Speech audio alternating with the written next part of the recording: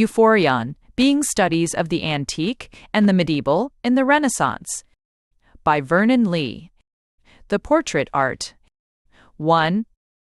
Real and ideal, these are the handy terms, admiring or disapproving, which criticism claps with random facility on to every imaginable school. This artist or group of artists goes in for the real, the upright, noble, trumpery, filthy real. That other artist or group of artists seeks after the ideal which may mean sublimity or platitude. We summon every living artist to state whether he is a realist or an idealist. We classify all dead artists as realists or idealists. We treat the matter as if it were one of almost moral importance. Now, the fact of the case is that the question of realism and idealism, which we calmly assume as already settled or easy to settle by our own sense of right and wrong, is one of the tangled questions of art philosophy, and one, moreover, which no amount of theory, but only historic fact, can ever set right. For, to begin with, we find realism and idealism coming before us in different ways and with different meaning and importance. All art which is not addressing, as decrepit art is forced to do, faculties to which it does not spontaneously and properly appeal. All art is decorative, ornamental, idealistic therefore, since it consciously or unconsciously aims, not merely at reproducing the already existing, but at producing something which shall repay the looking at it, something which shall ornament, if not a place, at least our lives, us produce, and such making of the ornamental, of the worth looking at, necessarily implies selection and arrangement, that is to say, idealism. At the same time, while art aims definitely at being in this sense decorative, art may very possibly aim more immediately at merely reproducing, without selection or arrangement, the actually existing things of the world, and this in order to obtain the mere power of representation. In short, art which is idealistic as a master will yet be realistic as a scholar. It decorates when it achieves, it copies when it studies. But this is only half the question. Certain whole schools may be described as idealistic, others as realistic, in tendency, and this not in their study, but in their achievement. One school will obviously be contented with forms the most unselected and vulgar, others will go but little out of their way in search of form superiority, while yet others, and these we must emphatically call idealistic, are squeamish to the last degree in the choice and adaptation of form, anxious to get the very best and make the very best of it. Yet, on thinking over it, we shall find that realistic and idealistic schools are all, in their achievements, equally striving after something which is not the mere reproduction of the already existing as such, striving, in short, after decoration. The pupil of Perugino will, indeed, wait patiently to begin his work until he can find a model fit for a god or goddess, while the fellow craftsman of Rembrandt will be satisfied with the first dirty old Jew or besotted barmaid that comes to hand.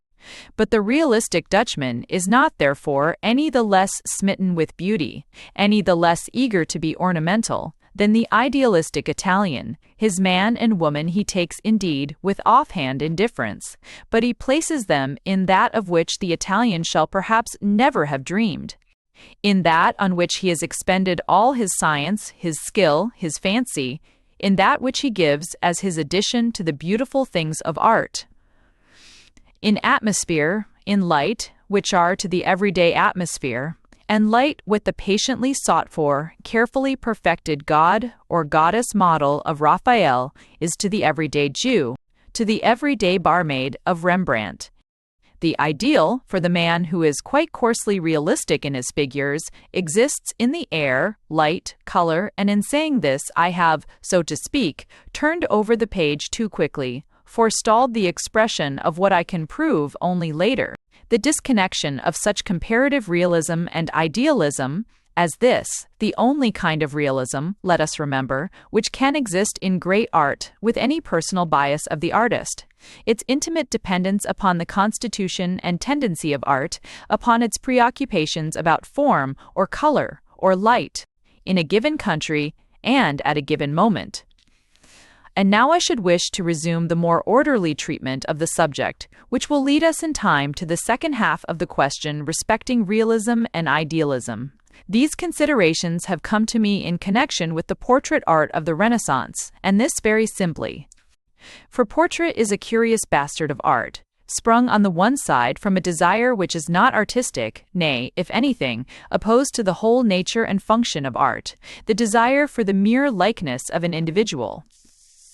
The union with this interloping tendency, so foreign to the whole aristocratic temper of art, has produced portrait, and by the position of this hybrid, or at least far from regularly bred creature, by the amount of the real artistic quality of beauty which it is permitted to retain by the various schools of art, we can, even as by the treatment of similar social interlopers, we can estimate the necessities and tendencies of various states of society, judge what are the conditions in which the various schools of art struggle for the object of their lives, which is the beautiful.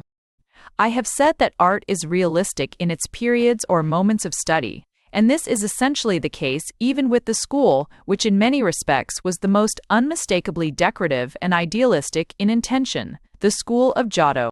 The Giottesques are more than decorative artists, they are decorators in the most literal sense. Painting with them is merely one of the several arts and crafts enslaved by medieval architecture and subservient to architectural effects. Their art is the only one which is really and successfully architecturally decorative, and to appreciate this we must contrast their fresco work with that of the 15th century and all subsequent times. Masaccio, Ghirlandajo, Signorelli turn the wall into a mere badly made frame. A gigantic piece of cardboard would do as well, and better, the colors melt into one another, the figures detach themselves at various degrees of relief. Those upon the ceiling and pendentives are frequently upside down. Yet these figures, which are so difficult to see, are worth seeing only in themselves, and not in relation to their position. The masonry is no longer covered, but carved, rendered uneven with the cavities and protrusions of perspective. In Mantegna's frescoes, the wall becomes a slanting theater scene, cunningly perspectived, like Palladio's Teatro Olimpico. With Correggio, wall, masonry, everything is dissolved. The side or cupola of a church becomes a rent in the clouds, streaming with light.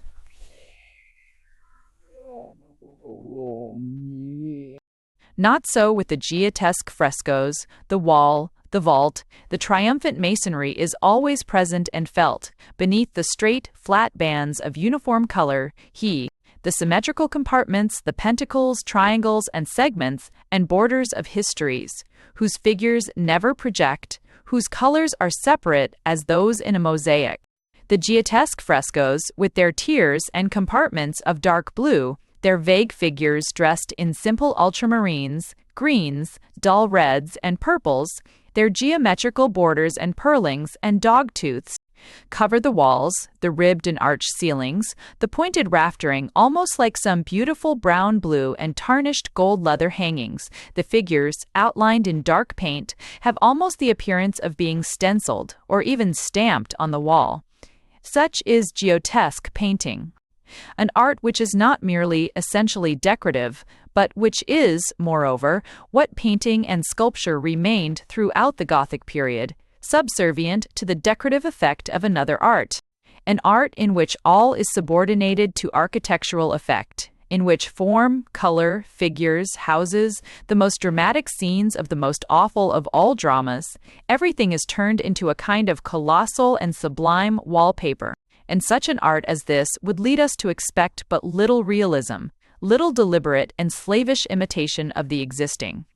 Yet wherever there is life in this Gothic art, which has a horrible tendency, piously unobserved by critics, to stagnate into blundering repetition of the same thing, wherever there is progress, there is, in the details of that grandiose idealistic decoration, realism of the crudest kind. Those Giottesque workers, who were not content with a kind of Gothic Byzantinism, those who really handed over something vital to their successors of the 15th century, while repeating the old idealistical decorations, were studying with extraordinary crudeness of realism. Everything that was not conventional ornament or type was portrait, and portrait in which the scanty technical means of the artist, every meager line and thin dab of color, every timid stroke of brush or of pencil, went towards the merciless delineation not merely of a body, but of a soul. And the greater the artist, the more cruel the portrait, cruelest in representation of utter spiritual baseness in the two greatest of these idealistic decorators, Giotto and his latest disciple, Fra Angelico.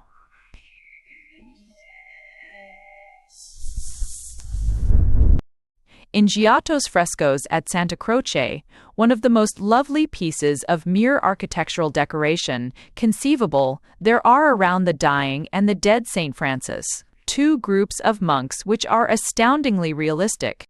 The solemn ending of the ideally beautiful life of sanctity, which was so fresh in the memory of Giotto's contemporaries, is nothing beyond a set of portraits of the most absolutely mediocre creatures, moral and intellectual, of creatures the most utterly incapable of religious enthusiasm that ever made religion a livelihood. They gather round the dying and the dead St. Francis, a noble figure, not at all ecstatic or seraphic, but pure, strong, worn out with wise and righteous labor, a man of thought and action, upon whose hands and feet the stigmata of supernatural rapture are a mere absurdity. The monks are presumably his immediate disciples, those fervent and delicate poetic natures of whom we read in the Fioretti di San Francesco. To represent them, Giotto has painted the likeness of the first half-dozen friars he may have met in the streets near Santa Croce, not caricatures nor ideals, but portraits. Giotto has attempted neither to exalt nor to degrade them into any sort of bodily or spiritual interestingness. They are not low, nor bestial, nor extremely stupid. They are in various degrees dull, sly, routinist, prosaic, pedantic. Their most noteworthy characteristic is that they are certainly the men who are not called by God. They are no scandal to the church, but no honor. They are sloth, stupidity, sensualism, and cunning, not yet risen to the dignity of a vice. They look upon the dying and the dead saint with indifference, want of understanding, at most, a gape, or a bright look of stupid miscomprehension at the stigmata. They do not even perceive that a saint is a different being from themselves. With these frescoes of Giotto, I should wish to compare Fra Angelico's great ceremonial crucifixion in the cloister chapel of San Marco of Florence, for it displays to an extraordinary degree that juxtaposition of the most conventionally idealistic, pious decorativeness with the realism straightforward, unreflecting, and heartless to the point of becoming perfectly grotesque. The fresco is divided into two scenes. On the one side, the crucifixion, the mystic actors of the drama; on the other, the holy men admitted to its contemplation. A sense that holy things ought to be old-fashioned, a respect for Byzantine inanity, which invariably haunted the Giottesques in their capacity of idealistic decorators, of men who replaced with frescoes the solemn, lifeless splendors of mosaic. This kind of artistico-religious prudery has made Angelico, who was able to foreshorten powerfully the brawny crucified thieves, represent the Savior dangling from the cross bleached, boneless, and shapeless, a thing that is not dead because it has never been alive. The holy persons around stand rigid, vacant, against their blue nowhere of background, with vague expanses of pink face looking neither one way nor the other. Mere modernized copies of the strange, goggle-eyed, vapid beings on the old Italian mosaics. This is not a representation of the actual reality of the crucifixion, like Tintoret's superb picture at S. Rocco, or Dührer's print, or so many others which show the hill, the people, the hangman, the ladders and ropes and hammers and tweezers. It is a sort of mystic repetition of it, subjective, if I may say so, existing only in the contemplation of the saints on the opposite side, who are spectators only in the sense that a contemplative Christian may be said to be the mystic spectator of the Passion. The thing for the painter to represent is fervent contemplation, ecstatic realization of the past by the force of ardent love and belief, the condition of mind of St. Francis, St. Catherine of Siena, Madame Guyon. It is the revelation of the great tragedy of heaven to the soul of the mystic. Now, how does Fra Angelico represent this? A row of saints, founders of orders, kneel one behind the other, and by their side stand apostles and doctors of the Church, admitting them to the sight of the superhuman, with the gesture, the bland, indifferent vacuity of the Cameriere Segreto or Monsignore, who introduces a troop of pilgrims to the Pope. They are privileged persons, they respect, they keep up decorum, they raise their eyes and compress their lips with ceremonious reverence. But, Lord, they have gone through it all so often, they are so familiar with it, they don't look at it any longer, they gaze about listlessly, they would yawn if they were not too well bred for that. The others, meanwhile, the sainted pilgrims, the men whose journey over the sharp stones and among the pricking brambles of life's wilderness finds its final reward in this admission into the presence of the holiest, kneel one by one with various expressions, one with the stupid delight of a religious sightseer. His vanity is satisfied, he will next draw a rosary from his pocket and get it blessed by Christ himself. Highest, he will recount it all to his friends at home. Another is dull and gaping, a clown who has walked barefoot from Valencia to Rome and got imbecile by the way, yet another, prim and dapper. The rest indifferent-looking restlessly about them, at each other, at their feet and hands, perhaps exchanging mute remarks about the length of time they are kept waiting. Those at the end of the kneeling procession, St. Peter Martyr and St. Peter Martyr, Giovanni Gualberto especially, have the bored, listless, devout look of the priestlets in the train of a bishop. All these figures, the standing ones who introduce and the kneeling ones who are being introduced, are the most perfect types of various states of dull, commonplace, mediocre routinist superstition. So many Camerlengi on the one hand, so many Passionist or propagandists on the other, the first aristocratic, bland and bored, the second, dull, listless, mumbling, chewing Latin prayers, which never meant much to their minds, and now mean nothing.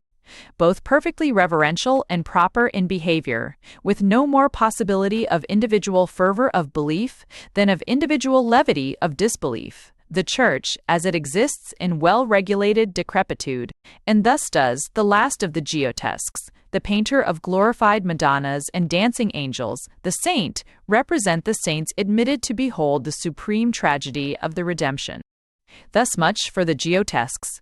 The Tuscans of the early Renaissance developed up to the utmost, assisted by the goldsmiths and sculptors, who taught them modeling and anatomy, that realistic element of Giottesque painting. Its ideal decorative part had become impossible. Painting could no longer be a decoration of architecture, and it had not yet the means of being ornamental in itself. It was an art which did not achieve, but merely studied. Among its exercises in anatomy, modeling, perspective, and so forth, always laborious and frequently abortive, its only spontaneous, satisfactory, mature production was its portrait work, portraits of burghers in black robes and hoods, of square-jawed youths with red caps stuck onto their fuzzy heads, of bald and wrinkled scholars and magnificos, of thinly bearded artisans, people who stand round the preaching Baptist or crucified Savior, look on at miracle or martyrdom, stolid, self-complacent, heedless, against their background of towered, walled, and cypressed city, of buttressed square and street. Ugly but real, interesting, powerful among the grotesque agglomerations of bag-of-bones nudities, bunched and taped-up draperies and out-of-joint architecture of the early Renaissance frescoes, here's Farsons, at best among its picture book and Noah's Ark prettinesses of toy box cypresses, vine trellises, inlaid house fronts, rabbits in the grass, and peacocks on the roofs. For the early Renaissance, with the one exception of Masaccio, is in reality a childish time of art, giving us the horrors of school-hour blunders and abortions varied with the delights of nursery wonderland. Maturity, the power of achieving, the perception of something worthy of perception, comes only with the later generation, the one immediately preceding the age of Raphael and Michelangelo, with Ghirlandajo, Signorelli, Filippino, Botticelli, Perugino, and their contemporaries. But this period is not childish, is not immature in everything. Or, rather, the various arts which exist together at this period are not all in the same stage of development. While painting is in this immature ugliness and ideal sculpture, in works like Verrocchio's and Donatello's David, only a cleverer, more experienced but less legitimate kind of painting more successful in the present, but with no possible future. The almost separate art of portrait sculpture arises again where it was left by Greco-Roman masters and, developing to yet greater perfection, gives in marble the equivalent of what painting will be able to produce, only much later. Realistic art, which is decorative, beautiful works made out of ugly materials. The vicissitudes of Renaissance sculpture are strange. Its life, its power, depend upon death. It is an art developed in the burying vault and cloister cemetery. During the Middle Ages, sculpture had its reason, its vital possibility, its something to influence, nay, to keep it alive, in architecture. But with the disappearance of Gothic building disappears also the possibility of the sculpture which covers the portals of Chartres and the belfry of Florence. The pseudo-classic colonnades, entablatures, all the thin bastard Ionic and Corinthian of Aberti and Bramante, did not require sculpture, or had their own little supply of unfleshed ox skulls, greengrocers' garlands, scallopings, and wavelinings, which, with a stray siren and one or two bloated emperors' heads, amply sufficed. On the other hand, medieval civilization and Christian dogma did not encourage the production of naked, of draped ideal statues like those which antiquity stuck on countless temple fronts and erected at every corner of square, street, or garden. The people of the Middle Ages were too grievously ill-grown, distorted, hideous, to be otherwise than indecent in nudity, or afters as they may have had an instinct of the kind, and, ugly as they knew themselves to be, they must yet have found in forms like those of Verrocchio's David insufficient beauty to give much pleasure. Besides, if the Middle Ages had left no moral room for ideal sculpture once freed from the service of architecture, they had still less provided it with a physical place. Such things could not be set up in churches, and only a very moderate number of statues could be wanted as open-air monuments in the narrow space of a still Gothic city. And, in fact, ideal heroic statues of the early Renaissance are fortunately not only ugly, but comparatively few in number. There remained, therefore, for sculpture, unless contented to dwindle down into brass and gold miniature work, no regular employment save that connected with sepulchral monuments. During the real Middle Ages and in the still Gothic North, the ornamentation of a tomb belonged to architecture. From the superb miniature minsters, pillared and pinnacled and sculptured, cathedrals within the cathedral, to the humbler foliated arched canopy, protecting a simple sarcophagus at the corner of many a street in Lombardy. The sculptor's work was but the low relief on the church flags, the timidly carved, outlined, cross-legged knight or praying priest, flattened down on his pillow, as if ashamed even of that amount of prominence, and in a hurry to be trodden down and obliterated into a few ghostly outlines. But to this humiliated prostrate image, to this flat thing doomed to obliteration, came the sculptor of the Renaissance, and bade the wafer-like simulacrum fill up, expand, raise itself, lift itself on its elbow, arise and take possession of the bed of state, the catafalque raised high above the crowd, draped with brocade, carved with rich devices of leaves and beasts of heraldry, roofed over with a dais, which is almost a triumphal arch, garlanded with fruits and flowers, upon which the illustrious dead were shown to the people, but made eternal and of eternal magnificence by the stonecutter and guarded, not for an hour by the liveried pages or chaunting monks, but by winged genii for all eternity. Some people, I know, call this a degradation, and say that it was the result of corrupt pride, this refusal to have the dear or illustrious dead scraped out any longer by the shoe nails of every ruffian, rubbed out by the knees of every kitchen wench. But to me it seems that it was due merely to the fact that sculpture had lost its former employment, and that a great art cannot, thank heaven, be pietistically self-humiliating. Be this as it may, the sculpture of the Renaissance had found a new and singularly noble line of work, the one in which it was great, unique, unsurpassed, because untutored. It worked here without models, to suit modern requirements. With modern spirit, it was emphatically modern sculpture. The only modern sculpture which can be talked of as something original, genuine, valuable, by the side of antique sculpture. Greek antiquity had evaded death and neglected the dead. A garland of Maenads and fauns among ivy leaves, a battle of Amazons or centaurs, in the late semi-Christian, Platonic days, some Orphic emblem, or genius at most, as in the exquisite tombs of the Keramikos of Athens, a figure, a youth on a prancing steed, like the Phidian monument of Dexelaus, a maiden draped and bearing an urn, but neither the youth nor the maiden is the inmate of the tomb. They are types, living types, no portraits. Nay, even where antiquity shows us Death or Hermes gently leading away the beloved, the spirit, the ghost, the dead one, is unindividual. Sarkophagen und Urnen bekränste der Heide mit Leben, said Goethe, but it was the life which was everlasting because it was typical, the life not which had been relinquished by the one buried there, but the life which the world danced on, forgetful, round his ashes. The Romans, on the contrary, graver and more retentive folk than the Greeks, as well as more domestic, less coffee-house living, appear to have inherited from the Etruscans a desire to preserve the effigy of the dead, a desire unknown to the Greeks. But the Etrusco-Roman monuments, where husband and wife stare forth tog-eyed and stolid, half reduced to a conventional crop-headedness, grim and stiff as if sitting unwillingly for their portrait, or reclining on the sarcophagus lid, neither dead nor asleep, nor yet alive and awake, but with a hieratic mummy stare, have little of aesthetic or sympathetic value. And I question whether anything more fitting could be placed on a tomb than the effigy of the dead, as we saw them just before the coffin lid closed down, as we would give our all to see them, but one little moment longer, as they continue to exist for our fancy within the grave. For to any but morbid feelings, the beloved can never suffer decay, whereas a portrait of the man in life, as the throning popes in St.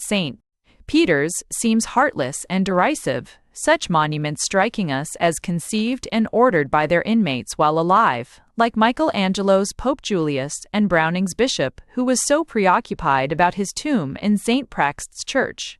The Renaissance, the late Middle Ages, felt better than this.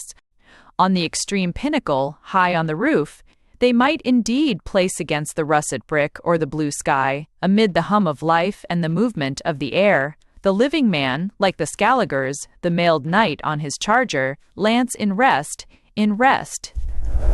But in the church below, under the funereal pall, they could place only the body such as it may have lain on the bier. And that figure on the bier was the great work of Renaissance sculpture. Inanimate and vulgar when in heroic figures they try to emulate the ancients, the sculptors of the 15th century have found their own line. The modesty, the simplicity, the awful and beautiful repose of the dead, the individual character cleared of all its conflicting meannesses by death, simplified, idealized as it is in the memory of the survivors. All these are things which belong to the Renaissance. As the Greeks gave the strong, smooth life current circulating through their heroes, so did these men of the 15th century give the gentle and harmonious ebbing afterlife of death in their sepulchral monuments. I.d. things difficult to describe, and which must be seen and remembered. There is the monument, now in the museum at Ravenna, by a sculptor whose name, were it known, would surely be among the greatest, of the condottiere, Bracciaforte.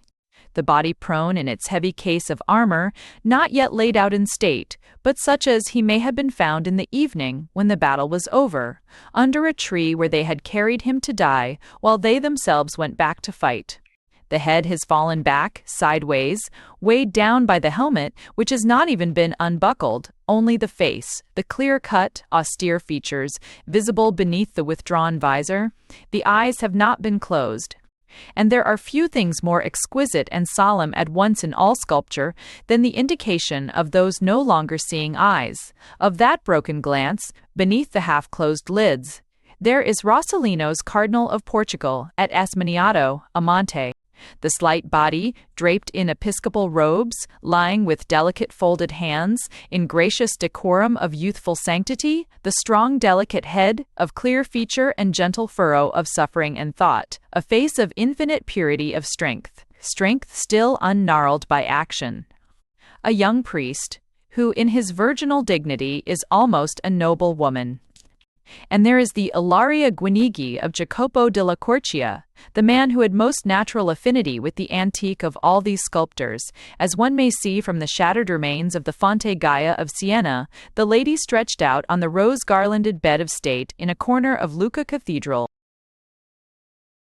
her feet upon her sleeping dog, her sweet, girlish head, with wavy plaits of hair encircled by a rose-wreathed, turban-like diadem, lying low on round cushions, the bed gently giving way beneath the beautiful, ample-bosomed body, round which the soft robe is chastely gathered, and across which the long-sleeved arms are demurely folded, the most beautiful lady whose majestic tread through the palace rooms we can well imagine that the art of the 15th century has recorded. There is, above all, the Carlo Marsuppini of Desiderio da Settignano, the humanist Secretary of the Commonwealth, lying on the sarcophagus, superb with shell fretwork and curling acanthus in Santa Croce of Florence. For the youthful beauty of the Cardinal of Portugal and of the Lady Ilaria are commonplace compared with the refinement of this worn old face, with scant wavy hair and thin, gently furrowed, but by no means ploughed-up features. The slight figure looks as if in life it must have seemed almost transparent, and the hands are very pathetic, noble, firm hands, subtle of vein and wrist, crossed simply, neither in prayer nor in agony, but in gentle weariness, over the book on his breast. Rather a volume of Plato or Cicero in his last moments, the noble old man has longed for a glance over the familiar pages. What they have placed the book on his breast, but it has been too late. The drowsiness of death has overtaken him, and with his last sigh he has gently folded his hands over the volume, with the faint, last clinging to the things beloved in this world.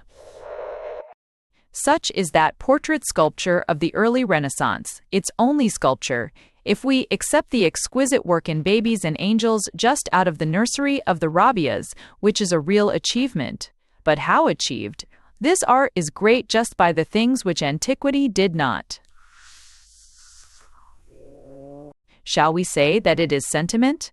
But all fine art has tact, antique art most certainly, and as to pathos, why, any quiet figure of a dead man or woman, however rudely carved, has pathos, is later, rapus. Nay, there is pathos in the poor pooling hysterical art, which makes angels draw the curtains of fine ladies' bedchambers, and fine ladies, in hoop or limp Grecian dress, faint, the smelling bottle, Betty.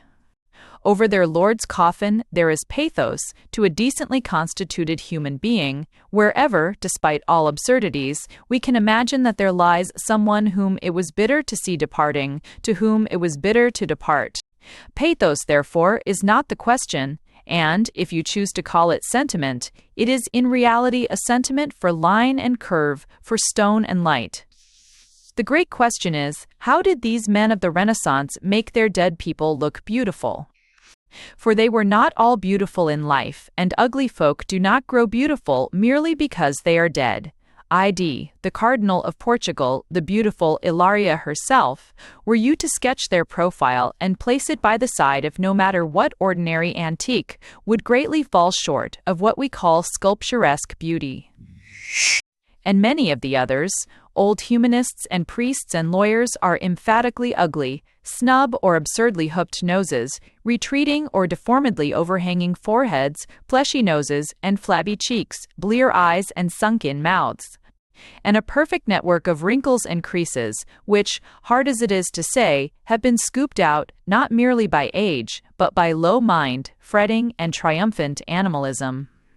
Now, by what means did the sculptor, too unacquainted with sculptural beauty, witness his ugly ideal statues, to be able, like the man who turned the successors of Alexander into a race of leonine, though crazy demigods, to insidiously idealize these ugly and insignificant features? By what means did he turn these dead men into things beautiful to see? I have said that he took up art where Greco-Roman antiquity had left it. Remark that I say Greco-Roman, and I ought to add much more Roman than Greek. I am. For Greek sculpture, nurtured in the habit of perfect form, art to whom beauty was a cheap necessity, invariably idealized it into beauty or inanity. But when Greek art had run its course, when beauty of form had well nigh been exhausted or begun to pall, certain artists, presumably Greeks but working for Romans, began to produce portrait work of quite a new and wonderful sort. The beautiful portraits of ugly old men, of snub little boys, work which was clearly before its right time, and was swamped by idealized portraits, insipid, nay, inane, from the elegant revivalist busts of Hadrian and Marcus Aurelius down to the bonnet blocks of the Lower Empire. Of this Roman portrait art, of certain heads of half-idiotic little Caesar brats, of sly and wrinkled old men, things which ought to be so ugly and yet are so beautiful, we say, at least perhaps unformulated, we think, how Renaissance. And the secret of the beauty of these few Greco-Roman busts, which is also that of Renaissance portrait sculpture, is that the beauty is quite different in kind from the beauty of Greek ideal sculpture, and obtained by quite different means. It is, essentially, that kind of beauty which I began by saying belonged to realistic art, to the art which is not squeamish about the object which it represents, but is squeamish about the manner and medium in which that indifferent object is represented. It is a kind of beauty, therefore, more akin to that of Rembrandt and Velázquez than to that of Michelangelo or Raphael. It is the beauty, not of large lines and harmonies, beauty residing in the real model's forms. Beauty real, wholesale, which would be the same if the man were not marble but flesh, not in a given position, but moving. But it is a beauty of combinations of light and surface, a beauty of texture opposed to texture, which would probably be unperceived in the presence of the more regal beauty of line and color harmonies, and which those who could obtain this latter would employ only as much as they were conducive to such larger beauties. And this beauty of texture opposed to texture and light combined with surface is a very real thing. It is the great reality of Renaissance sculpture. This beauty, resulting from the combination, for instance, in a commonplace space, of the roughness and coarser pore of the close-shaven lips and chin with the smoothness of the waxy hanging cheeks, the one catching the light, the other breaking it into a ribbed and forked penumbra. The very perfection of this kind of work is Benedetto da Maiano's bust of Pietro Mellini in the Bargello at Florence. The elderly head is of strongly marked osseous structure, yet fleshed with abundant and flaccid flesh, hanging in folds or creases round the mouth and chin, yet not flobbery and floppy, but solid, though yielding, creased, wrinkled, crevassed, rather as a sandy hillside is crevassed by the trickling waters, all so crevassed, so crosses, unperfaced on. Semi-solid, promising slight resistance, waxy, yielding to the touch, but all the flesh has, as it were, gravitated to the lower part of the face, conglomerated, or rather draped itself, about the mouth, firmer for sunken teeth and shaving. And the skin has remained alone across the head, wrinkled, yet drawn in tight folds across the dome-shaped skull, as if, while the flesh disappeared, the bone also had enlarged. And on the temples the flesh has once been thick, the bone seemingly slight, And now the skin is being drawn, recently, and we feel more and more every day, into a radiation of minute creases, as if the bone and flesh were having a last struggle. Now in this head there is little beauty of line, the man has never been good-looking, and there is not much character in the sense of strongly marked mental or moral personality. I do not know, nor care, what manner of man this may have been. The individuality is one, not of the mind, but of the flesh. What interests, attaches, is not the character or temperament, but the bone and skin, the creases and folds of flesh. And herein also lies the beauty of the work. I do not mean its interest or mere technical skill, I mean distinctly visible and artistic beauty. Thus does the sculptor of the Renaissance get beauty, visible beauty, not psychologic interest, out of a plain human being, but the beauty, and this is the distinguishing point of what I must call realistic decorative art, does not exist necessarily in the plain human being. He merely affords the beginning of a pattern which the artist may be able to carry out. A person may have in him the making of a really beautiful bust, and yet be ugly, just as the same person may afford a subject for a splendid painting and for an execrable piece of sculpture. The wrinkles and creases in a face like that of Benedetto da Maiano's Mellini would probably be ugly and perhaps disgusting in the real reddish, flaccid, discolored flesh, while they are admirable in the solid and supple-looking marble, in its warm and delicate bistre and yellow. Material has an extraordinary effect upon form. Color, though not a positive element in sculpture, has immense negative power in accentuating or obliterating the mere line. All form becomes vague and soft in the dairy flaccidness of modern ivory, and clear and powerful in the dark terracotta, which can ennoble even the fattest and flattest faces with its wonderful faculty for making mere surface markings, mere crow's feet, interesting.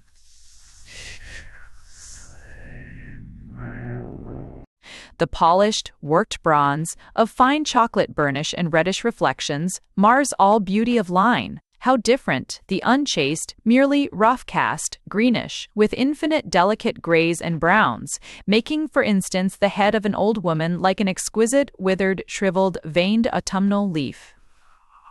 It is, moreover, as I have said, a question of combination of surface and light, this art which makes beautiful busts of ugly men.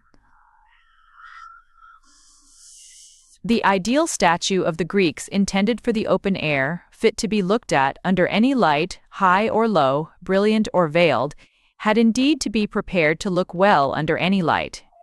But to look well under any light means not to use any one particular relation of light as an ally. The surface was kept modestly subordinated to the features which must needs look well at all moments and from all points of view. But the Renaissance sculptor knew where his work would be placed. He could calculate the effect of the light falling invariably through this or that window. He could make a fellow workman of that light, present for it, to draw or to obliterate what features he liked. Bid it sweep away such or such surfaces with a broad stream, cut them with a deep shadow, caress their smooth chiseling or their rough grainings, mark as with a nail the few large strokes of the point which gave the firmness to the strained muscle or stretched skin. Out of this model of his, this plain old Burgess, he and his docile friend, the light, could make quite a new thing, a new pattern of bosses and cavities, of smooth sweeps and tracked lines, of creases and folds of flesh, of pliable linen and rough brocade of dress. Something new, something which, without a single feature being straightened or shortened, yet changed completely the value of the whole assemblage of features, something undreamed of by nature, in molding that ugly old merchant or humanist. With this art which produced works like Desiderio da Sedignano's, Carlo Marsuppini, and Benedetto da Maiano's, Pietro Mellini, is intimately connected. The art of the great medallists of the Renaissance, Pasti, Guascialodi, Niccolo Fiorentino, and, greatest of all, Pisanello.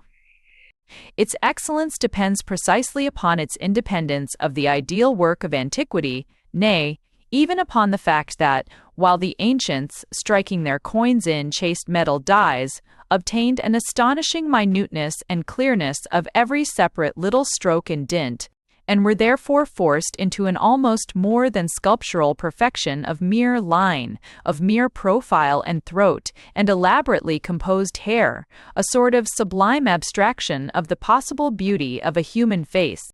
As in the coins of Syracuse and also of Alexander, the men of the 15th century employed the process of casting the bronze in a concave mold obtained by the melting away of a medallion in wax, which taking the living impress of the artist's finger, harbing, or keer and wear, and recalling in its firm and yet soft texture the real substance of the human face, insensibly led the medallist to seek, not sharp and abstract lines, but simple, strongly molded bosses, not ideal beauty, but the real appearance of life.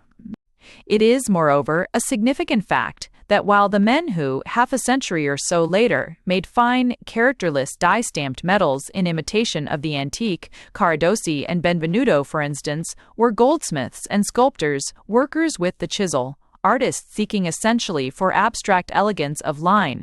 The two greatest medallists of the early Renaissance, Vittore Pisano and Matteo di Pasti, were both of them painters, and painters of the northern Italian school, to whom color and texture were all important, and linear form a matter of indifference. And indeed, if we look at the best work of what I may call the wax mold medallists of the 15th century, even at the magnificent marble medallions of the laurel-wreathed head of Sigismund Malatesta on the pillars of his church at Rimini, modeled by Pasti, we shall see that these men were preoccupied almost exclusively with the almost pictorial effect of the flesh in its various degrees of boss and of reaction of the light, and that the character, the beauty even, which they attained, is essentially due to a skillful manipulation of texture and surface, and light, one might almost say of color. We all know Pisanello's famous heads of the Malatesti of Rimini, the Saturnine Sigismund, the delicate, dapper Novello, the powerful yet beautiful Isotta. But there are other Renaissance medals which illustrate my meaning even better, and connect my feelings on the subject of this branch of art more clearly with my feelings towards such work as Benedetto's Pietro Mellini. Foremost among these is the perhaps somewhat imperfect and decidedly grotesque, but astonishingly powerful, naïf and characteristic Lorenzo dei Medici, by Niccolò, real grandeur of whose conception of this coarse yet imaginative head may be profitably contrasted with the classicizing efforts after the demigod or successor of Alexander in Pollaiolo's famous medal of the Pazzi conspiracy. Next to this, I would place a medal by Guascialotti of Bishop Niccolò Palmieri, with the motto, Nudus egressus sic ridibo, singularly appropriate to the shameless fleshliness of the personage, with his naked fat chest and shoulders, his fat pig-like cheeks and greasy-looking bald head, a hideous beast, yet magnificent in his bestiality like some huge fattened porker. These medals give us, as does the bust of Pietro Mellini, beauty of the portrait, despite ugliness of the original. But there are two other medals, this time by Pisanello, and, as it seems to me, perhaps his masterpieces, which show the quite peculiar way in which this homely charm of portraiture amalgamates so as to form a homogeneous and most seemingly simple whole, with the homely charm of certain kinds of pure and simple youthful types. One of these, the reverse of which, fantastically represents the four elements, the wooded earth, the starry sky, the rippled sea, the sun, all in one sphere, is the portrait of Don Inigo Davalos, the other that of Cecilia Gonzaga. This slender, beardless boy in the Spanish shovel hat and wisp of scarf twisted round the throat, and this tall, long-necked girl with sloping shoulders and still half-developed bosom are, so to speak, brother and sister in art, in Pisanello's wonderful genius.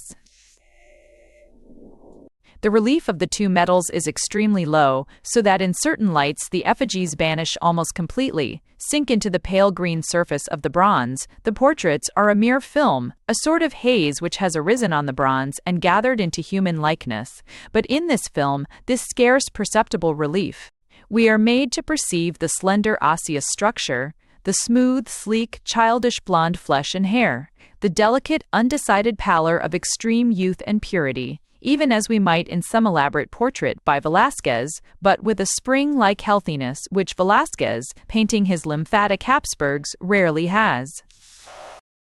Such is this Renaissance art of metals, this side-branch of the great realistic portraiture in stone of the Benedettos, Desiderios, and Rosselinos, a perfect thing in itself, and one which, if we muse over it in connection with the more important works of 15th-century sculpture, will perhaps lead us to think that, as the sculpture of antiquity in its superb idealism, its devotion to the perfect line and curve of beauty, achieved the highest that mere colorless art can achieve, thanks to the very purity, sternness, and narrowness of its sculpturesque feeling.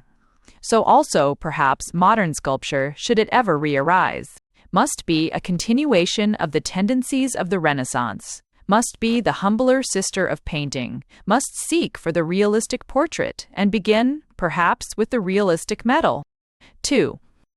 This kind of realism, where only the model is ugly while the portrait is beautiful, which seeks decorative value by other means than the intrinsic excellence of form in the object represented, this kind of realism is quite different in sort from the realisms of immature art, which, aiming at nothing beyond a faithful copy, is content with producing an ugly picture of an ugly thing.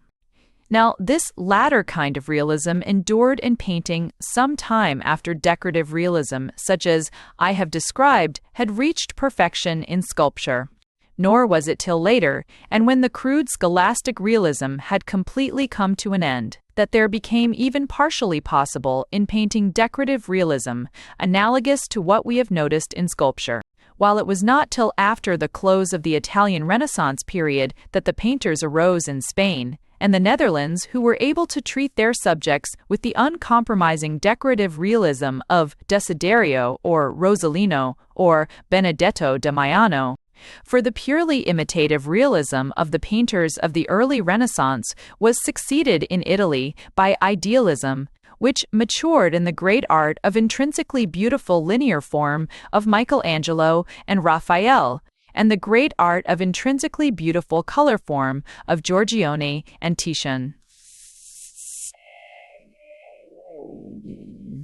These two schools were bound to be, each in its degree, idealistic. Complete power of mere representation in tint and color having been obtained through the realistic drudgery of the early Renaissance, selection in the objects thus to be represented had naturally arisen, and the study of the antique had further hastened and directed this movement of art, no longer to study but to achieve, to be decorative once more, decorative no longer in subservience to architecture, but as the separate and self-sufficing art of painting. Selection, therefore, which is the only practical kind of idealism, had begun as soon as painting was possessed of the power of representing objects in their relations of line and color, with that amount of light and shadow requisite to the just appreciation of the relations of form and the just relations of color. Now, art which stops short at this point of representation must inevitably be, if decorative at all, idealistically decorative. It must be squeamish respecting the objects represented, respecting their real structure, color, position, and grouping. For, of the visible impressions received from an object, some are far more intrinsic than others. Suppose we see a woman, beautiful in the structure of her body, and beautiful in the color of her person and her draperies, standing under a light which is such as we should call beautiful and interesting. Of these three qualities, one will be intrinsic in the woman, the second, very considerably so, the third, not at all.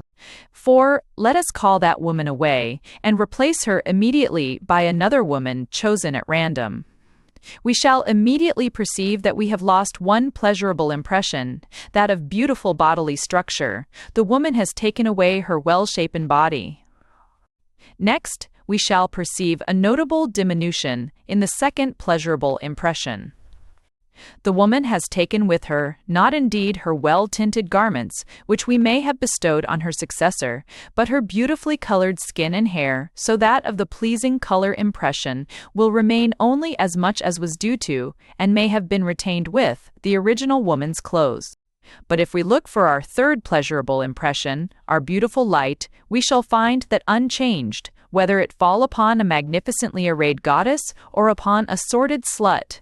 And, conversely, the beautiful woman, when withdrawn from that light and placed in any other, will be equally lovely in form.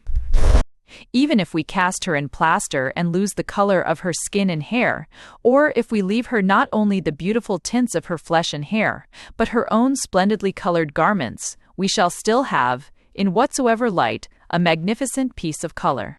But if we recall the poor ugly creature who has succeeded her from out of that fine effect of light, we shall have nothing but a hideous form invested in hideous color. This rough diagram will be sufficient to explain my thought respecting the relative degree to which the art dealing with linear form, that dealing with color, and that dealing with light, with the medium in which form and color are perceived, is each respectively bound to be idealistically or realistically decorative. Now, painting was aesthetically mature, possessed the means to achieve great beauty, at a time when, of the three modes of representation, there had as yet developed only those of linear form and color.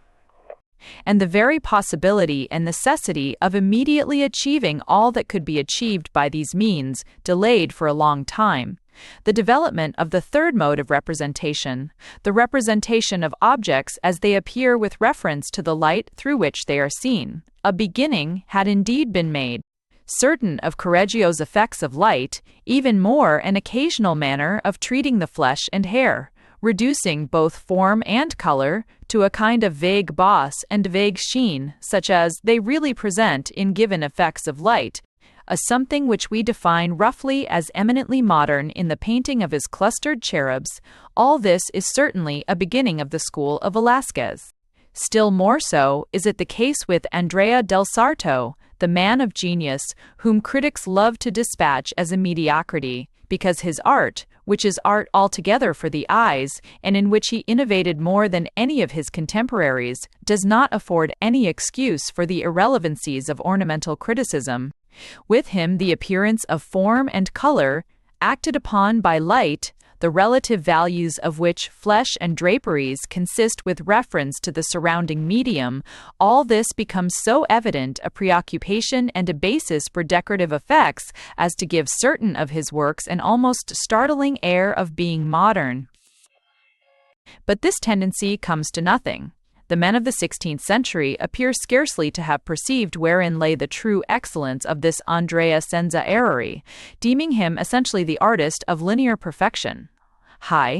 While the innovations of Correggio in the way of showing the relations of flesh tones and light ended in the mere coarse gala illuminations in which his successors made their seraphs plunge and sprawl, there was too much to be done, good and bad, in the way of mere linear form and mere color. And as art of mere linear form and color, indifferent of all else, did the art of the Italian Renaissance run to seed. I said at the beginning of this paper that the degree to which any art is strictly idealistic can be measured by the terms which it will make with portrait. For as portrait is due to the desire to represent a person, quite apart from that person affording material for decoration, it is evident that only the art which can call in the assistance of decorative materials, independent of the represented individual, can possibly make a beautiful picture out of an ugly man, while the art which deals only with such visible peculiarities as are inherent in the individual, has no kind of outlet, is cornered, and can make of a repulsive original only a repulsive picture. The analogy to this we have already noticed in sculpture. Antique sculpture, considering only the linear bosses which existed equally in the living man and in the statue, could not afford to represent plain people, while Renaissance sculpture, extracting a large amount of beauty out of combinations of surface and light, was able, as long as it could arrange such an artificial combination, to dispense with great perfection in the model. Nay, if we accept Renaissance statuary as a kind of separate art, we may say that this independence of the object portrayed is a kind of analytic test, enabling us to judge at a glance, and by the degree of independence from the model, the degree to which any art is removed from the mere line and boss of antique sculpture. In the statue standing free in any light that may chance to come, every form must be beautiful from every point.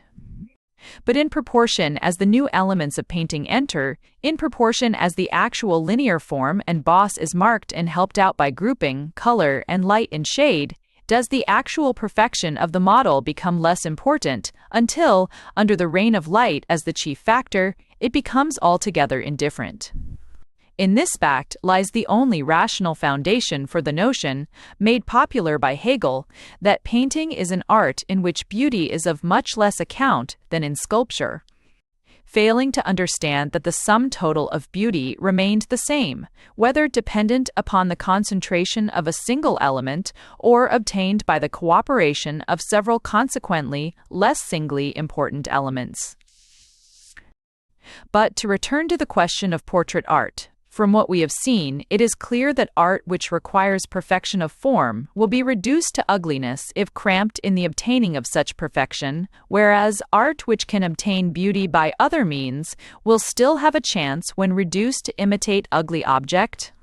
Hence it is that, while the realistically decorative art of the 17th century can make actually beautiful things of the portraits of ugly people, the idealistically decorative art of the Renaissance produces portraits which are cruelly ugly in proportion as the art is purely idealistic. Yet even in idealism there are degrees. The more the art is confined to mere linear form, to the exclusion of color, the uglier will be the portraits. With Michelangelo, the difficulty was simplified to impossibility. He could not paint portrait at all, and in his sculptured portraits of the two Medicean dukes at S. Lorenzo, he evaded all attempt at likeness, making those two men into scarcely more than two architectural monsters, half-human cousins of the fantastic creatures who keep watch on the belfries and gargoyles of a Gothic cathedral. It is almost impossible to think of Michelangelo attempting portrait. The man's genius cannot be constrained to it, and what ought to be mere ugliness would come out idealized into grandiose monstrosity. Men like Titian and Tintoret are at the other end of the scale of ideal decoration. They are bordering upon the domain of realism. Hence they can raise into interest, by the mere power of color, many an insignificant type, yet even they are incapable of dealing with absolute ugliness, with absence of fine color, or, if they do deal with it, there is an immediate improvement upon the model, and the appearance of truthfulness goes. Between the absolute incapacity for dealing with ugliness of Michelangelo and the power of compromising with it of Titian and Tintoret, Raphael stands halfway. He can call in the assistance of color just sufficiently to create a setting of carefully harmonized draperies and accessories, beautiful enough to allow of his filling it up with the most cruelly ugly likeness which any painter ever painted. Far too much has been written about Raphael in general, but not half enough about Raphael as a portrait painter, for by the side of the eclectic idealist who combined and balanced beauty almost into insipidity, is the most terribly, inflexibly veracious portrait painter that ever was. Compared with those sternly straightforward portraits of his Florentine and Roman time, where ugliness and baseness are never attenuated by one tittle, and alloyed nobility or amiability, as with his finer models, like the two Donis, husband and wife, and Bibbiena, is never purified of its troubling element. Compared with them, the Venetian portraits are mere insincere, enormously idealized pieces of color. Harmony, nay, the portraits of Velázquez are mere hints, given rapidly by a sickened painter striving to make those scrofulous Habsburgs no longer mere men, but keynotes of harmonies of light, of what the people really are. For Velázquez seems to show us the temperament, the potentiality of his people, and to leave us, with a kind of dignified and melancholy silence as to all further, to find out what life, what feelings and actions such a temperament implies. But Raphael shows us all, the temperament and the character, the real active creature, with all the marks of his present temper and habits, with all the indications of his immediate actions upon him, completely without humor or bitterness, without the smallest tendency to twist the reality into caricature or monstrosity. Nay, perhaps without much psychologic analysis to tell him the exact meaning of what he is painting. Going straight to the point, your SPRD. And utterly ruthless from sheer absence of all alternative of doing otherwise than he does.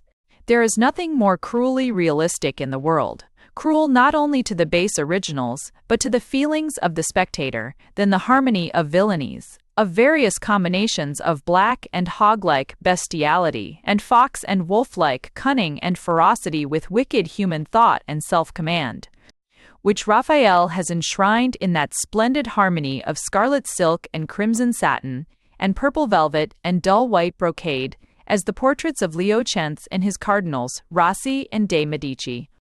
The idealistic painter, accustomed to rely upon the intrinsic beauty which he has hitherto been able to select or create, accustomed also to think of form as something quite independent of the medium through which it is seen, scarcely conscious of the existence of light and air in his habit of concentrating all attention upon a figure placed, as it were, in a sort of vacuum of indifference. This idealistic artist is left without any resources when bid to paint an ugly man or woman. With the realistic artist, to whom the man or woman is utterly indifferent, to whom the medium in which they are seen is everything, the case is just reversed. Let him arrange his light, his atmospheric effect, and he will work into their pattern no matter what plain or repulsive wretch. To Velázquez the flaccid yellowish fair flesh, with its gray downy shadows, the limp pale drab hair, which is gray in the light and scarcely perceptibly blonde in the shade, all this unhealthy, bloodless, feebly living, effete mass of humanity called Philip Ive, of Spain, shivering in moral anemia, like some dog thoroughbred into nothingness, becomes merely the foundation for a splendid harmony of pale tints.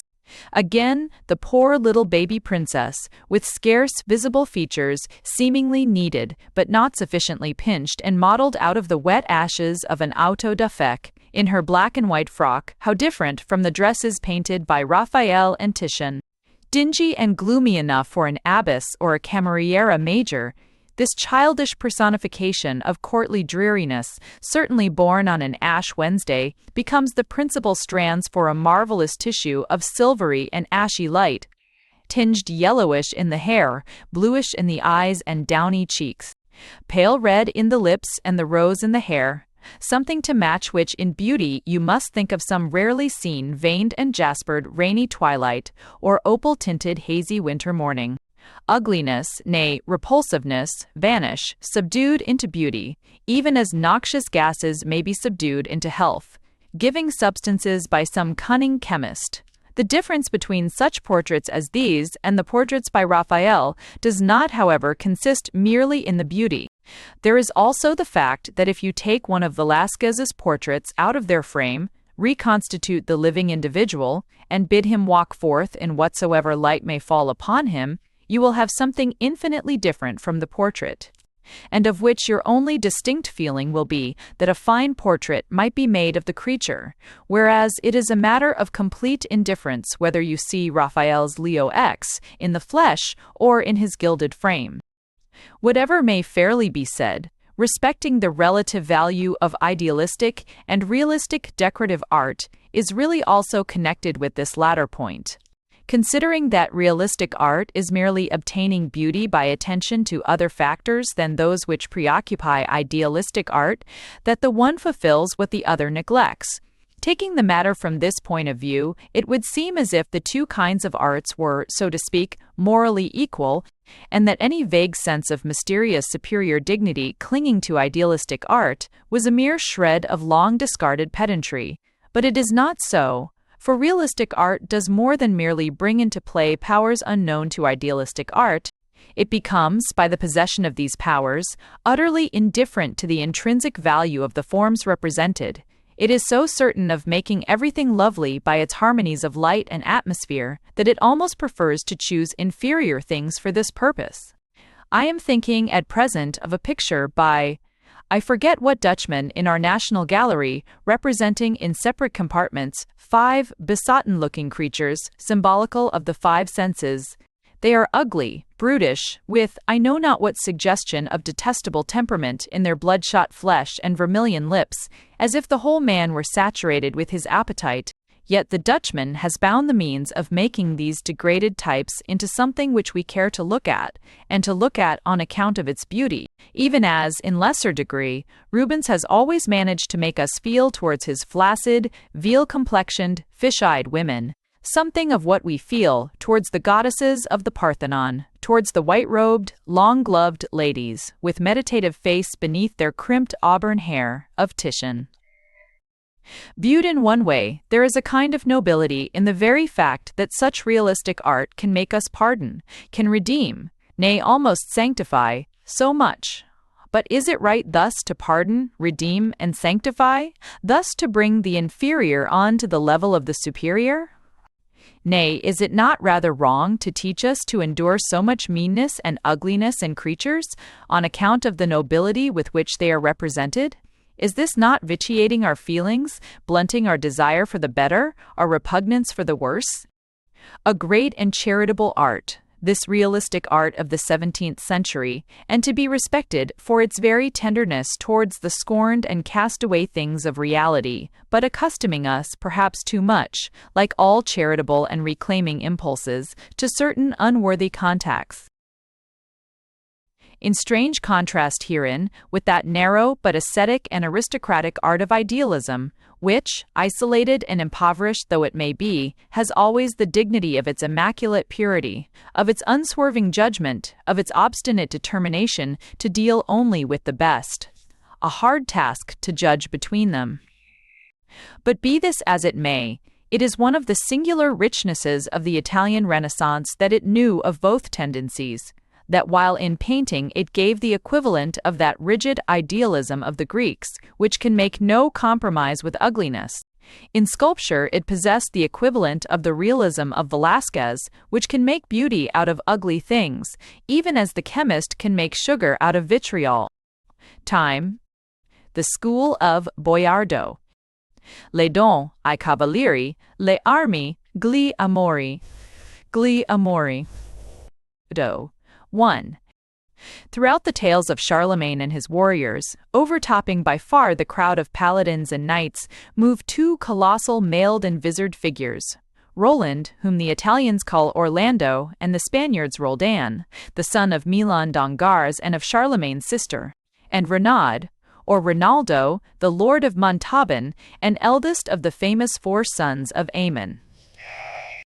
These are the two representative heroes, equal but opposed, the Achilles and Odysseus, the Siegfried and Dietrich of the Carolingian epic, and in each is personified, by the unconscious genius of the early Middle Ages, one of the great political movements of the heroic struggles of feudalism. For there existed in feudalism 2 forces, a centripetal and a centrifugal, a force which made for the supremacy of the kingly overlordship, and a force which made for the independence of the great vassals. Hence, in the poetry which is the poetry of feudalism, 2 distinct currents of feeling, 2 distinct epics. The epic of the devoted loyalty of all the heroes of France to their wise and mighty Emperor Charlemagne, triumphant even in misfortune, and the epic of the hopeless resistance against a craven and capricious despot, Charles of the most righteous and wholehearted among his feudatories, the epic of Roland, and the epic of Renaud. Of the first there remains to us, in its inflexible and iron solemnity, an original rhymed narrative, the Chanson de Roland, which we may read perhaps almost in the selfsame words in which it was sung by the Normans of William in their night watch before the great battle. The centripetal force of feudalism gained the upper hand, and the song of the great empire, of the great deeds of loyal prowess, was consecrated in the feudal monarchy. The case was different with the tale of resistance and rebellion. The story of Renaud soon became a dangerous lesson for the great barons. It fell from the hands of the nobles to those of humbler folk, and it is preserved to us no longer in medieval verse, but in a prose version, doubtless of the 15th century, under the name, familiar on the stalls of village fairs, of the Quatre Fils Aymon. But as Renaud is the equal of Roland, so is this humble prose tale nevertheless the equal of the great song of Roncevaux, and even now, it would be a difficult task to decide which were the grander, the tale of loyalty or the tale of resistance. In each of these tales, the Chanson de Quatre Filles Aimants and the Quatre Filles Aimants, there is contained a picture of its respective hero, which sums up, as it were, the whole noble character of the book, and which, the picture of the dying Roland and the picture of the dying Renaud, I would fain bring before you, before speaking of the other Roland and the other Renaud, the Orlando of Ariosto and the Rinaldo of Boiardo. The traitor Ganelon has enabled King Marsil to overtake with all his heathenness the rear guard of Charlemagne between the granite walls of Roncevaux. The Franks have been massacred, but the Saracens have been routed. Roland has at last ceded to the prayers of Oliver and of Archbishop Turpin. 3 times has he put to his mouth his Oliphant, and blown a blast to call back Charlemagne to vengeance, till the blood has foamed round his lips and his temple has burst. Oliver is dead, the Archbishop is dying, Roland himself is slowly bleeding to death. He goes down into the defile, heaped with corpses, and seeks for the bodies of the principal paladins, Yvon and Yver, the Gascon and Guerriere and Guerin, Berengar and Otho, Anseus and Salomon, and the old Girard of Roussillon, and one by one drags them to where the Archbishop lies dying. And then, when to these knights Roland has at last added his own beloved comrade Oliver, he bids the Archbishop bless all the dead before he die himself. Then, when he has reverently crossed Turpin's beautiful priestly hands over his breast, he goes forth to shatter his sword Durendal against the rocks. But the good sword has cut the rock without shivering, and the coldness of death steals over Roland. He stretches himself upon a hillock looking towards Spain, and prays for the forgiveness of his sins. Then, with Durendal and his ivory horn by his side, he stretches out the glove of his right hand to God. Where? All Aus College, all time 30 of Korcht, 5th out, where time Fortins allage in the Weven, of the 16 zallage L or canned, where body is immense with corchers, and the where, with peatability is adjusting, then his head has sunk on his arm, he is gone, with clasped hands to his end. God sends him one of his cherubim and Saint Michael of peril, Saint Gabriel has come with them, they carry the soul of the Count up to paradise. More solitary, and solemn, and sad even, is the end of the other hero, of the great rebel Renaud of Montauban. At length, after a lifetime wasted and fruitless, attempts to resist the iniquity of the emperor, to baffle his power, to shame him by magnanimity into justice, the 4 sons of Ammon, who have given up their youth, their manhood, the dearest things to their heart, respect to their father, and loyalty to their sovereign, rather than countenance the injustice of Charlemagne to their kinsmen, have at last obtained to be pardoned, they, heroes, by this dastardly tyrant, and to quietly sink, broken-hearted, into nothingness. The eldest, Renaud, returning from his exile and the Holy Land, finds that his wife Clarice has pined for him and died, and then, putting away his armor from him, and dressing in a pilgrim's frock made of the purple serge of the dead lady's robe, he goes forth to wander through the world, not very old in years, but broken-spirited, at peace, but in solitude of heart. And one evening he arrives at Cologne. We can imagine the old knight, only half aware of the sunshine of the evening, the noise of the streets, the looks of the crowd, the great minster rising half-finished in the midst of the town by the Rhine, the cries and noise and chipping of the masons, unconscious of all this, half away, with his brothers hiding in the Ardennes, living on roots and berries, at bay before Charlemagne, or wandering ragged and famishing through France, with King Jan brilliant at Toulouse, seeing perhaps for the first time his bride Clarice, or the towers of Montauban rising under the workmen's hands, thinking perhaps of the frightful siege, when all had been eaten in the fortress, and his children, Aymenet and Janet, all thin and white, knelt down and begged him to slaughter his horse Bayard, that they might eat. Perhaps of that journey, when he and his brothers, all in red-furred robes with roses in their hands, rode prisoners of King Charles across the plain of Vaucouleurs, perhaps of when he galloped up to the gallows at Montfaucon and cut loose his brother Richard, or of that daring ride to Paris, where he and his horse won the race, snatched the prize from before Charlemagne, and sped off crying out that the winner was Renaud of Montauban. Or perhaps seeing once more the sad, sweet face of the Lady Clarice when she had burned all her precious stuffs and tires in the castle yard and lay dead without him to kiss her cold mouth. Of seeing once more his good horse Bayard when he kissed him in his stall before giving him to be killed by Charlemagne. Thinking of all that past, seeing it all within his mind, and seeing but little of the present, as, in the low yellow light, he helped, for his bread, the workmen to heave the great beams, to carry the great stones of the cathedral, to split the huge marble masses, while they stared in astonished envy. As he sat, unconscious of their mutterings, eating his dry bread and porridge in the building docks by the river. And then, when wearied, he had sunk to sleep in the hayloft, dreaming perchance that all this evil life was but a dream, and the awakening therefrom to happiness and strength. The jealous workmen came and killed him with their base tools, and cast him into the Rhine. They say that the huge body floated on the water, surrounded by a great halo, and that when the men of the banks, seeing this, reverently fished it out, they found that the noble corpse was untouched by decay, and still surrounded by a light of glory.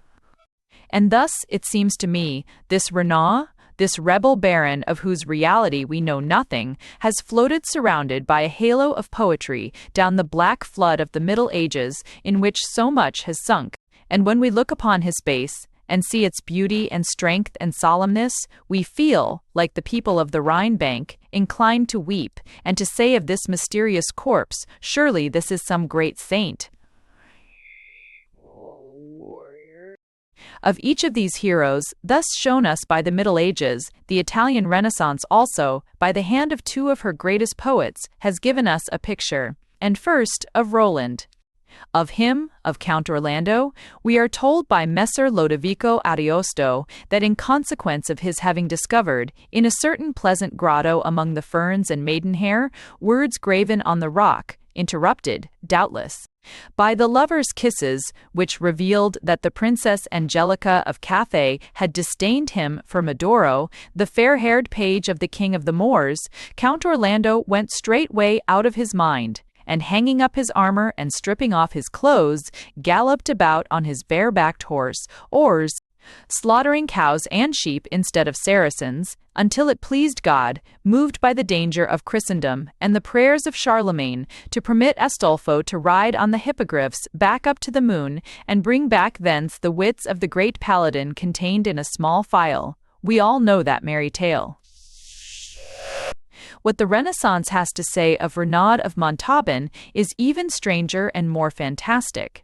One day, says Matteo Boiardo, in the 15th canto of the second part of his Orlando Innamorato, as Rinaldo of Montalbano, the contemner of love, was riding in the Ardennes, he came to a clearing in the forest, where, close to the fountain of Merlin, a wonderful sight met his eyes.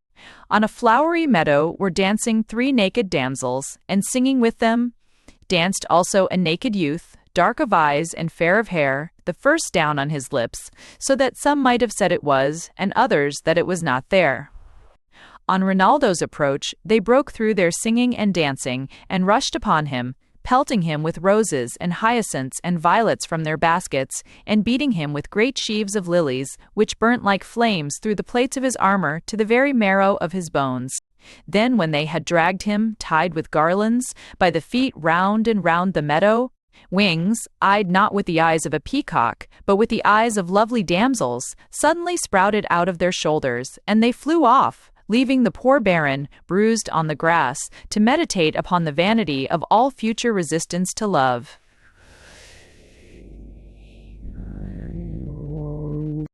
Such are the things which the Middle Ages and the Renaissance found to tell us of the two great heroes of Carolingian poetry, and the explanation of how it came to pass that for the Roland of the Song of Roncevaux was substituted the Orlando of Ariosto. and for the Renaud of the Quatre Fils Aimon. The Ronaldo of Matteo Boiardo means simply that which I desire here to study. The metamorphoses of medieval romance stuffs and, more especially, the vicissitudes of the cycle of Charlemagne. 2. We are apt to think of the Middle Ages as if they were the companion piece to antiquity, but no such ideal correspondence exists between the two periods. Antiquity is all of a piece, and the Middle Ages, on the contrary, are heterogeneous and chaotic. For antiquity is the steady and uniform development of civilization in one direction and with one meaning. There are great differences between its various epochs, but they are as the differences between the budding, the blossoming, and the fading stages of one plant. Life varies, but is one. The Middle Ages, on the other hand, are a series of false starts, of interruptions, and of new departures, a perpetual confusion.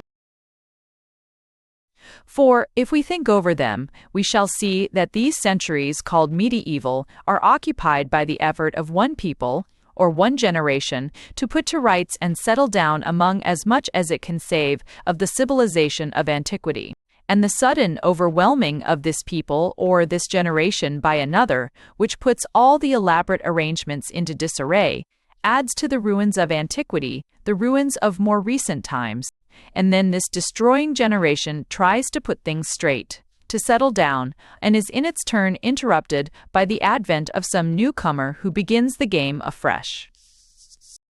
As it is with peoples, so also is it with ideas. Scarcely has a scheme of life or of philosophy or of art taken shape and consistence before, from out of the inexhaustible chaos of medieval thought and feeling, there issue new necessities, new aspirations, which put into confusion all previous ones. The Middle Ages were like some financial crisis: a little time, a little credit, money will fructify, wealth will reappear, the difficult moment will be tided over, and so with civilization. But, unfortunately, the wealth of ideas began to accumulate in the storehouse, only just long enough to bring down a rout of creditors, people who rifled the bank, and went home to consume or invest their money, in order to be succeeded by others.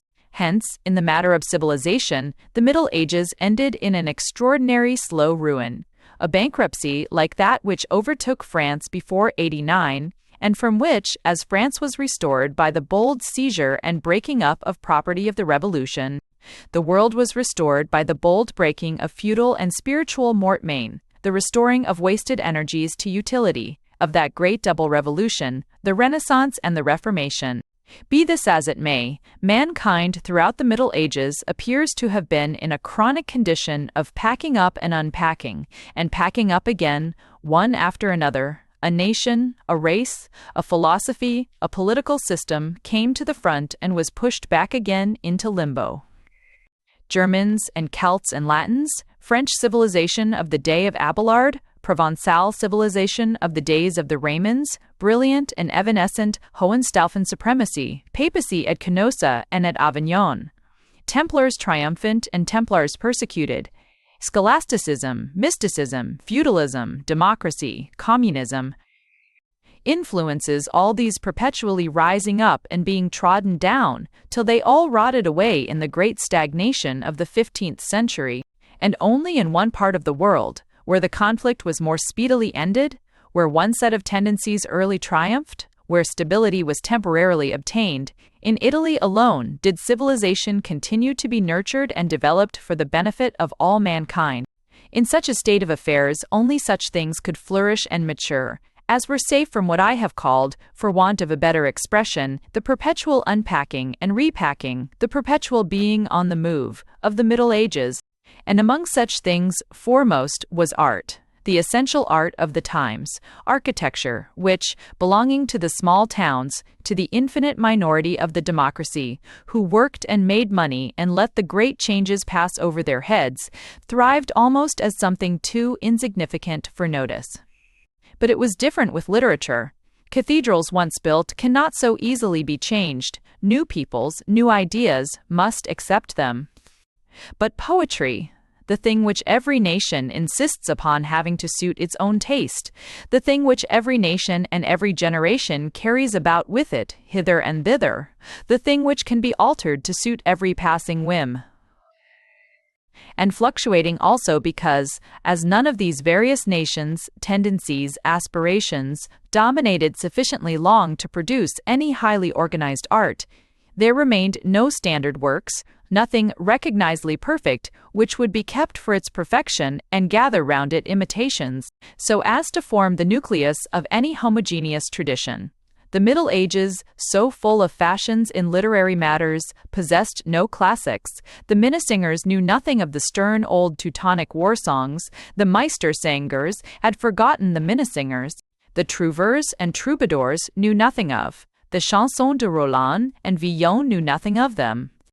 Only in Italy, where the Middle Ages came to an end, and the Renaissance began with the Lombard League, was there established a tradition of excellence, with men like Dante, Petrarch, and Boccaccio handed down from generation to generation.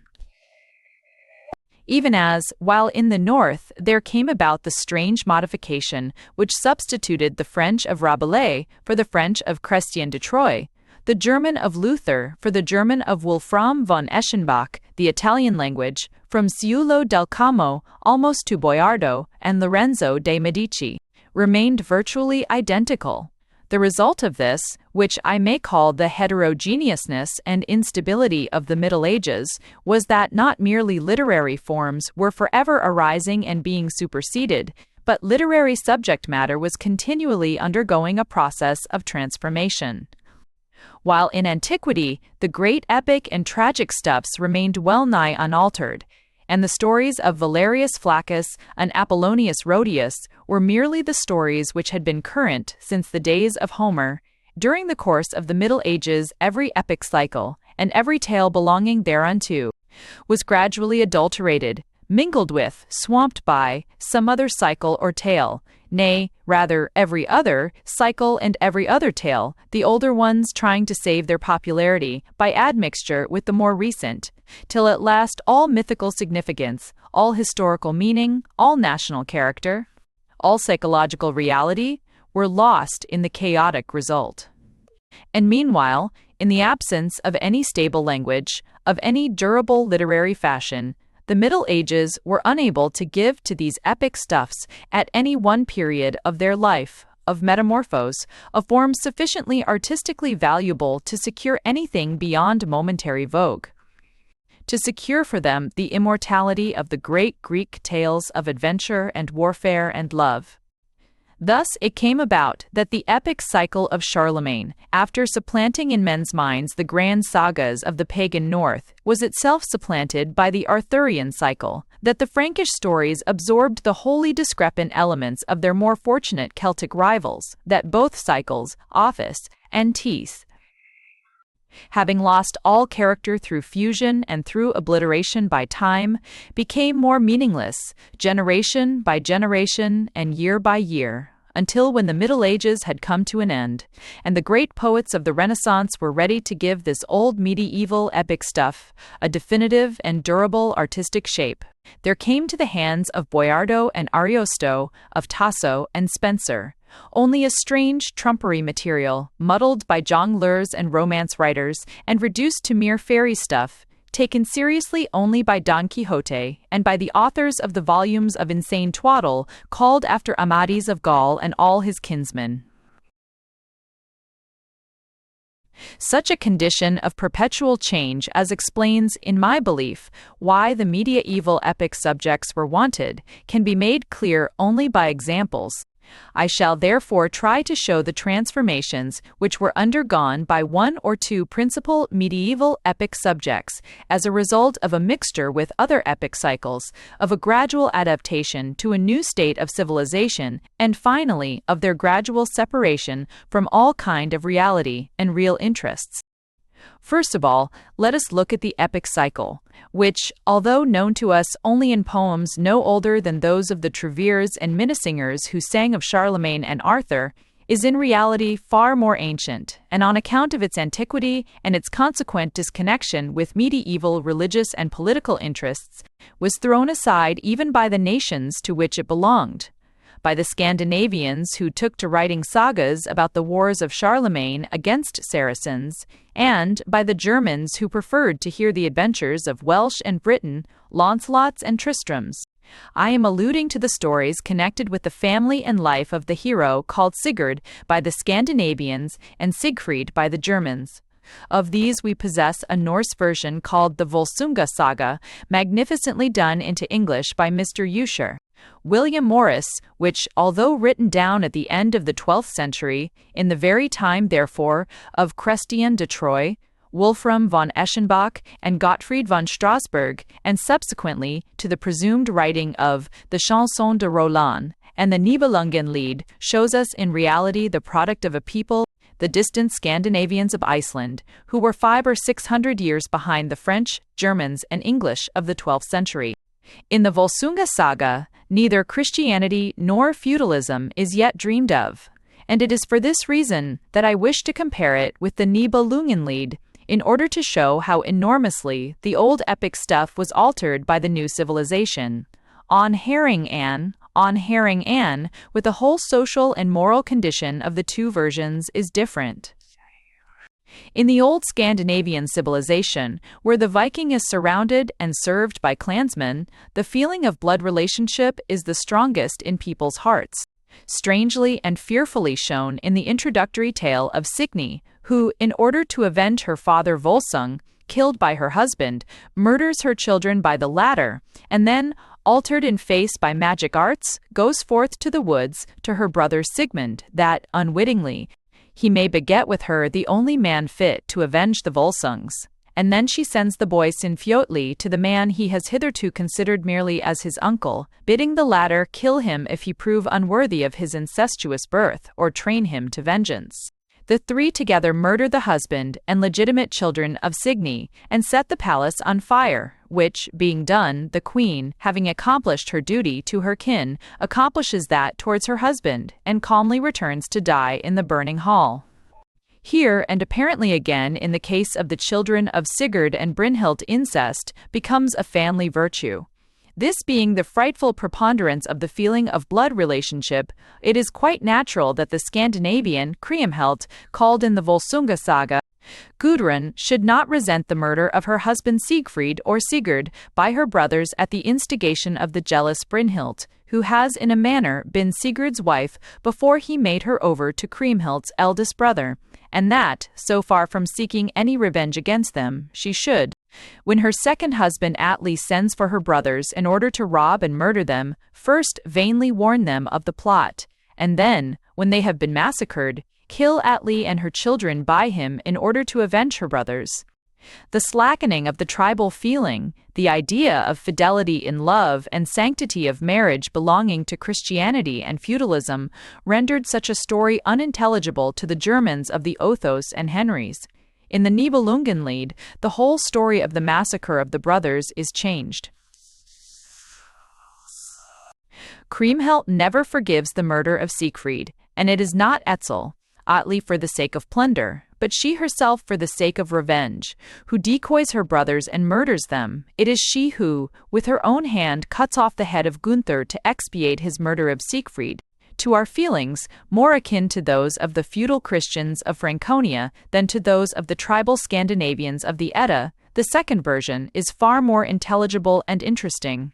The story of this once gentle and loving Kriemhild turned by the murder of her beloved into a fury, and plotting to avenge his death by the death of all his kinsfolk, must be much grander and more pathetic than the story of this strange Gudrun, who sits down patiently beneath the injury done to her by her brothers, but savagely avenges them on her new husband, and her own and his innocent children. To us, this persistence of tribal feeling, destroying all indignation and love, is merely unnatural, confusing, and repulsive. But this alteration for the better in one of the incidents of the tale is a mere fluke, and the whole main plot of the originally central figures are completely obliterated by the new state of civilization and rendered merely trivial and grotesque. In the Volsunga saga, Sigurd, overcome by enchantments, has forgotten his wife, or mistress, a vague mythical relationship, and, with all sense of the past obliterated, has made her over to the brother of his new wife Gudrun, and Brynhild kills her faithless love to dissolve the second marriage and be reunited with him in death. In the Nibelungenlied, Siegfried, although the flower of knighthood, conquers by foul play the Amazon Brunhild to reward Gunther for the hand of his sister. Nay, in a comic and loathsome scene, he forces her into the embraces of the craven Gunther, and then he gets killed by Brunhild's machinations, when, after most unqueenly bickerings, the proud Amazon is brutally told by Siegfried's wife of the dirty trick which has given her to Gunther. After this, it is impossible to realize, when Siegfried is murdered and all our sympathies called onto his side, the utterly out-of-character, blackguardly behavior which has brought the hero to his death. Similarly, the conception of the character and position of Brynhild is entirely disfigured and rendered inane in the Nibelungenlied, of that superb demigoddess of the Scandinavians, burnt on the pyre with her falcons and dogs and horses and slaves, by the side of the demigod Sigurd, whom she has loved and killed, lest the door of Valhalla, swinging after him, should shut her out from his presence. Of her there remains in the German medieval poem only a virago, more like the giantesses of the Amadis romances, enraged at having been defeated and grotesquely and grossly pummeled into wedlock by a man not her husband, and then slanged like a fishwife by her envious sister-in-law. The old, consistent, grandly tragic tale of the mysterious incests and revenges of a race of demigods has lost its sense, its point in the attempt to arrange it to suit Christian and feudal ideas. The really fine portions of the Nibelungenlied are exactly those which have no real connection with the original story, gratuitous additions by medieval poets. The delicately indicated falling in love of Siegfried and Kriemhild, the struggles of Markgraf Rueger between obedience to his feudal superior and fidelity towards his friends and guests, and, above all, the canto of the death of Siegfried. This last is different, intensely different, from the rugged and dreary monotony of the rest, this most poetical, almost Spenserian or Ariestesque realization of the scene. This beautiful picture, though worked with the needle of the arras worker, rather than with pencil or brush of the wood, the hunt, the solitary fountain in the Odenwald, where, with his spear leaned against the lime tree, Siegfried was struck down into the clover and flowers, and rived with Hagen steel through his back. This canto is certainly interpolated by some first-rate poet, at least a Gottfried or a Walther, to whom that passage of the savage old droning song of death had suggested a piece of new art. It is like the fragments of exquisitely chiseled leafage and figures which you sometimes find encrusted. By whom? Wherefore? Quite isolated in the midst of the rough and lichen-stained stones of some rude Lombard church. All the rest of the Nibelungenlied gives an impression of effeteness. There is no definiteness of idea such as that of the Volsunga saga. The battles are mere vague slaughter, no action, no realized movement, or, excepting Rueger, no realized motive of conduct. Shape and color would seem to have been obliterated by repetition and alteration. Yet even these alterations could not make the tale of Siegfried survive among the Germans of the Middle Ages. Nay, the more the alterations, the less the interest. The want of consistency and color, due to rearrangement, merely accelerated the throwing aside of a subject which, dating from pagan and tribal times, had become repugnant to the new generations. All the mutilations in the world could not make the old Scandinavian tales of betrayed trust, of revenge and triumphant bloodshed, at all sympathetic to men whose religious and social ideals were those of forgiveness and fidelity. Even stripped of its incestuous mysteries and of its fearful, tribal love, the tale of Sigurd and Brynhild, reduced to the tale of Kriemhild's revenge, was unpalatable. No more attempts were made at rewriting it, and the poems of Walther, of Gottfried, of Wolfram, of Ulrich, and of Tannhäuser, full as they are of references to stories of the Carolingian and Arthurian cycles, nay, to antique and oriental tales, contain no allusion to the personages of the Nibelungenlied. The old epic of the Gothic races had been pushed aside by the triumphant epic of the obscure and conquered Celts. There are few phenomena in the history of ideas and forms more singular than that of the sudden conquest of the poetry of dominant or distant nations by the poetic subjects of a comparatively small race, sheared of all political importance, restricted to a trifling territory, and well-nigh deprived of their language, and of this there can be found no more striking example than the sudden ousting of the Carolingian epic by the cycle of Arthur. The Celts of Britain and Ireland possessed an epic cycle of their own, which came to notice only when they were dispossessed of their last strongholds by Saxons and Normans, and which immediately spread with astounding rapidity all over Europe. The vanquished race became fashionable, themselves, their art, and their poetry began to be sought for as a precious and war-enhanced loot. All so common, the heroic tales of the Celts were transcribed in Welsh, and translated into Latin by order of the Norman and Angevin kings, glad, it would seem, to oppose the Old Briton to the Saxon element. The Celtic songs were carried all over France by Breton bards, to whose music and rhymes, with only a general idea of the subjects, the Neo-Latin-speaking Franks listened with the sort of stolid satisfaction with which English or Germans of 100 years ago listened to Italians singing Metastasio's verses. But soon the songs and tales were translated, and French poets imitated in their language, northern and southern, the graceful meters of the Celtic lays, and altered and arranged their subjects, so that in a very short time France, and through it Germany, was inundated with Celtic stories. This triumph of the vanquished race was not without reason. The Celts, early civilized by Rome and Christianity, had a set of stories and a set of heroes extremely in accordance with medieval ideas and requiring but very little alteration.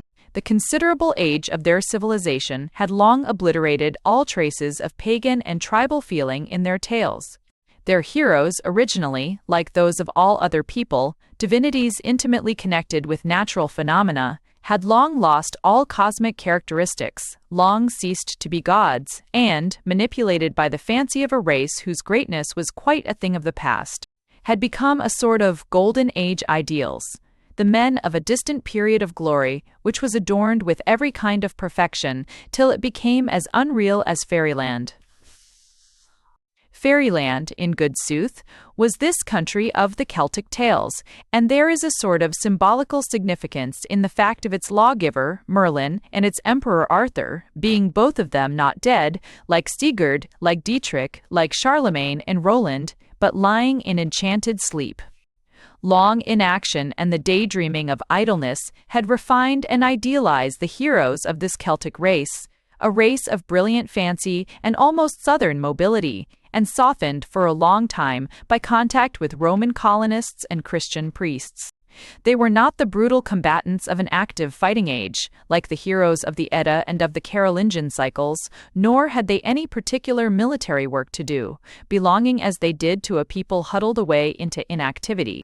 Their sole occupation was to extend abroad that ideal happiness which reigned in the ideal court of Arthur. To go forth on the loose and see what ill-conditioned folk there might yet be who required being subdued or taught manners in the happy kingdom, which the poor insignificant Celts connected with some princelet of theirs who centuries before may have momentarily repelled the pagan Saxons. Hence in the Celtic stories, such as they exist in the versions previous to the conquest by the Norman kings, and previous also to any communications with other peoples, the distinct beginning of what was later to be called knight-errantry, of heroes, creations of an inactive nation, having no special military duties, going forth to do what good they may at random, unforced by any necessity, and following a mere aesthetico-romantic plan of perfecting themselves by deeds of valor to become more worthy of their God, their king, and their lady. Religion, loyalty, and love. all three of them mere aesthetic abstractions, becoming the goal of an essentially aesthetic, unpractical system of self-improvement, such as was utterly incompatible with any real and serious business in life. Idle poetic fancies of an inert people, the Knights of the Round Table have no mission save that of being poetically perfect. Such was the spirit of Celtic poetry, and, as it happened, this spirit satisfied the imaginative wants of medieval society just at the moment when political events diffused in other countries the knowledge of the Arthurian legends. The old Teutonic tales of Sigurd, Gudrun, and Dietrich had long ceased to appeal, in their mutilated and obliterated condition, to a society to whom tribal feeling and pagan heroism were odious, and whose religion distinctly reproved revenge. These semi-mythological tales had been replaced by another cycle, the purely realistic epic, which had arisen during the struggles between the Christian West against the pagan Northeast and the Mohammedan South, and which, first Asian, originating in the short battle songs narrating the exploits of the predecessors and helpmates of Charlemagne, had constituted itself into large narratives of which the Song of Roland represents artistic culmination. These narratives of mere military exploits, of the battles of a strong feudal aristocracy animated by feudal loyalty and half-religious, half-patriotic fury against invading heathenness, had perfectly satisfied the men of the earliest Middle Ages, of the times when feudalism was being established and the church being reformed, when the strong military princelets of the north were embarking with their barons to conquer new kingdoms in England and in Italy and Greece, when the whole of feudal Europe hurled itself against Asia in the First Crusades. But the condition of things soon altered. The feudal hierarchy was broken up into a number of semi-independent little kingdoms or principalities, struggling, with the assistance of industrial and mercantile classes, to become absolute monarchies. Princes who had been mere generals became stay-at-home diplomatists, studious of taxation and intrigue, surrounded no longer by armed vassals, but by an essentially urban court, in constant communication with the money-making burghers. Religion, also, instead of being a matter of fighting with infidel invaders, turned to fantastic sectarianism and emotional mysticism. With the sense of futility, of disappointment, attendant on the later Crusades, came also a habit of roaming in strange countries, of isolated adventure in search of wealth or information, a love of the distant, the half-understood, the equivocal. Perhaps even a hankering after a mysterious compromise between the religion of Europe and the religions of the East, such as appears to have existed among the Templars and other Franks settled in Asia. There was, throughout feudal society, a sort of enervated languor, a morbid longing for something new, now that the old had ceased to be possible or had proved futile. After the great excitement of the Crusades, it was impossible to be either sedately idle or quietly active, even as it is with all of us during the days of weariness and restlessness after some long journey. To such a society, the strongly realistic Carolingian epic had ceased to appeal. The tales of the Welsh and Breton bards, repeated by Trouvere and Jongleur, troubadour and minnesinger, came as a revelation. The fatigued, disappointed, morbid, imaginative society of the later Crusades recognized in this fairyland epic of a long-refined, long-idle, nay, effete race, the realization of their own ideal, of activity unhampered by aim or organization, of sentiment and emotion and action quite useless and unnecessary, purely subservient to imaginative gratification. These Arthurs, Launcelots, Tristrams, Kays, and Gawains, fantastic phantoms, were also far more artistically malleable than the iron Rolands, Olivers, and Renauds of earlier days. That unknown kingdom of Britain could much more easily be made the impossible ideal, in longing for which squeamish and lazy minds might refuse all coarser reality.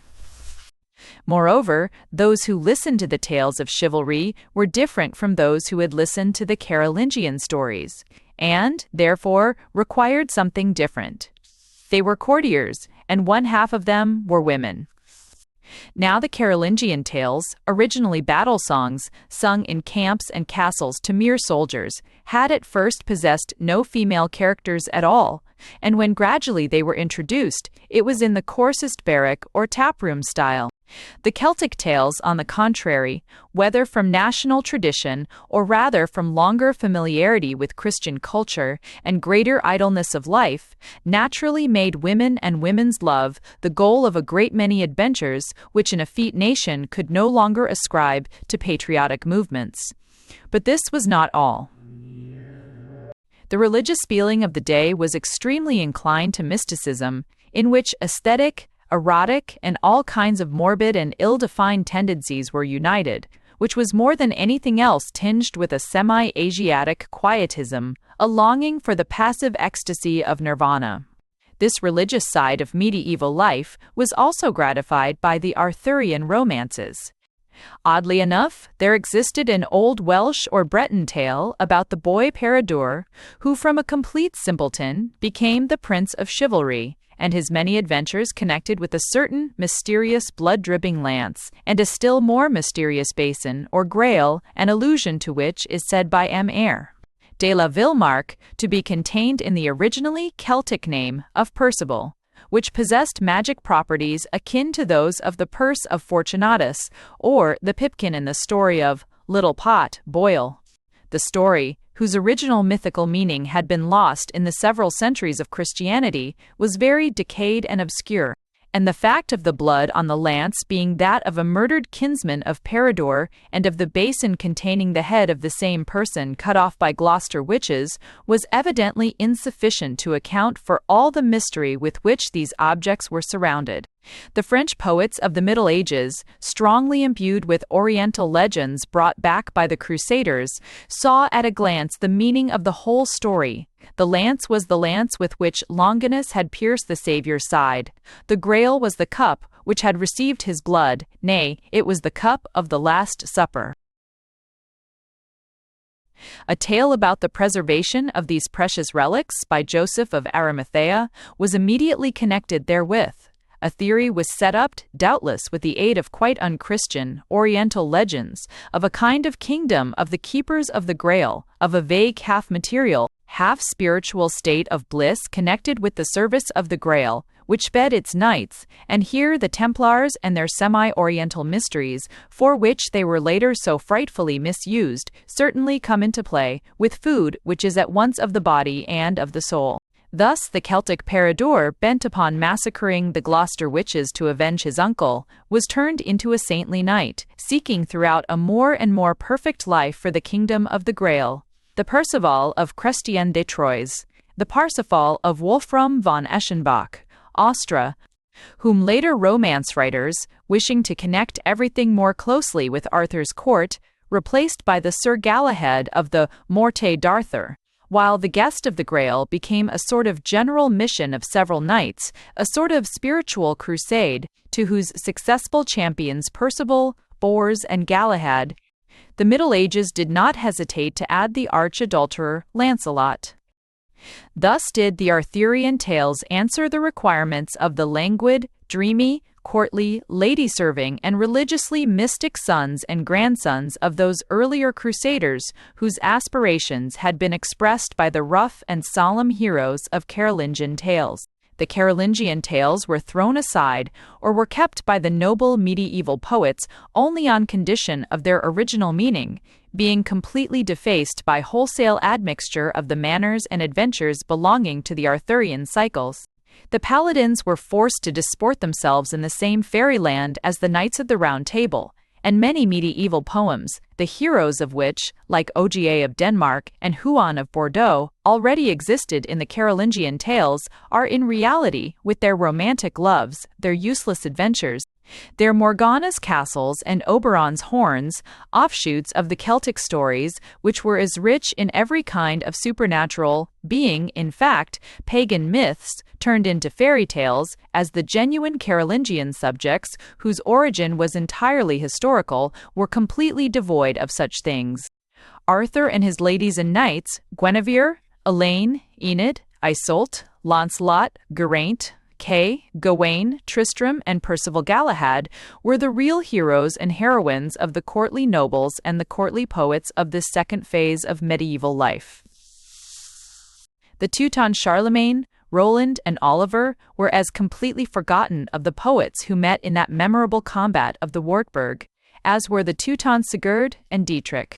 And if the Carolingian cycle survived, however much altered, I think it must have been thanks to the burghers and artisans of the Netherlands and of Provence, to whom the bluff, matter-of-fact heroism, the simple, gross but not illegitimate amours of Carolingian heroes, were more satisfactory than any mystic quest of the Grail, any refined adultery of Guinevere or Iseult.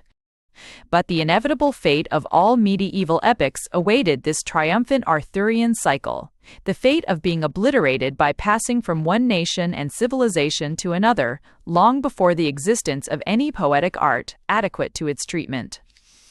Of this I will take as an example one of the medieval poems which has the greatest reputation, the masterpiece, according to most critics, with whom I find it difficult, in the presence of a poet like Gottfried von Strasberg, to agree of probably the most really poetical and earnest school of poetry which the pre-Dantesque Middle Ages possessed, the Parsifal of Wolfram von Eschenbach. The paramount impression, I cannot say the strongest, for strong impressions are incompatible with such work as this left by the masterpiece of Wolfram von Eschenbach, is that of the most astonishing vagueness, fluidity, haziness, vaporousness. In reading it, one looks back to that rudely hewn and extremely obliterated Nibelungenlied as to something quite astonishingly clear, detailed and strongly marked as to something distinctly artistic. Indeed, by the side of Parsifal, everything seems artistic. Hartmann von Au reads like Chaucer, Aucassin et Nicolette is as living as Cymbeline. Chevy Chase seems as good as the battles of Homer. It is not a narrative, but a vague mooning. A knight illiterate, not merely like his fellow minnesingers, in the way of reading and writing, but in the sense of complete absence of all habit of literary form. Extremely noble and pure of mind, chaste, gentle, with a funny, puzzled sense of humor, reminding one distantly of Jean-Paul in his drowsy moments. A hanger-on of courts, but perfectly simple-hearted and childlike, very poor and easily pleased, such is, for good and for bad, Herr Wolfram von Eschenbach, the only real personality in his poem. And he narrates in a mooning, digressive, good-natured, drowsy tone, with only a rare awaking of interest. A story which he has heard from someone else, and that someone else from a series of other someone else's, Chrétien de Troyes, a legendary Provençal Chiot or Guyot, perhaps even the original Welsh bard. All muddled, monotonous, and droning, events and persons ill-defined, without any sense of the relative importance of anything, without clear perception of what it is all about, or at least without the power of keeping the matter straight before the reader. A story, in point of fact, which is no story at all, but a mere series of rambling adventures which are scarcely adventures, having no point or plot of various people with not much connection and no individuality. Gauchemarais, Parsifal, Gawain, Lohengrin, and Fortas, Fire Fists, Pale Ghosts of Beings, Axeres, Way.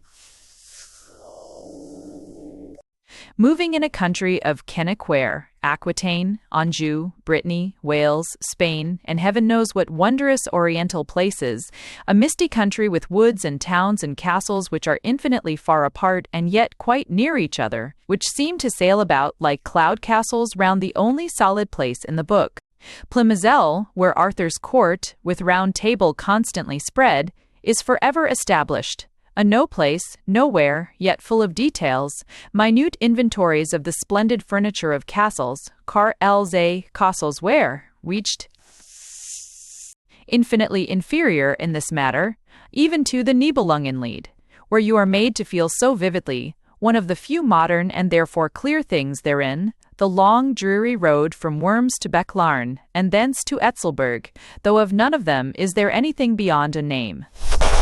For the Nibelungen story had been localized in what to narrator and audience was a reality, the country in which themselves lived, where themselves might seek out the abbey in which Siegfried was buried, the well and the Odenwald, near which he was stabbed, where they knew from merchant and pilgrim the road taken by the Nibelungs from Santon to Worms, by the Burgundians from Worms to Hungary.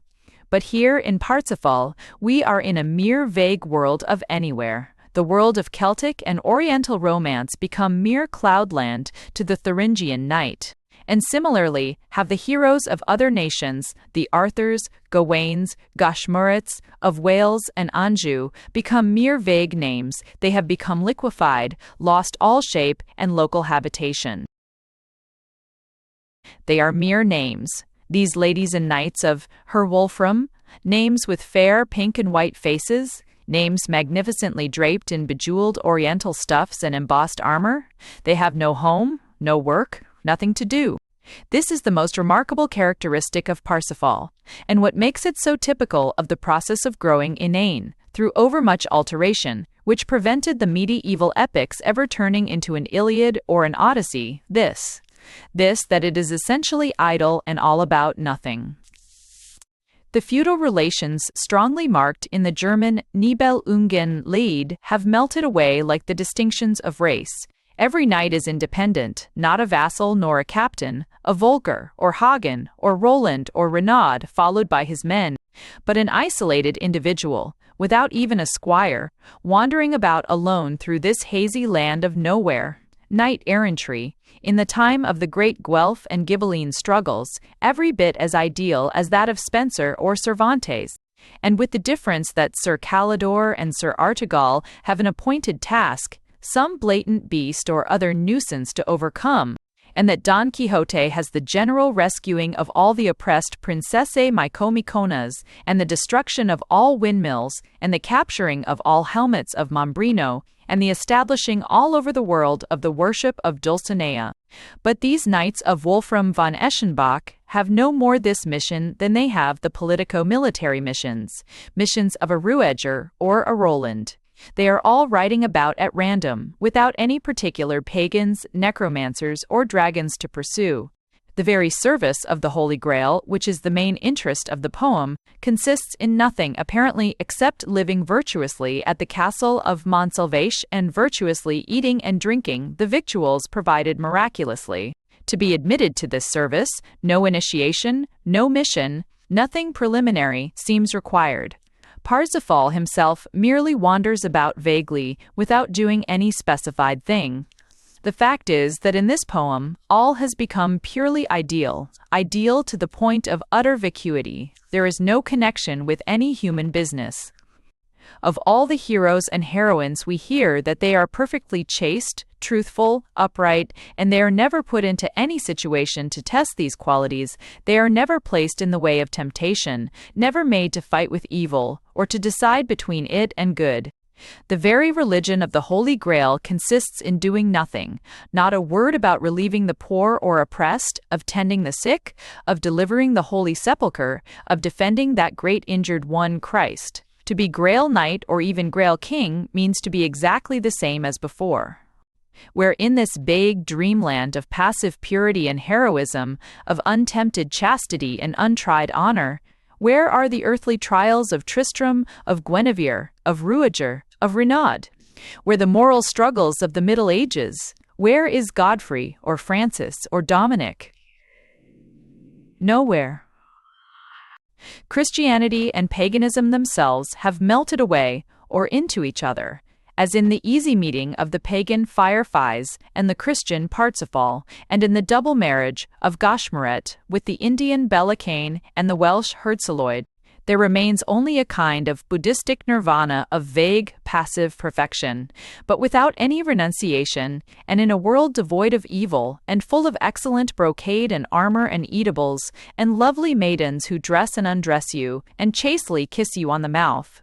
A world without desire, aspiration, or combat, vacantly happy and virtuous. A world purely ideal, divorced from all reality, unsubstantial like the kingdom of Gloriana, but, unlike Spenser's, quite unshadowed by any Puritan sadness, by any sense of evil, untroubled by allegorical vices, cheerful, serene, filled with flowers and song of birds, but as unreal as the illuminated arabesques of a missal.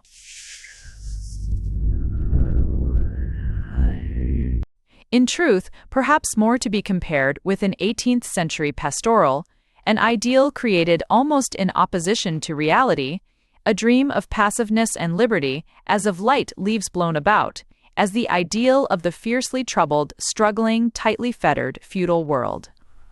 The ideal, perhaps, of only one moment, scarcely of a whole civilization, or rather, how express my feeling? An accidental combination of an instant, as of spectre vapor arisen from the mixture of Celt and Teuton, of Frank and Muslim. Is it Christian, pagan, Mohammedan?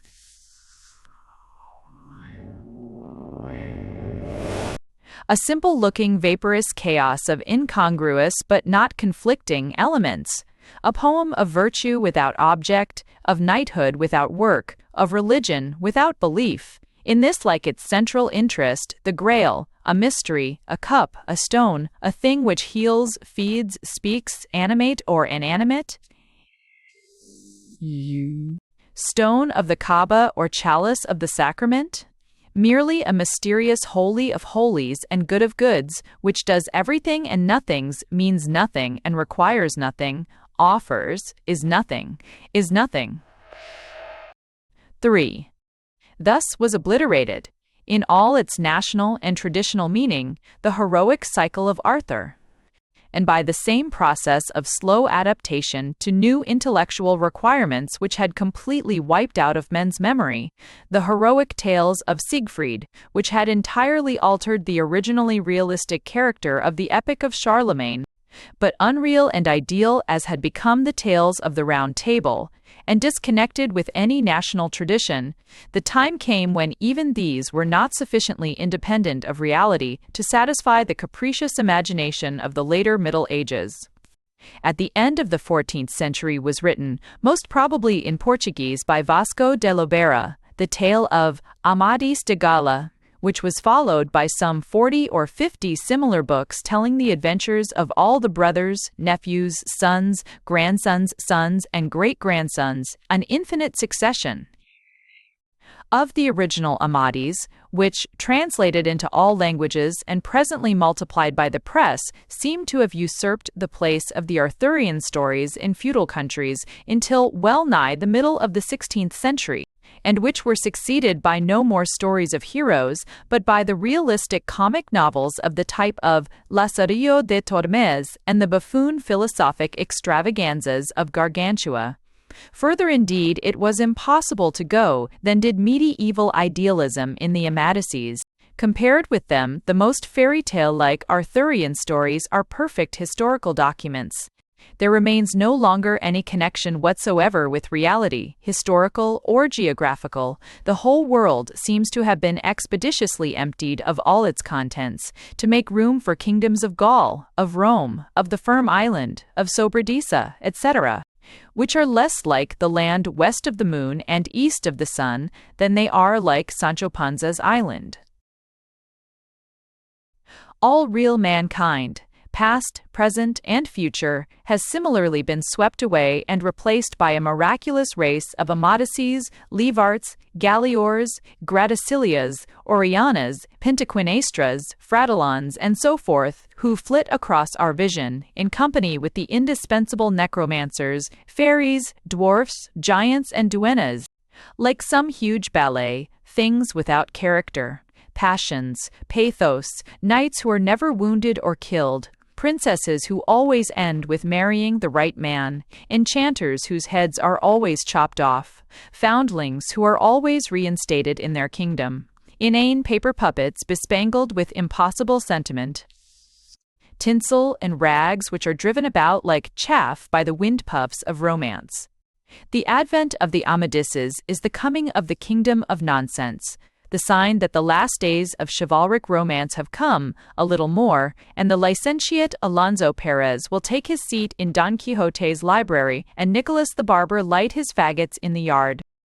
But, as if in compensation of the usurpation of which they had been the victims, the Carolingian tales, pushed out of the way by the Arthurian cycle, were not destined to perish.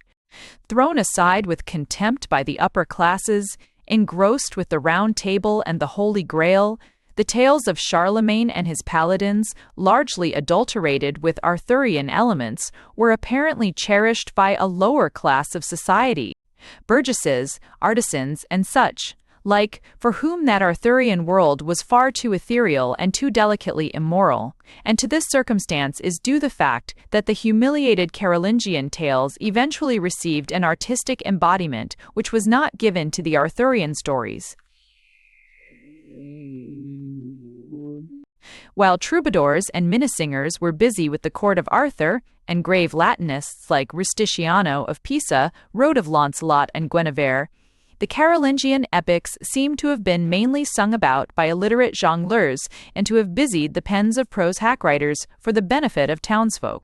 The free towns of the Netherlands and of Germany appear to have been full of this unfashionable literature.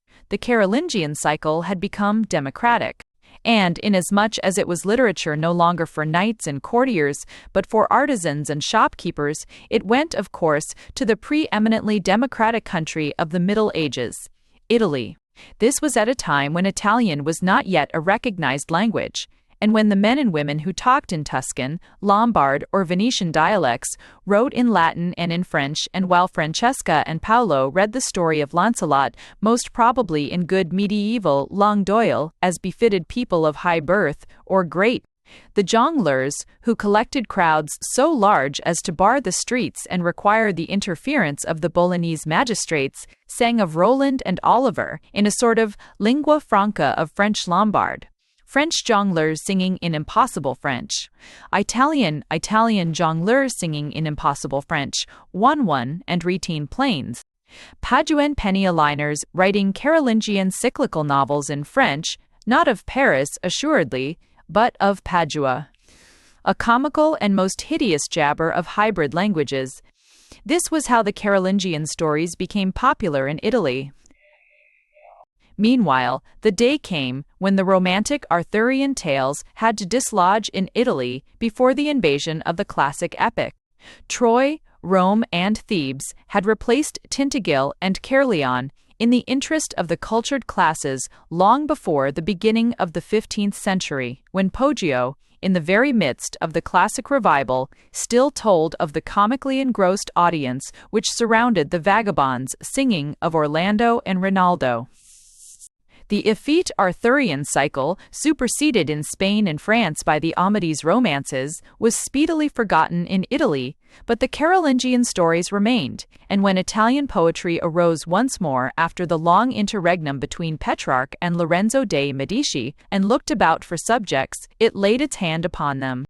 But when, in the second half of the 15th century, those old tales of Charlemagne received, after so many centuries of alterations and ephemeral embodiments, that artistic form which the Middle Ages had been unable to give them, the stories themselves, and the way in which they were regarded, were totally different from what they had been in the time of Thérode or of the anonymous author of the Quatrefoils Aimon. The Renaissance, with its keen artistic sense, made out of the Carolingian tales real works of art, but works of art which were playthings. To begin with, the Carolingian stories had been saturated with Arthurian color. They had been furnished with all the knight-errantry, all the gallantry, all the enchantments, the fairies, giants, and necromancers of the Celtic legends, and, moreover, they had lost, by infinite repetition, all the political realism and meaning so striking in the Chanson de Roland and the Quatrefoils Aimons. A confusion and unreality further increased by the fact that the Italians had no original connection with those tales, that to them real men and plans were no better than imaginary ones, and that the minstrels who sang in the marketplace, and the laborious prose writers who compiled such collections as that called of the Reali de Francia, were equally free in their alterations and adaptations, creating unknown relationships, inventing new adventures, suppressing essential historical points, with no object save amusing their audience or readers with new stories about familiar heroes. Such was the condition of the stories themselves. The attitude of the public towards them was, by the middle of the 15th century, one of complete incredulity and frivolous amusement. The paladins were as unreal as the heroes of any granny's fairy tale. The people wanted to hear of wonderful battles and adventures, of enchantments and love-makings, but they wanted also to laugh, and, skeptical, practical, democratic, the artisans and shopkeepers of Florence, to whom, paying, as they did, expensive mercenaries who stole poultry and never got wounded on any account, all chivalry or real military honor was the veriest nursery rubbish. Such people as crowded round the cantastoria of Mercato Vecchio must indeed have found much to amuse them in these tales of so different an age. And into such crowds there penetrated to listen and watch, even as the magnificent Lorenzo had elbowed among the carnival ragamuffins of Florence and had slid in among the holiday, making peasants of Poggio I Caiano, a learned man, a poet, an intimate of the Medicis, of Politian, Ficino, and Pico della Mirandola, Messer Luigi Pulci, the same who had written the semi-allegorical, semi-realistic poem about Lorenzo dei Medici's gala tournament. There was a taste in the house of the Medici, together with those for Platonic philosophy, classical erudition, religious hymns, and Hebrew Kabbalah, for a certain kind of realism, for the language and mode of thinking of the lower classes, as a reaction from Petrarchesque conventionality. As the magnificent Lorenzo had had the fancy to string together in more artistic shape the quaint and graceful love poems, hyperbolical, realistic, tender, and abusive, of the Tuscan peasantry, so also Messer Luigi Pulci appears to have been smitten with the notion of trying his hand at a chivalric poem like those to which he and his friends had listened among the butchers and pork shops, the fishmongers and frying booths of the market, and giving an impression, in its ideas and language, of the people to whom such strains were sung. But Luigi Pulci was vastly less gifted as a poet than Lorenzo dei Medici. Florentine prentices are less aesthetically pleasing than Tuscan peasants, and the Morgante Maggiore is a piece of work of a sort utterly inferior to the Nencia da Barberino. Still, the Morgante Maggiore remains, and will remain, as a very remarkable production of grotesque art. Just as Lorenzo dei Medici was certainly not without a deliberate purpose of selecting the quaintness and gracefulness of peasant life, all their mind and other search. Even so, and perhaps more, Luigi Pulci must have had a deliberate intention of producing a ludicrous effect. In both cases, the deliberate attempt is very little perceptible, in the Nencia da Barberino from the genius of Lorenzo, in the Morgante Maggiore from the stolidity of Pulci. The Morgante, of which parts were probably written as a mere sample to amuse a supper party, became interesting to Pulci in the mere matter of inventing and stringing together new incidents. And despite its ludicrous passages, it must have been more seriously written by him and more seriously listened to by his friends than would a similar production nowadays. For the men of the Renaissance, no matter how philosophized and cultured, retained the pleasure in mere incident, which we moderns seem to have given over to children and savages. And Lorenzo, Ficino, and Politian probably listened to the adventures of Luigi Pulci's paladins and giants with much the same interest, and only a little more conscious sense of grotesqueness with which the crowd in the market listened to Cristofano del Altissimo and similar storytellers. The Morgante Maggiore, therefore, is neither really comic nor really serious. It is not a piece of realistic grotesqueness like Gargantua or Pantagruel, any more than it is a serious ideal work like Amadis de Gaula. The proportion of deliberately sought effects is small. The great bulk, serious or comic, seems to have come quite at random.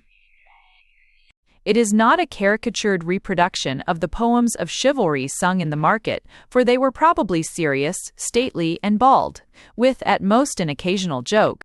It is the reproduction of the joint impression received from the absurd, harum-scarum, unpractical world of chivalry of the poet, and the real world of prose, of good-humored, buffoonish coarseness with which the itinerant poet was surrounded. The paladins are no Don Quixotes, the princesses no Dulcineas, the battles are real battles, but the language is that of Florentine woolworkers, housewives, cheese sellers, and ragamuffins, crammed with the slang of the marketplace, its heavy jokes, and perpetual sententious aphorism. Moreover, the prominence given to food and eating is unrivaled, except by Rabelais.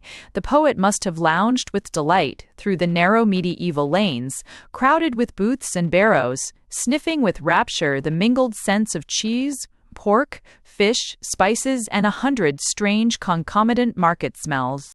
And the market, that classic Mercato Vecchio, alas, finally condemned and destroyed by modern sanitary prudishness, and which only those who have seen can conceive in its full barbarous, nay, barbaric Pantagruelian splendor of food, blood, and stenches of Florence, is what we think of throughout the poem. And when Messer Luigi comes to narrate, with real gravity, and after the due invocation of the Virgin, the Trinity, and the saints, the tremendous disaster of Roncevaux, he uses such words and such similes that above the neighing of horses and the clash of hurtling armor and the yells of the combatants, we suddenly hear the nasal sing-song of Florentine tripe vendors and pumpkin pod sellers, the chaffer and oaths and laughter of the gluttonous crowd pouring through the lanes of Calimala and Pelliceria, nay, horrible and grotesque miracle, there seems to rise out of the confused darkness of the battle-filled valley.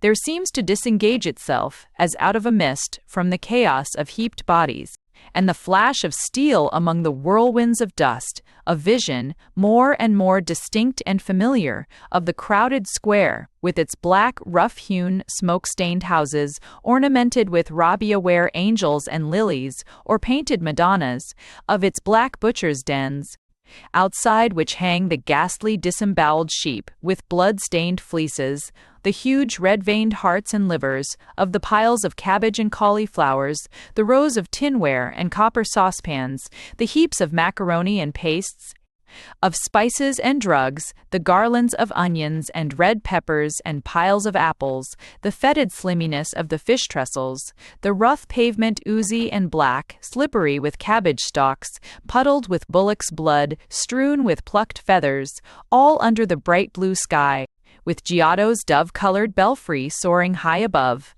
a vision, finally, of one of those deep dens, with walls all covered with majolica plates and dishes, and flashing brass-embossed trenchers, in the dark depths of which crackles perennially a ruddy fire, while a huge spit revolves, offering to the flames now one, now the other side, of scores of legs of mutton, rounds of beef, and larded chickens, trickling with the butter, unceasingly ladled by the white-dressed cooks. Roncesvalles, Charlemagne, the Paladins, paganism, Christendom, what of them? I believe in capon, roast, or boiled, and sometimes done in butter, in mead, and in must, and I believe in the pasty and the pastykins, mother and children, but above all things I believe in good wine. As Margut snuffles out in his catechism, and as to Saracens and Paladins, past, present, and future, a fig for them. But meanwhile, for all that Florentine burgesses, artisans, and humorists may think, there is in this Italy of the Renaissance something besides Florence. There is a school of poetry, disconnected with the realisms of Lorenzo and Pulci, with the Ovidian Petrarchisms of Politian. There is Ferrara, lying, as they do, between the northern Apennine slopes of Modena and the Euganean hills. The dominions of the House of Este appear at first sight merely as part and parcel of Lombardy, and we should expect from them nothing very different from that which we expect from Milan or Bologna or Padua, but the truth is different. All round Ferrara, indeed, stretches the fertile flatness of Lombard cornfields, and they produce, as infallibly as they produce their sacks of grain and tons of wine and heaps of silk cocoon, the intellectual and social equivalents of such things in Renaissance Italy: industry, wealth, comfort, skepticism, art.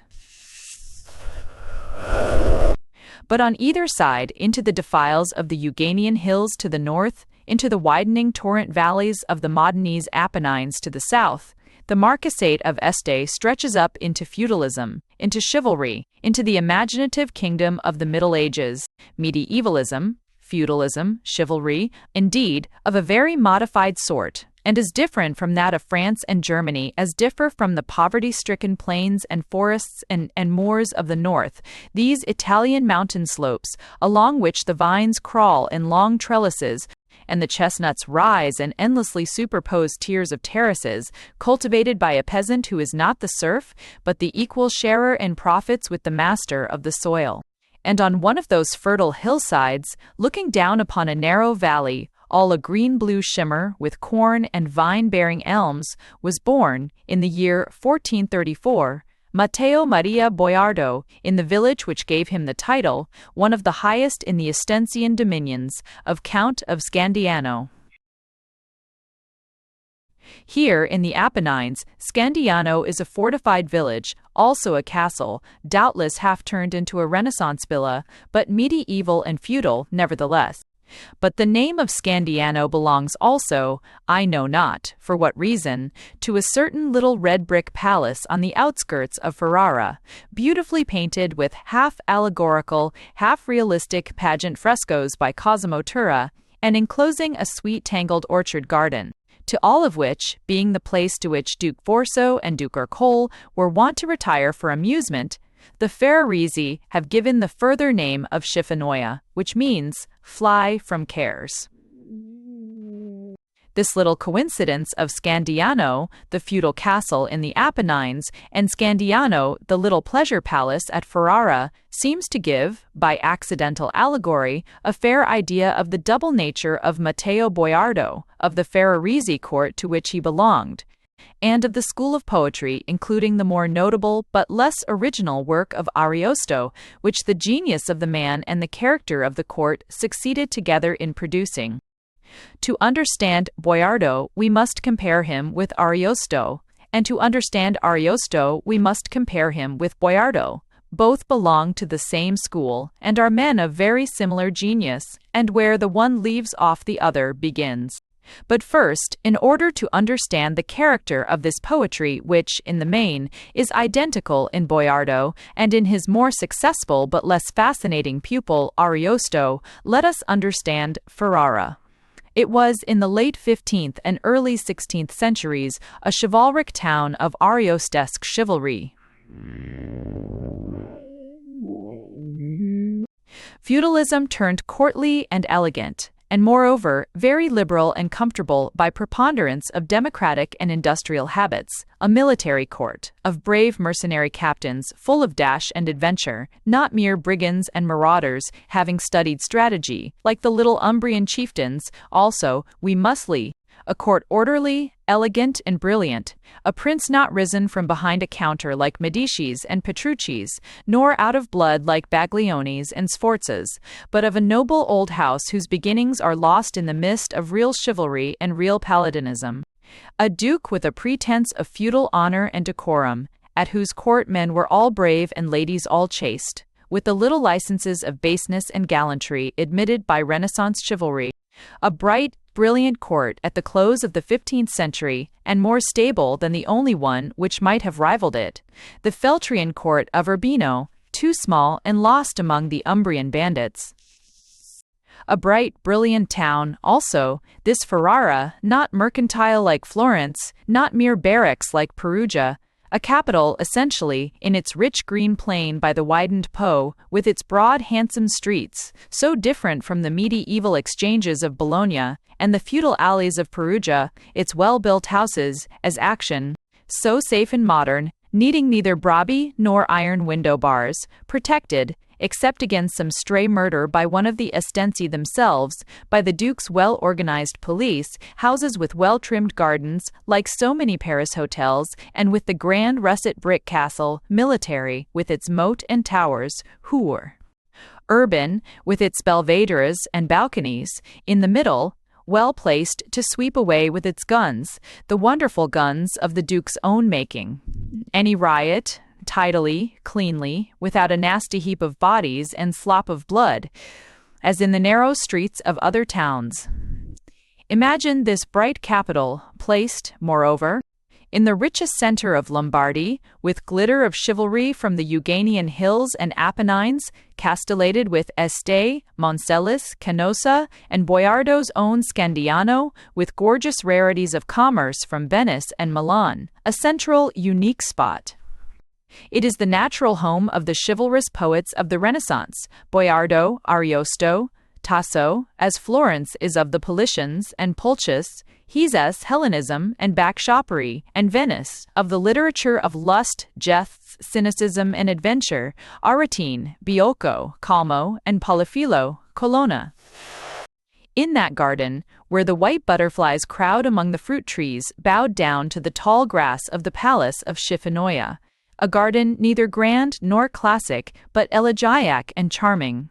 We can imagine Boiardo or Ariosto reading their poems to just such a goodly company as Giraldi, Cinthio, Ferrarese, and fond of romance, too, describes in the prologue of his Ecatomatai, gentle and spriteful ladies, with the splendid brocaded robes and the gold-filleted golden hair of Dasso Dassi's wonderful Alcina Circe, graceful youths like the princely saintly Saint John of Benvenuto Garofalo, jesters like Dasso's at Modena, brilliant captains like his St. George and St. George and St.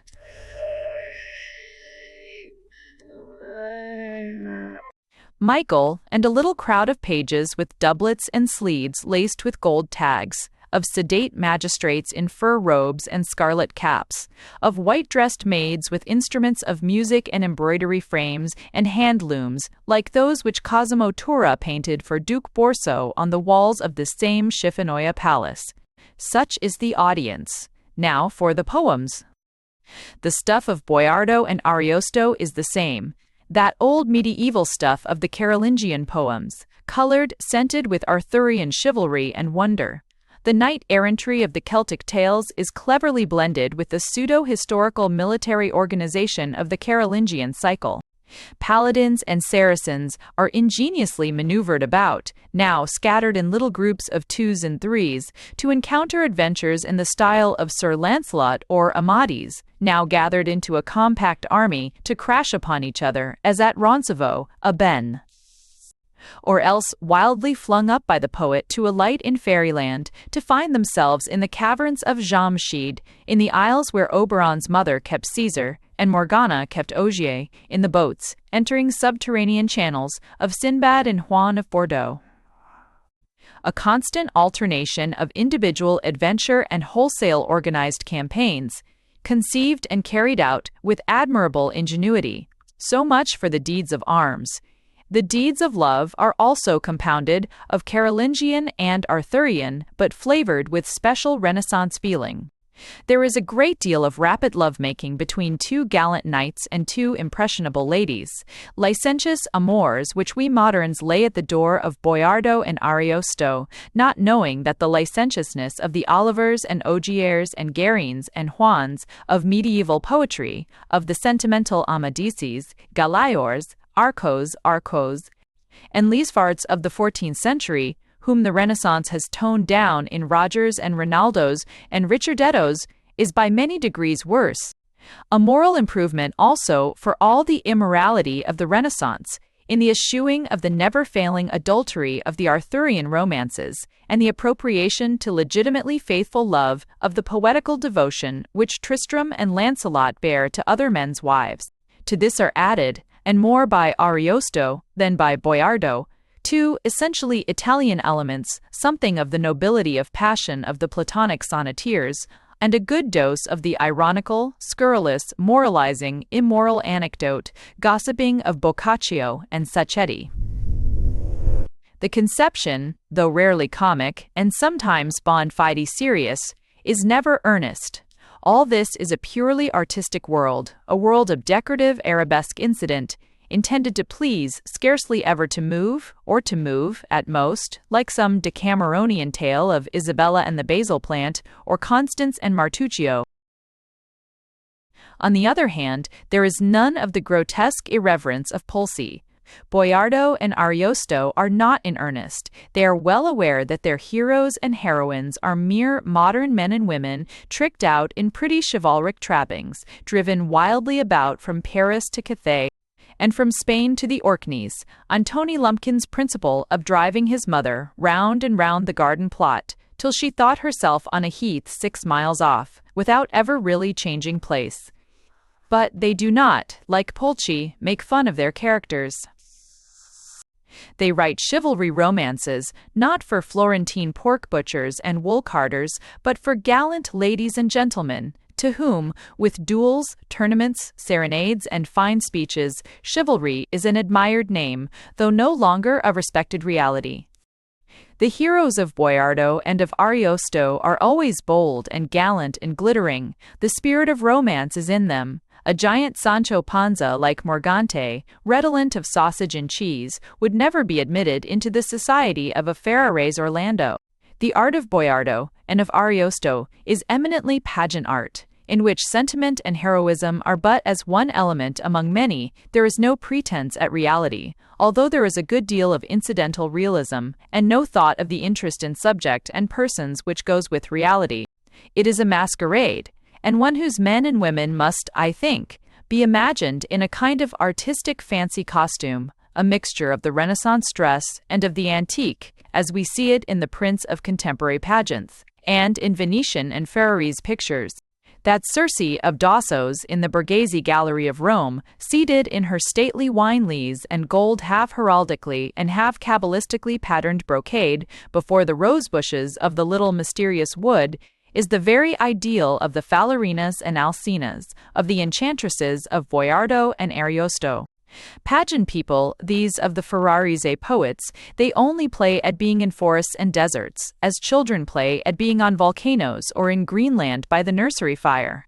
It is a kind of dressing up, a masquerading of the fancy, on boat and Emirates, and square and Sessing. Happen does they want to create of the fancy beyond bows, green beyond bows, or not disguising in order to deceive, but rather laying hold of any pretty or brilliant impressive garb that comes to hand, and putting that on in conjunction with many odds and ends, as an artist's guests might do with the silks and velvets and oriental properties of a studio.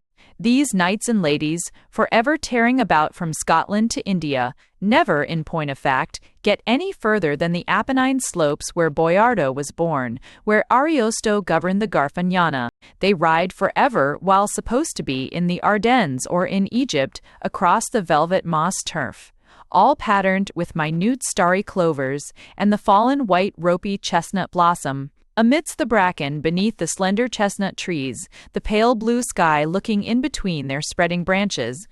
At most they lose their way in the intricacies of some seaside pineta, where the feet slip on the fallen needles, and the sun slants along the vistas of serried, red, scaly trunks, among the juniper and gorse and dry grass and flowers growing in the sea sand, into the vast mediaeval forests of Germany and France. Boiardo and Ariosto's fancy never penetrated. Such is the school, a school represented in its typical character only by Boiardo and Ariosto, but to which belong, nevertheless, with whatever differences, Tasso, Spenser, Camoens, all the poets of Renaissance romance. Here I feel that I can speak only personally, tell only of my own personal impressions and preferences.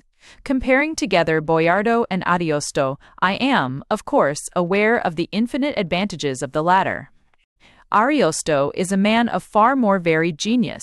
He is an artist, while Boiardo is an amateur. He is learned in arranging and ornamenting. He knows how to alternate various styles, how to begin and how to end. Moreover, he is a scholarly person of a more scholarly time. He is familiar with the classics, and, what is more important, he is familiar with the language in which he is writing. He writes exquisitely harmonious, supple, and brilliant Tuscan verse, with an infinite richness of diction, while poor Boiardo jogs along in a language which is not the Lombard dialect in which he speaks, and which is very uncouth and awkward, as is every pure language for a provincial. Indeed, so much so that the pedantic Tuscans require Burney to make Tuscan elegant, to ingentilire with infinite loss to quaintness and charm, the Orlando innamorato of poor Ferrarese, Boiardo. Moreover, Ariosto has many qualities unknown to Boiardo. Wit, malice, stateliness, decided eloquence, and power of simile and apostrophe. He is a symphony for full orchestra. And Boiardo, a mere melody played on a single fiddle, which good authorities and no one dare contest with Italians when they condemn anything not Tuscan as jargon, pronounced to be no Cremona. All these advantages Ariosto certainly has, and I do not quarrel with those who prefer him for them, but many of them distinctly take away from my pleasure. I confess that I am bored by the beautifully written moral and allegorical preludes of Ariosto's cantos. I would willingly give all his aphorism and all his mythology to get quickly to the story. Also, I resent his admirable rhetorical flourishes about his patrons, his Ercoles, Ippolitos, and Isabellas. They ring false, dreadfully false and studied, and Boiardo's quickly dispatched friendly greeting of his friends, his courteous knights and gentle ladies, pleases me much better.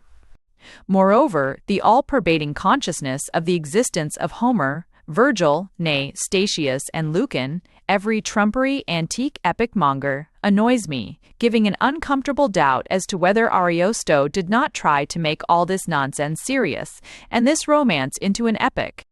All this occasional Virgilian stateliness, alternated with a kind of polished Decameronian gossipy cynicism, diverts my attention, turns paladins and princesses too much into Tudor-educated gentlemen, into Bandello and Cinthio, reading ladies of the 16th century. The picture painted by Ariosto is finer, but you see too much of the painter. He and his patrons take up nearly the whole foreground, and they have affected, idealized faces and would-be dignified and senatorial poses.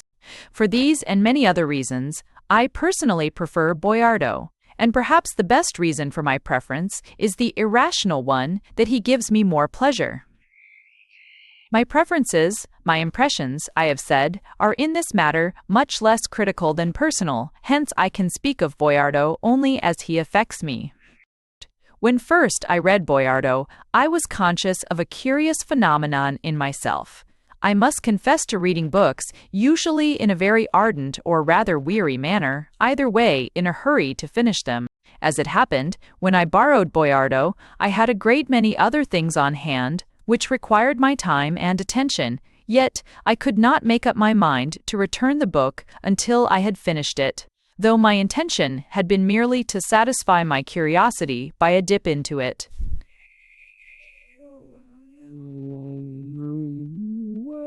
I went on, without that eager desire to know what follows, which one has in a novel, drowsily, with absolute reluctance to leave off.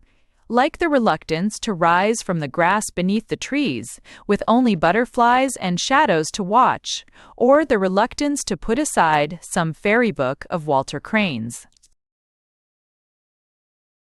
It was like strolling in some quaint, ill-trimmed old garden, finding fresh flowers, fresh bits of lichened walls, fresh fragments of broken earthenware ornaments. Or, rather, more like a morning in the cathedral library at Siena, the place where the gorgeous choir books are kept, itself illuminated like missal pages by Pinturicchio, amused, delighted, not moved nor fascinated, finding every moment something new, some charming piece of gilding, some sweet-plumed head, some quaint little tree or town, making a journey of lazy discovery in a sort of world of Prince Charmings, the real realm of the Fairy Queen. Quite different in enchantment from the country of Spenser's Gloriana, with its pale allegoric ladies and knights, half human, half metaphysical, and its make-believe allegorical ogres and giants. This is the real fairyland, this of Boiardo, no mere outskirts of Ferrara, with real, playfully cynical Ferrarese men and women tricked out as paladins and amazons, and making fun of their disguise, as in Ariosto. No wonderland of Tasso, with enchanted gardens copied out of Bolognese pictures and miraculous forests learned from theater mechanicians, wonders imitated by a great poet from the cardboard and firework wonders of Bianca Capello's wedding feasts. This is the real fairyland, the wonderland of medieval romance and of Persian and Arabian tales, no longer solemn or awful, but brilliant, sunny, only half believed in, the fairyland of the Renaissance, superficially artistic with its lightest, brightest fancies. and its charming realities, its cloistered and painted courts with plashing fountains, its tapestried and inlaid rooms, its towered and belvedered villas, its quaint clipped gardens full of strange oriental plants and beasts, and all this transported into a country of wonders. Where are the gardens of the Hesperides, the fountain of Merlin, the tomb of Narcissus, the castle of Morgan Le Fay, every quaint and beautiful fancy, antique and medieval, mixed up together, as in some Renaissance picture of Botticelli or Rosselli or Filippino, where knights in armor descend from Pegasus before Roman temples, where swarthy white-turbaned Turks, with oddly bunched-up trousers and jeweled caftans, and half-naked oak-crowned youths, like genii descended, pensive and wondering, from some antique sarcophagus, and dapper princelets and stalwart knights, and citizens and monks, all crowd round the altar of some wonder-working Macone, or Abilene, or Trebigante, some comic, dreadful, apish figure, mummed up in half-antique, half-oriental garb. Or else we are led into some dainty, pale-tinted panel of Botticelli, where the maidens dance in white clinging clothes, strewing flowers onto the flower-freaked turf. Or into some of Poliphylo's vignettes, where the gentle ladies, seated with lute and viol under vine trellises, welcome the young gallant, or poet, or knight. Such is the world of Boiardo. Spenser has once or twice peeped in, painted it, and given us exquisite little pictures, as that of Malacasta's castle, all hung with mythological tapestries, that of the enchanted chamber of Britomart, and those of Sir Calidore meeting the Graces, and of Helenor dancing with the satyrs. But Spenser has done it rarely, trembling to return to his dreary allegories. Equal to these single pictures by Spenser, Boiardo has only one or two, but he keeps us permanently in the world where such pictures are painted. Boiardo is not a great artist like Spenser, but he is a wizard, which is better. He leads us unceasingly through the little dreamy laurel woods, where we meet crisp-haired damsels tied to pine trees, or terrible dragons, or enchanted wells, through whose translucent green waters we see brocaded rooms full of fair ladies.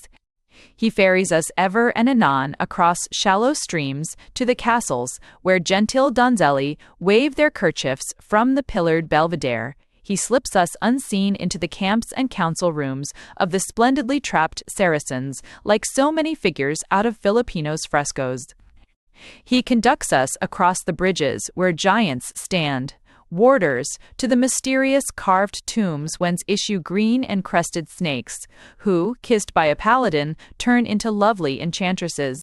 He takes us beneath the beds of rivers and through the bowels of the earth, where kings and knights turned into statues of gold sit round tables covered with jewels, illumined by carbuncles more wonderful than that of Jamshid, grain. Or through the mazes of fairy gardens, where every ear of corn, cut off, turns into a wild beast, and every fallen leaf into a bird, where hydras watch in the waters, and lamias rear themselves in the grass, where Orlando must fill his helmet with roses, lest he hear the voice of the sirens. Where all the wonders of antiquity, the snake women, the Circes, the sirens, the hydras and fauns live, strangely changed into something infinitely quaint and graceful, still half antique, yet already half Arabian or Celtic, in the midst of the fairyland of Merlin and of Oberon, live, move, transform themselves afresh.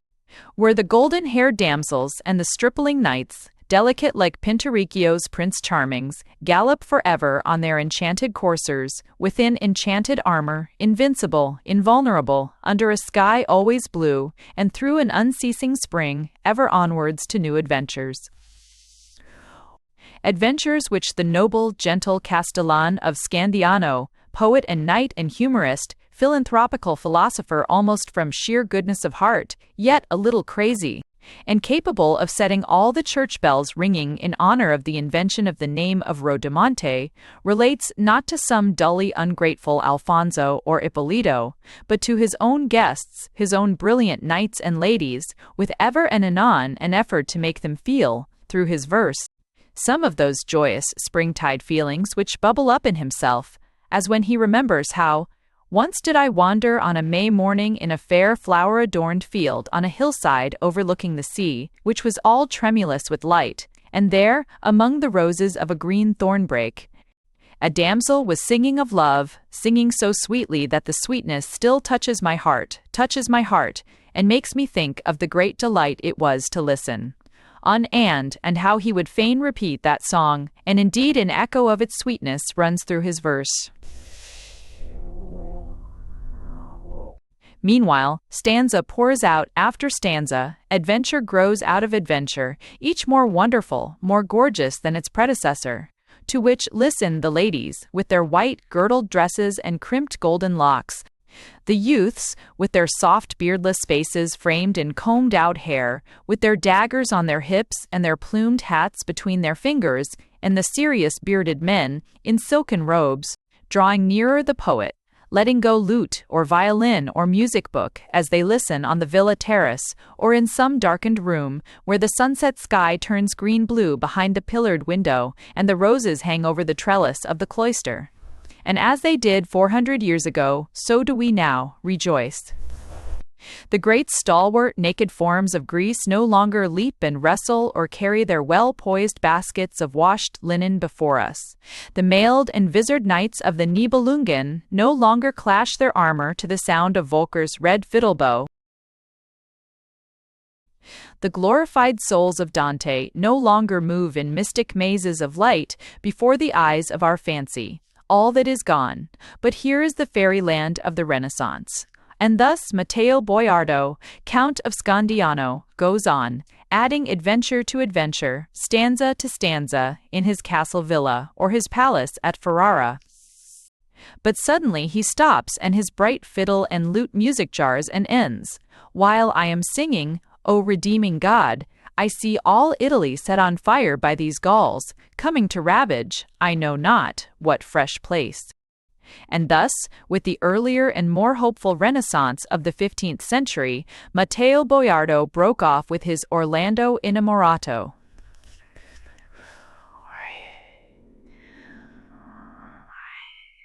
Seems to have become impossible after the ruin of Italian liberty and prosperity, the frightful showing up of Italy's moral and social and political insignificance at the beginning of the 16th century.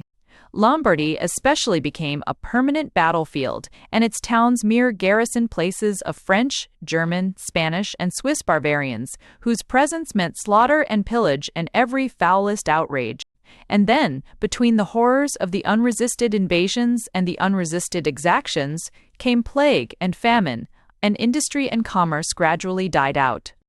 A few princes, subsidized and guarded by French or imperialists, kept up an appearance of cheerfulness, but the courts even grew more gloomy as the people grew more miserable. There is more joking, more resonant laughter in Ariosto than in Boiardo, but there is very much less serenity and cheerfulness, ever and anon, a sort of bitterness, a dreary moralizing tendency, a still more dreary fit of prophesying future good in which he has no belief, comes over Ariosto. Burney, who rewrote the Orlando Innamorato in choice Tuscan, and who underlined every faintly marked jest of Boiardo's with evident preoccupation of the ludicrous effects of the Morgante Maggiore Burney, or Burney even could not keep up his spirits. Into the middle of Boiardo's serene fairyland adventures, he inserted a description of the sack of Rome, which is simply harrowing.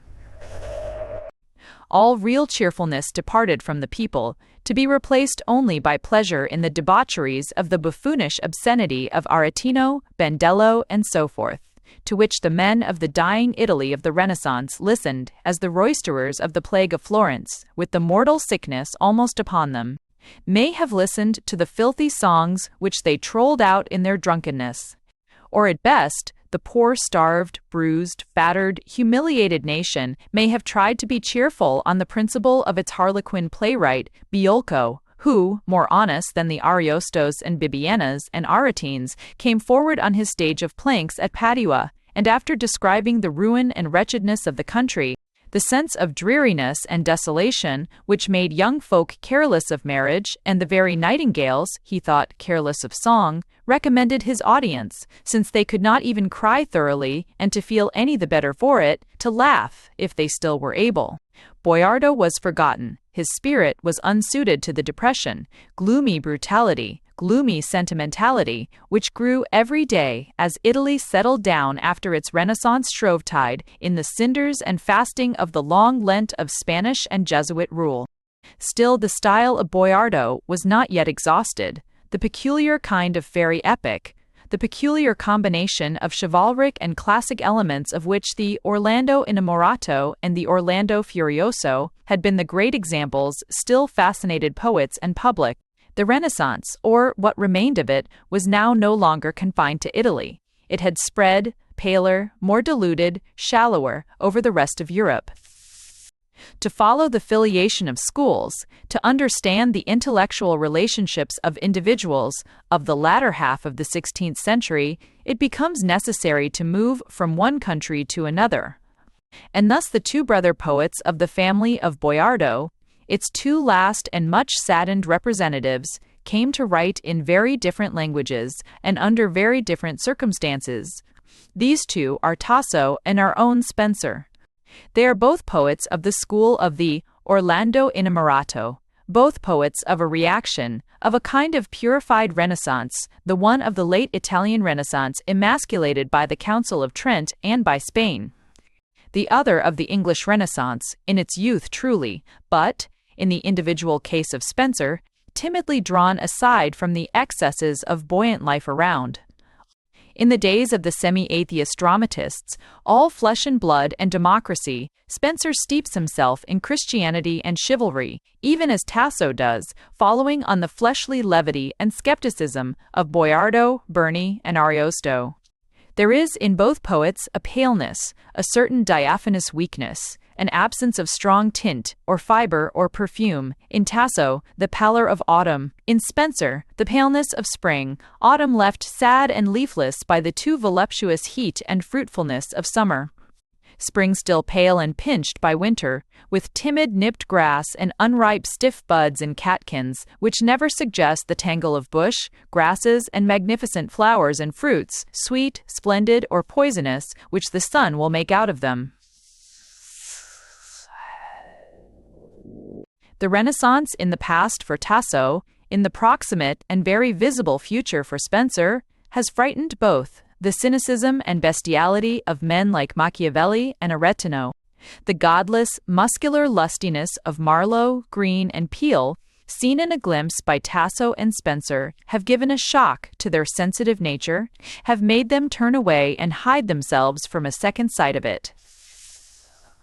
They both take refuge in a land of fiction, of romance, from the realities into which they dread to splash.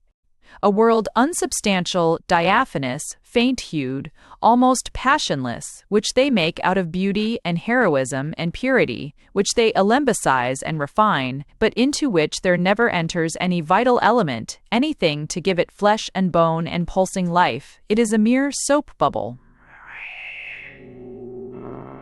And beautiful as is this world of their own making, it is too negative even for them.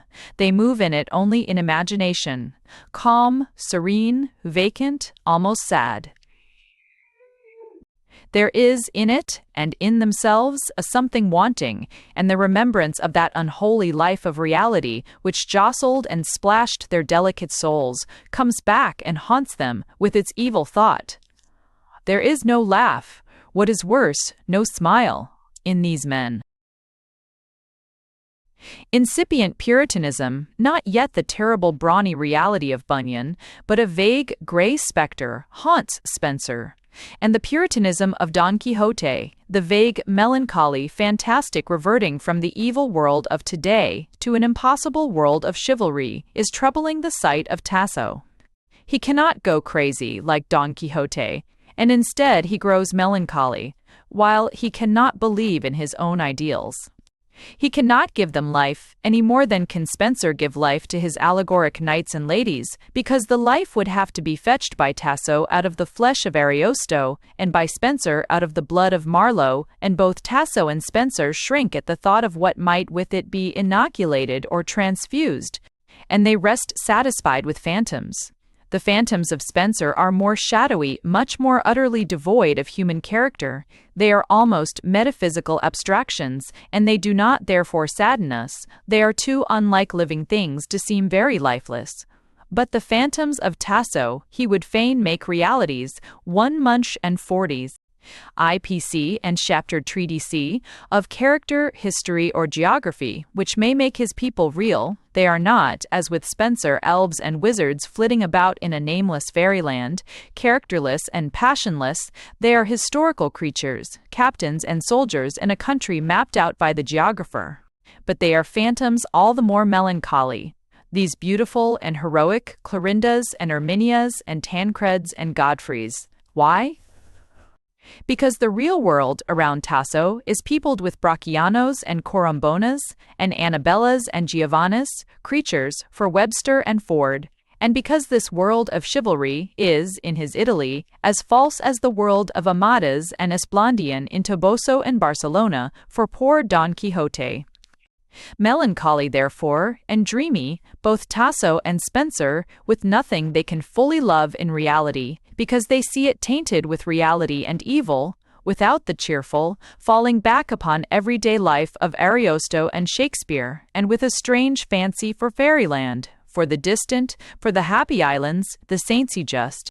Brandon's Isles, the country of the fountain of youth, the country of which vague reports have come back with the ships of Raleigh and Ponce de Leon. Tasso and Spenser are happiest in their calm, melancholy way when they can let themselves go in daydreams and talk of things in which they do not believe, of diamond shields which stun monsters, of ointments which cure all ills of body and of soul, of enchanted groves whose trees sound with voices, and lutes, of boats in which, steered by fairies, we can glide across the scarcely rippled summer sea, and watching the ruins of the past, time and reality left behind, set sail for some strange land of bliss. And there is in the very sensuousness and love of beauty of these men a vagueness and melancholy, a constant marking sense of the fleeting and of the eternal, as in that passage, translated from the languidly sweet Italian perfection of Tasso into the timid, almost scentless English of Spenser. Così trapassa al trapassar d'un giorno. So passeth, in the passing of a day, of mortal life, the leaf, the bud, the flower, the flower. No more doth flourish after first decay, that erst was sought to deck both bed and bowry, of many a lady and many a paramory. Gather therefore the rose whilst yet is prime, for soon comes age that will her pride deflower. Gather the rose of love, whitest yet is time, whitest loving thou mayest loved be, why the equal crime. A sense of evanescence, of dream-likeness, quite different from the thoughtless enjoyment of Boiardo, from the bold and manly facing of the future, the solemn, strong sense of life and death, as of waking realities, of the Elizabethan dramatists, even of weaklings like Massinger and Beaumont. In Tasso and in Spenser there is no such joyousness, no such solemnity, only a dreamy watching, a regret which is scarcely a regret, at the evanescence of pale beauty and pale life, of joys feebly felt and evils meekly borne. With Tasso and Spenser comes to a close the school of Boiardo, the small number of real artists who finally gave an enduring and beautiful shape to that strangely mixed and altered material of romantic epic left behind by the Middle Ages, comes to an end at least till our own day of appreciative and deliberate imitation and selection and rearrangement of the artistic forms of the past, until the revival, after much study and criticism, by our own poets of Arthur and Gudrun and the Fortunate Isles, the world had had enough of medieval romance.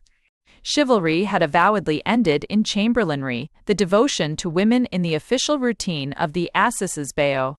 the last romance to which the late Renaissance had clung, which made it sympathize with Juan, Ogier, Orlando, and Rinaldo, which had made it take delight still in the fairyland of Oberon, of Falerina, of Alcina, of Armida, of Acrasia. The romance of the New World had also turned into prose of blood-stained filth. The humanistic and rationalistic men of the Renaissance had doubtless early begun to turn up their noses in dainty dilettantism or scientific contempt at what were later to be called by Montaigne, "Ces Lancelots de Lac, ces Amadis, ces Juans et tels fatras de livre, à quoi l'enfance s'amusait, and by Ben Jonson. Public nothings, abortives of the fabulous dark cloister, sent out to poison courts and infect manners. The public at large was more constant, and still retained a love for medieval romance. But more than humanities, more than scientific skepticism and religious puritanism did the slow dispelling of the illusion of El Dorado and the Fortunate Isles. Mankind set sail for America in brilliant and knightly gear, believing in fountains of youth and St. Brandon's Isles, with Ariosto, Tasso, and Spencer still in its pockets. It returns from America either as the tattered, fever-stricken ruffian, or as the vulgar, fat upstart of Spanish comedy, returns without honor or shame, holding money, and next to money, Negroes, of greater account than any insignia of paladinship or the Round Table. It is brutal, vulgar, cynical, at best, very sad, and it gets written for its delectation. The comic tragic novels of rapscallions, panders, prostitutes, and card-sharpers, which from Lazarillo de Tormes to Gil Blas, and from Gil Blas to Tom Jones, finally replace the romances of the Lancelots, Galahads, Rinaldos, and Orlandos. Thus did the medieval romantic epic stuffs suffer alteration, adulteration, and loss of character throughout the long period of the Middle Ages without ever receiving an artistic shape, such as should make all men preserve and cherish them, for the only thing which makes men preserve and cherish such things, that never to be wasted quality, beauty. The Middle Ages were powerless to endow therewith their own subjects, so the subjects had to wait, altering more and more with every passing day till the coming of the Renaissance. And by that time these subjects had ceased to have any serious meaning whatever. The Roland of the Song of Roncevaux had become the crazy Orlando of Ariosto. The Renaud of the Quatre Filles Aimon had become the Rinaldo, thrashed with sheaves of lilies by Cupid, of Matteo Boiardo. The Renaissance took up the old epic romantic materials and made out of them works of art. But works of art which, as I said before, were playthings, gets written for its delectation. The comic tragic novels of rapscallions, panders, prostitutes, and card-sharpers, which, from Lazarillo de Tormes to Gil Bias, and from Gil Bias to Tom Jones, finally replaced the romances of the Lancelots, Galahads, Rinaldos, and Orlandos. Medieval love. On laying down the Vita Nuova, our soul is at first filled and resounding with the love of Beatrice. Whatever habits or capacities of noble loving may lurk within ourselves have been awakened by the solemn music of this book, and have sung in unison with Dante's love till we have ceased to hear the voice of his passion, and have heard only the voice of our own. When the excitement has diminished, when we have grown able to separate from our own feelings the feelings of the man dead these 5 centuries and a half, and to realize the strangeness, the obsoleteness of this love, which for a moment had seemed our love, then a new phase of impressions has set in, and the Vita Nuova inspires us with mere passionate awe. Awe before this passion, which we feel to be no longer our own, but far above and distant from us, as in some rarer stratum of atmosphere. Awe before this woman who creates it, or rather who is its creation. Even as Dante fancied that the people of Florence did when the bodily presence of this lady came across their path, so do we cast down our glance as the image of Beatrice passes across our mind. Nay, the glory of her, felt so really while reading the few, meager words in the book, is stored away in our heart and clothes with a faint aureole, the lady. If ever in our life we chance to meet her, in whom, though Dante tells us nothing of stature, features, eyes, or hair, we seem to recognize a likeness to her on whose passage Ogni lingua divien, termando muta, or egli occhi non ardiscan di guardare. Passion like this, to paraphrase a line of Rossetti's, is genius, and it arouses in such as look upon it the peculiar sense of wonder and love, of awe-stricken raising up of him who contemplates, which accompanies the contemplation of genius. But it may be that one day we feel, instead of this, wonder indeed, but wonder mingled with doubt.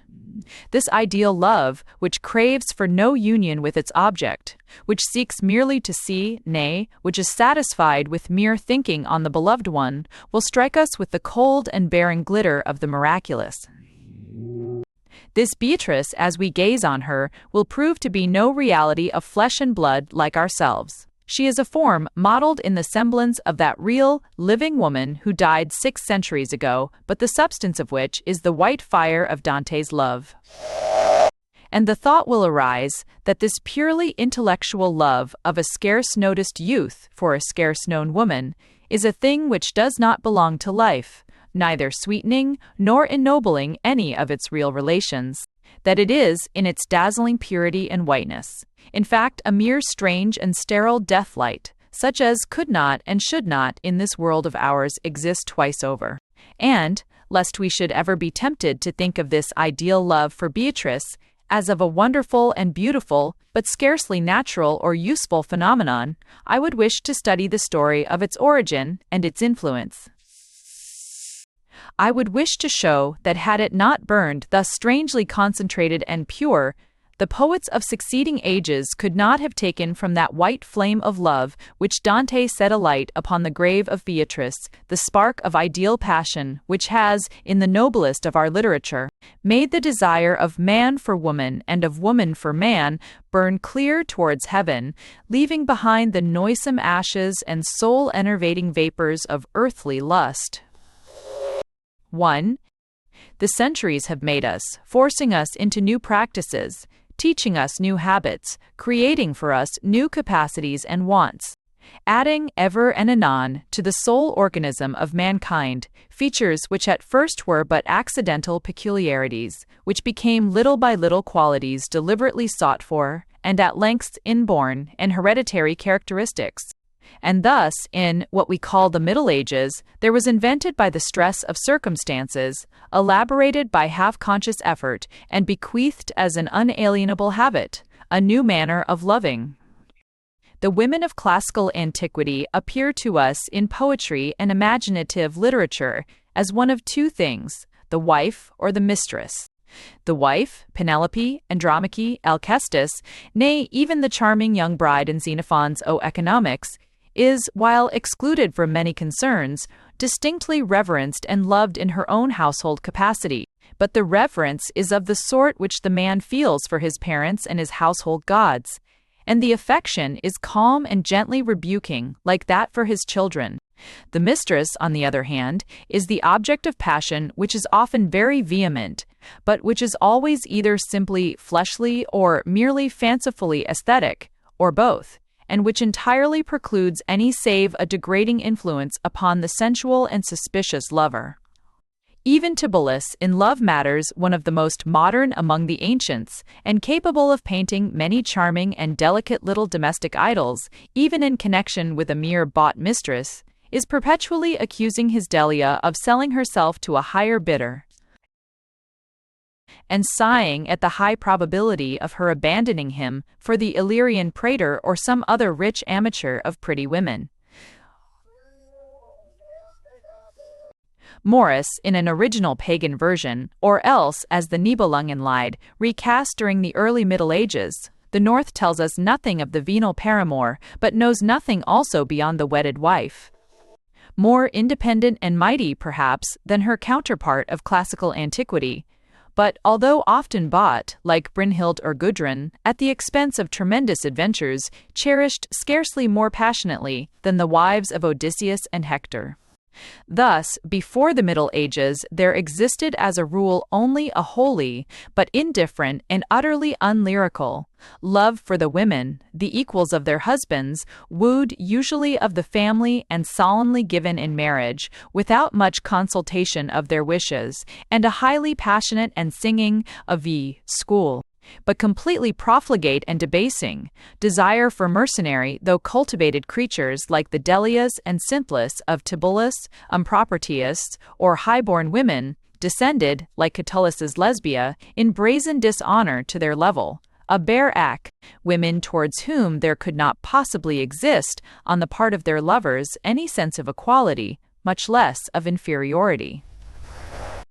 To these two kinds of love, chaste but cold, and passionate but unchaste, the Middle Ages added, or rather opposed, a new manner of loving, which, although a mere passing phenomenon, has left the clearest traces throughout our whole mode of feeling and writing. To describe medieval love is a difficult matter, and to describe it except in negations is next to impossibility. I conceive it to consist in a certain sentimental, romantic, idealistic attitude towards women, not by any means incompatible, however, with the grossest animalism, an attitude presupposing a complete moral, aesthetical, and social superiority on the part of the whole sex, inspiring the very highest respect and admiration independently of the individual's qualities, also, and reaching the point of actual worship, varying from the adoration of a queen by a courtier to the adoration of a shrine by a pilgrim, in the case of the one particular lady who happens to be the beloved. An attitude in the relations of the sexes which results in love becoming an indispensable part of a noble life, and the devoted attachment to one individual woman a necessary requisite of a gentlemanly training. Medieval love is not merely a passion, a desire, an affection, a habit, it is a perfect occupation. It absorbs, or is supposed to absorb, the individual, it permeates his life like a religion. It is not one of the interests of life, or rather, one of life's phases, it is the whole of life. All other interests and actions, either sinking into an unsingable region below it, or merely embroidering a variegated pattern upon its golden background. Medieval love, therefore, never obtains its object, however much it may obtain the woman, for the object of medieval love, as of medieval religious mysticism, is not one particular act or series of acts, but is its own exercise, of which the various incidents of the drama between man and woman are merely so many results. It has not its definite stages, like the love of the men of classical antiquity or the heroic time of the North. Its stages of seeking, obtaining, cherishing, guarding, it is always at the same point, always in the same condition of half-religious, half-courtier-like adoration, whether it be triumphantly successful or sighingly despairing. The man and the woman, or rather, I should say, the knight and the lady, for medieval love is an aristocratic privilege, and the love of lower folk is not a theme for song. The knight and the lady therefore seem always, however knit together by habit, nay, by inextricable meshes of guilt, somehow at the same distance from one another. Once they have seen and loved each other, their passion burns on always evenly, burns on at least theoretically to all eternity. It seems almost as if the woman were a mere shrine, a mysterious receptacle of the ineffable, a grail cup, a consecrated wafer, but not the ineffable itself. For there is always in medieval love, however fleshly the incidents which it produces, a certain platonic element. That is to say, a craving for, a pursuit of, something which is an abstraction impossible to define in its constant shifting and shimmering, and which seems at one moment a social standard, a religious ideal, or both, and which merges forever in the dazzling, vague sheen of the eternal feminine. Hence, one of the most distinctive features of medieval love, an extraordinary sameness of intonation, making it difficult to distinguish between the bona fide passion for which a man risks life and honor, and the mere conventional gallantry of the knight who sticks a lady's glove on his helmet as a compliment to her rank, nay, between the impure adoration of an adulterous Lamia, like Weisselt, and the mystical adoration of a glorified Mother of God. For both are women, both are ladies, and therefore the greatest poet of the early Middle Ages, Gottfried von Strasberg, sings them both with the same religious respect and the same hysterical rapture. This medieval love is furthermore a deliberately expected, sought for, and received necessity in a man's life. It is not an accident, much less an incidental occurrence to be lightly taken or possibly avoided. It is absolutely indispensable to man's social training, to his moral and aesthetical self-improvement, or also Kach, for action, or taxton, or texten, or taxton. Hence, where it does not arise of itself, and where a man is full of the notion of such love, it is rare that it does not come but too soon. It has to be sought for. Ulrich von Liechtenstein, in his curious autobiography written late in the 12th century, relates how, ever since his childhood, he had been aware of the necessity of the loyal love service of a lady for the accomplishment of knightly duties, and how, as soon as he was old enough to love, he looked around him for a lady whom he might serve, a proceeding renewed in more prosaic days and with a curious pedantic smack by Lorenzo de' Medici, and then again, perhaps for the last time, by the Knight of La Mancha, in that memorable discussion which ended in the enthronement as his heart's queen of the unrivaled Dulcinea of Toboso. Effervescent Ladies' Service is the name given by Ulrich von Liechtenstein, a medieval Quixote, outshining by far the mad Provençals Rudel and Vidal, to the memoirs very delightfully done into modern German by Ludwig Tieck. And ladies' service is the highest occupation of knightly leisure, the subject of the immense bulk of medieval poetry.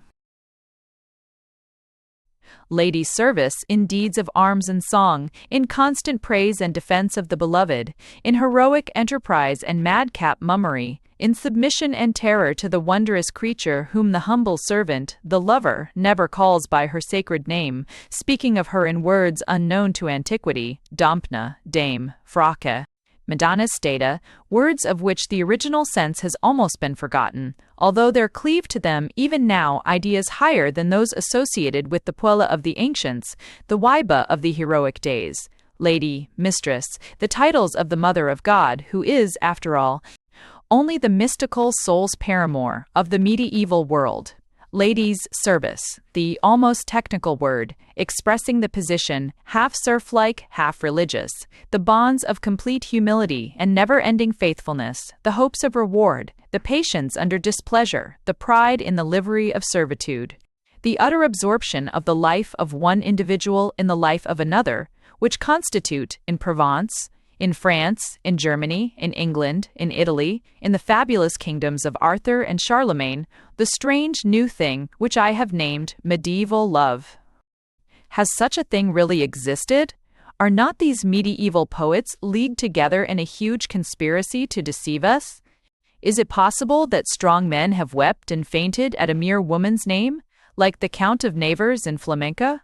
Or that their mind has swooned away in months of reverie like that of Parsifal in Eschenbach's poem, that worldly, wise, and witty men have shipped off and died on sea for love of an unseen woman like Joffre Rudel, or dressed in wolf's hide and lurked and fled before the huntsman like Père Vidal, or mangled their face and cut off their finger, and, clothing themselves in rags more frightful than Nessus's robe, mixed in the untouchable band of lepers like Ulrich von Liechtenstein. Is it possible to believe that the insane enterprises of the Amadises, Leifarts, and Felix Martes of late medieval romance, that the behavior of Don Quixote in the Sierra Morena ever had any serious models in reality?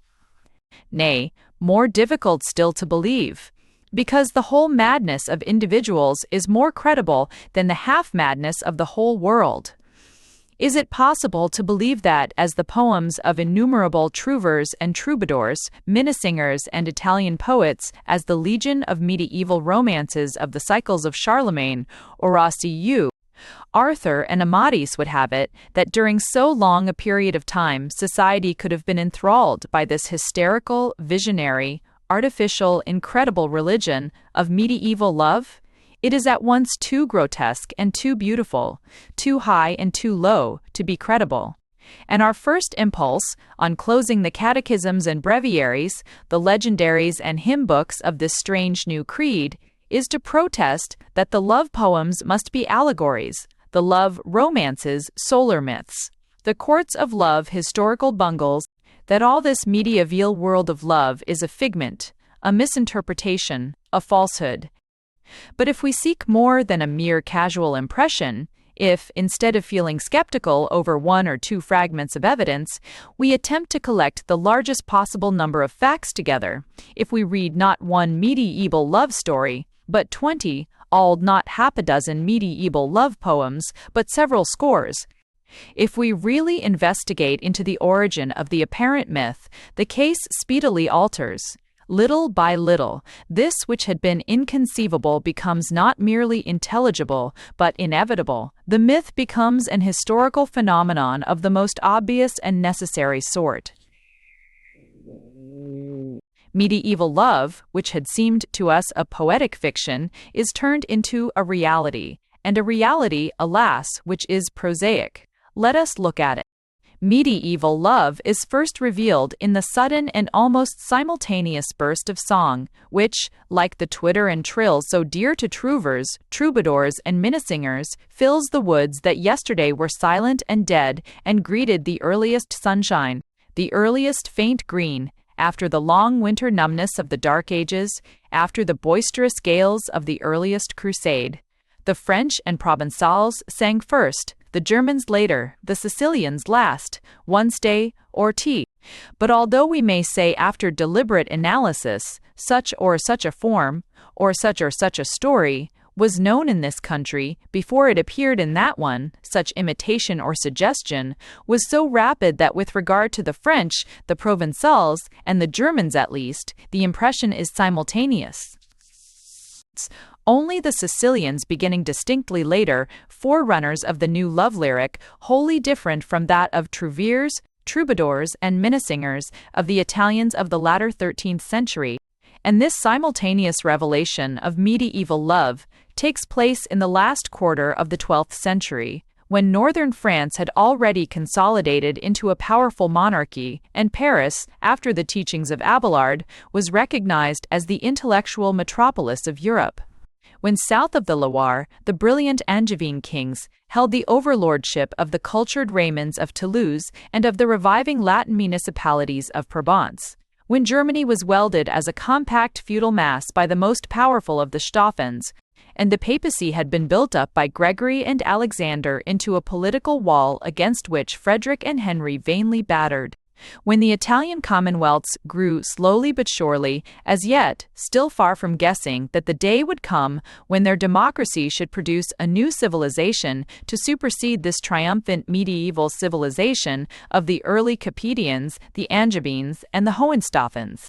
Europe was setting forth once more for the East, but no longer as the ignorant and enthusiastic hordes of Peter the Hermit. Asia was the great field for adventure, the great teacher of new luxuries, at once the El Dorado and the grand tour of all the brilliant and inquisitive and unscrupulous chivalry of the day. And, while into the West were insidiously entering habits and modes of thought of the East, throughout Germany and Provence, and throughout the still obscure free burgs of Italy, was spreading the first indication of that emotional mysticism which, 20 or 30 years later, was to burst out in the frenzy of spiritual love of St. Francis and his followers. The moment is one of the most remarkable in all history, the premature promise in the 12th century of that intellectual revival, which was delayed throughout northern Europe until the 16th. It is the moment when society settled down, after the anarchy of 800 years, on its feudal basis, a basis fallaciously solid, and in whose presence no one might guess that the true and definitive Renaissance would arise out of the democratic civilization of Italy. Such is the moment when we first hear the almost universal song of medieval love. This song comes from the triumphantly reorganized portion of society, not from the part which is slowly working its way to reorganization, not from the timidly encroaching burghers, but from the nobles. The reign of town poetry, of Fableau and Meistersang, comes later. The poets of the early Middle Ages, trouvers, troubadours, and minnesingers are, with barely one or two exceptions, all knights, and their song comes from the castle. Now, in order to understand medieval love, we must reflect for a moment upon this feudal castle, and upon the kind of life which the love poets of the late 12th and early 13th century, whether lords like Bertram de Born and Guillaume de Poitiers among the troubadours, the Vidame de Chartres, Maurice de Craon, and the Duke of Brabant among the trouvers of northern France, like Ulrich von Liechtenstein among the minnesingers, or retainers and hangers-on, like Bernard de Ventador and Armand de Marolles, like Christians de Troyes, Guises Brules, or Queens de Bethune, like Walther, Wolfram, and Tannhäuser. Great or small, good or bad, saw before them and mixed with in that castle. The castle of a great feudatory of the early Middle Ages, whether north or south of the Loire, in Austria or in Franconia, is like a miniature copy of some garrison town in barbarous countries. There is an enormous numerical preponderance of men over women. For only the chiefs in command, the overlord, and perhaps one or two of his principal kinsmen or adjutants, are permitted the luxury of a wife. The rest of the gentlemen are subalterns, younger sons without means, youths sent to learn their military duty and the ways of the world, or writing. A whole pack of men without wives, without homes, and usually without fortune. High above all this deferential male crowd moves the lady of the castle, high-born, proud, having brought her husband a dower of fiefs often equal to his own, and of vassals devoted to her race. About her she has no equals.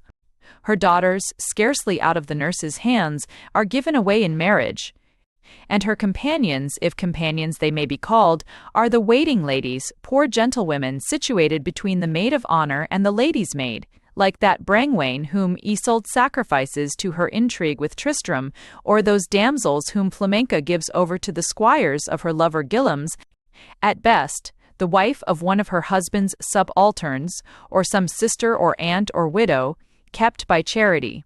Round this lady, the stately, proud lady, perpetually described by medieval poets, flutters the swarm of young men, all day long, in her path.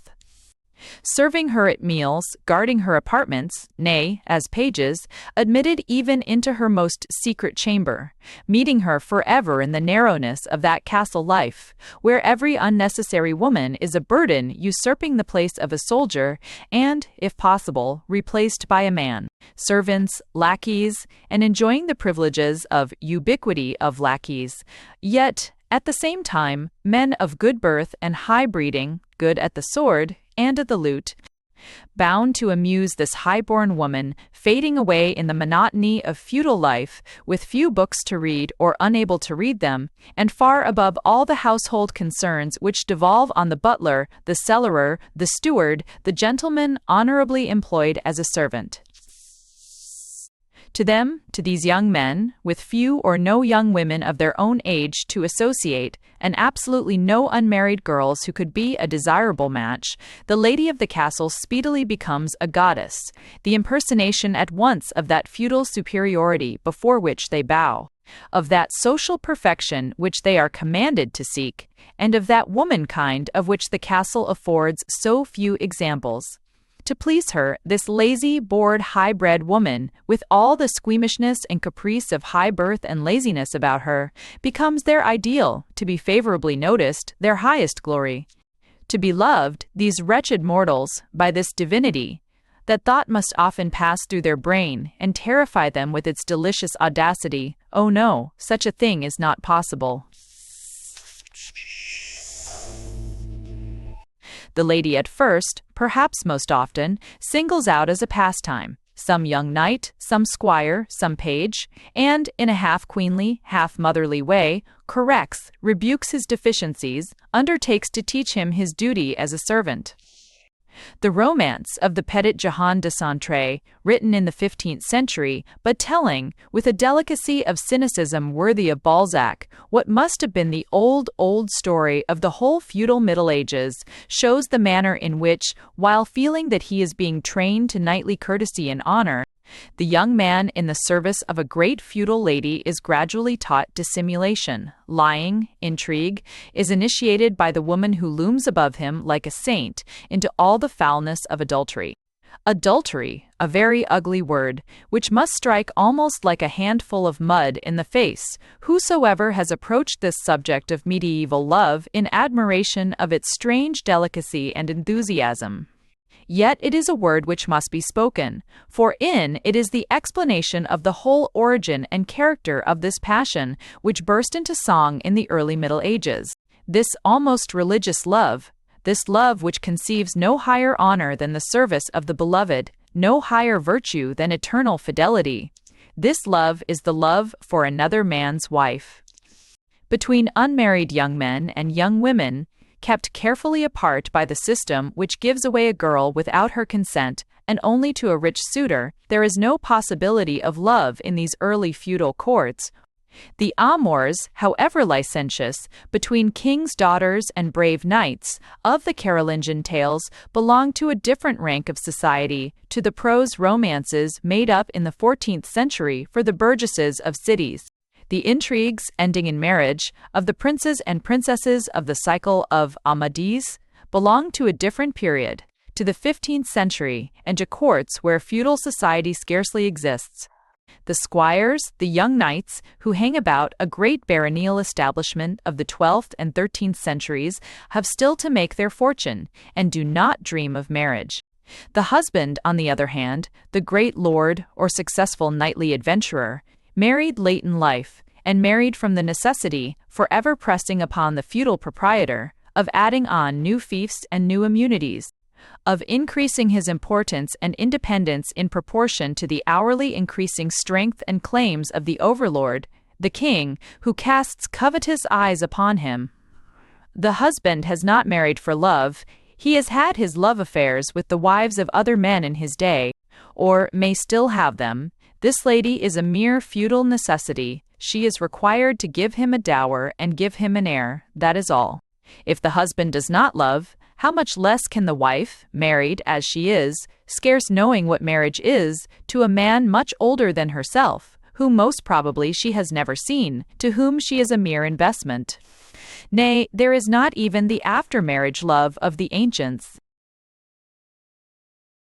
This wife is not the housekeeper, the woman who works that the man's house may be rich and decorous, not even the nurse of his children, for the children are speedily given over to the squires and duennas. She is the woman of another family who has come into his, the stranger who must be respected, as that most typical medieval wife, Eleanor of Guienne, was respected by her husbands on account of her fiefs, her vassals, her kinsfolk, but who cannot be loved. Can there be love between man and wife? There cannot be love between man and wife. This is no answer of mine, fantastically deduced from medieval poetry. It is the answer solemnly made to the solemnly asked question by the court of love held by the Countess of Champagne in 1174, and registered by Master Andrew the King of France's chaplain, Dissimus enim et stabilito, tenore fermomus amorem non passe inter duos jugales estois extendere vires. And the reason alleged for this judgment brings us back to the whole conception of medieval love as a respectful service humbly waiting for a reward.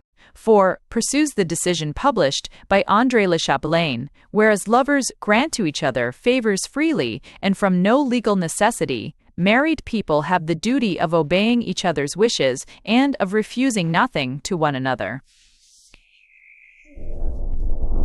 No love is possible between man and wife, repeat the courts of love, which, consisting of all the high-born ladies of the province and presided by some mighty queen or princess, represent the social opinions of the day. But this lady, says a knight, Miles, before the love tribunal of Queen Eleanor, promised to me that if ever she should lose the love of her lover, she would take me in his place. She has wedded the man who was her lover, and I have come to claim fulfillment of her promise.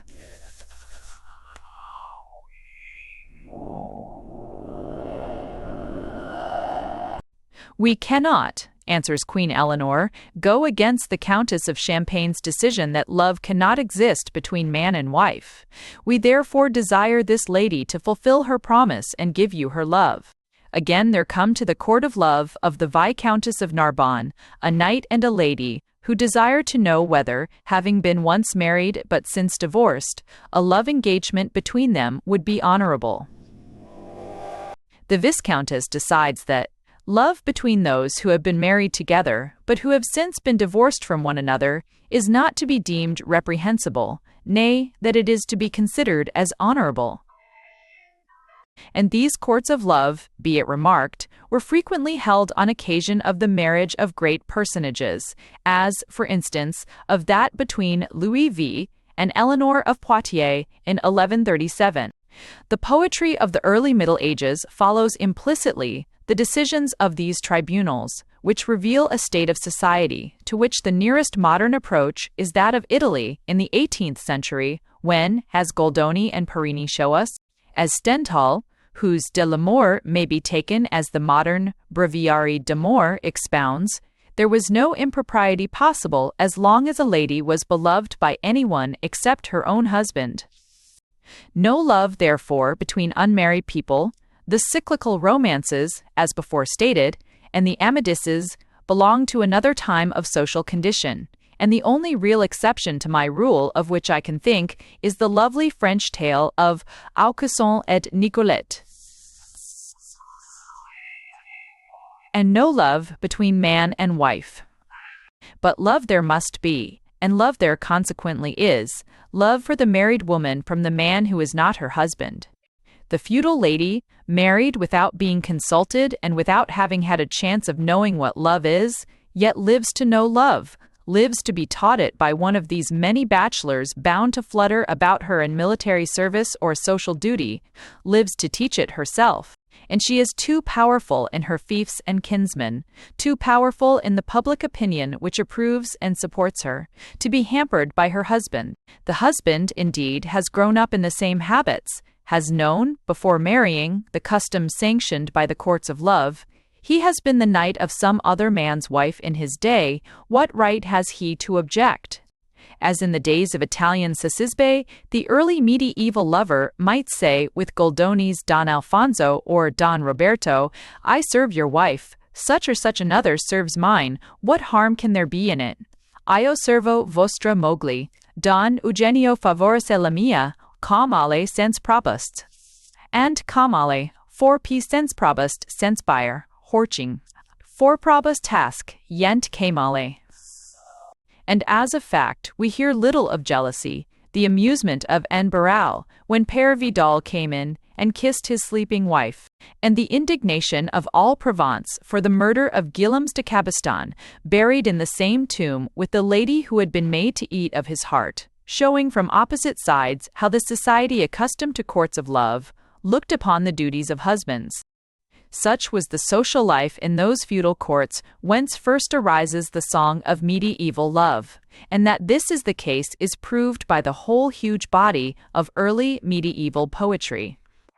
We must not judge, as I have said, either by poems of much earlier date, like the Nibelungen and the Carolingian and Chansons de Gesta, which merely received a new form in the early Middle Ages, still less from the prose romances of Melusine, Milles et Amis, Polymon and Archite, and a host of others which were elaborated only later and under the influence of the quite unfeudal habits of the great cities, and least of all from that strange late Southern cycle of the Amadises, from which, odd as it seems, many of our notions of chivalric love have, through our ancestors, through the satirists or burlesque poets of the 16th and 17th centuries, been inherited.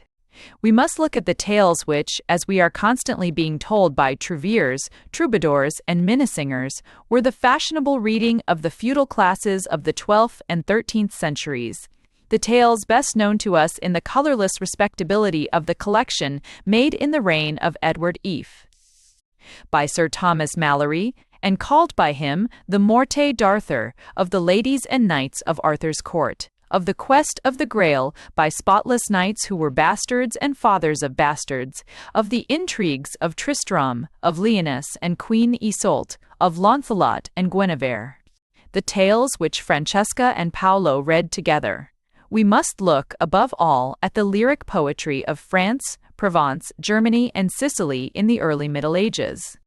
Bosquitres bien-aimés et petites mentendees, pour l'amour de Ihisu les pucelles amées, nos trouvons en esclès de santé actorites, qui pucelle est la fleur de l'oyaument amer.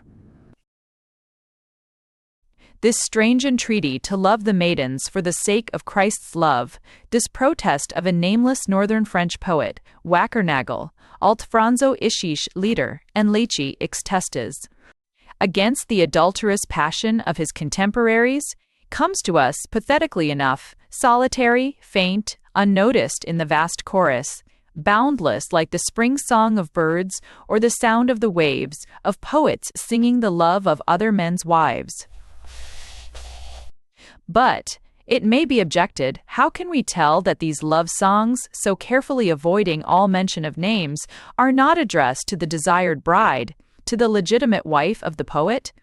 For several reasons, and mainly for the crushing evidence of an undefinable something which tells us that they are not. The other reasons are easily stated.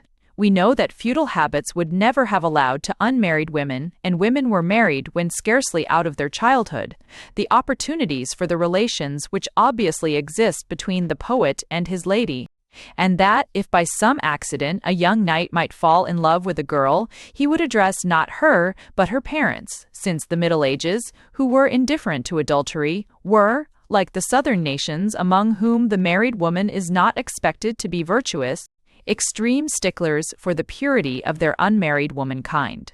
Further, we have no instance of an unmarried woman being ever addressed during the early Middle Ages, in those terms of social respect, Madame, Domna, Frau, Madonna, which essentially belong to the mistress of a household. Nor do these stately names fit in with any theory which would make us believe that the lady addressed by the poet is the jealously guarded daughter of the house with whom he is plotting a secret marriage or an elopement to end off in marriage. Sounds said, this is not the way that Romeo speaks to Juliet, nor even that the princesses in the cyclical romances and in the Amadises are wooed by their bridegrooms. This is not the language of a lover who is broaching his love, and who hopes, however timidly, to consummate it before all the world by marriage. It is obviously the language of a man either towards a woman who is taking a pleasure in keeping him dangling without favors, which she has implicitly or explicitly promised, or towards a woman who is momentarily withholding favors which her lover has habitually enjoyed. And in a large proportion of cases, the poems of trouvailles, troubadours, and minnesingers are the expression of fortunate love, the fond recollection or eager expectation of meetings with the beloved. All this can evidently not be connected with the wooing, however stealthy, however Romeo and Juliet-like, of a bride. Still less can it be explained in reference to love within wedlock.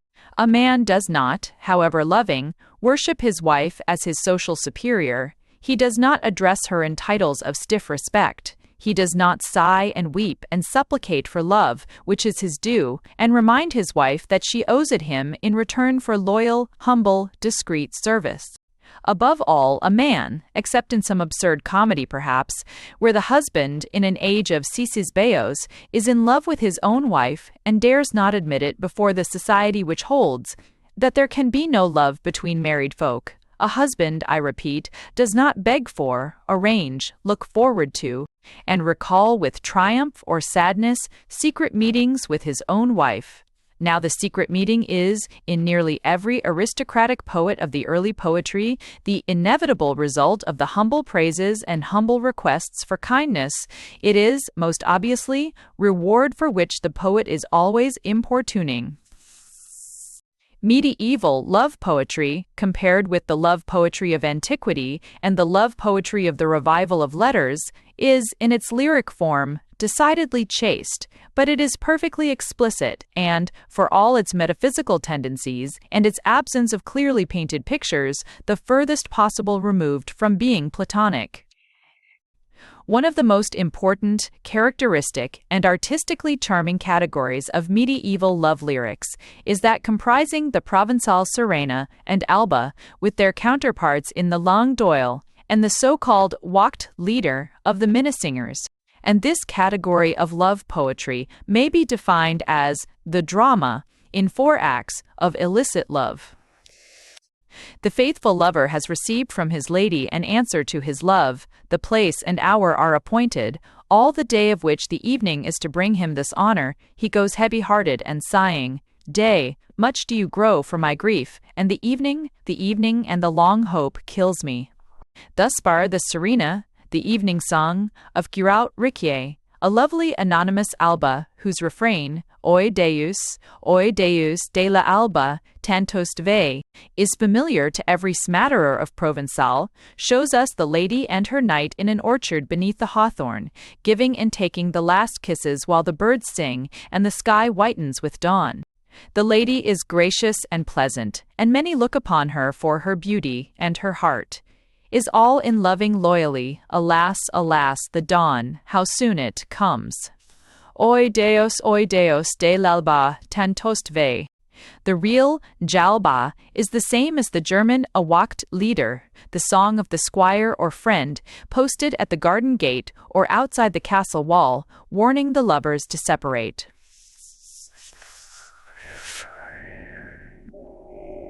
Sleep no more, for I hear the birds announcing the day in the trees, and I fear that the jealous one may find you.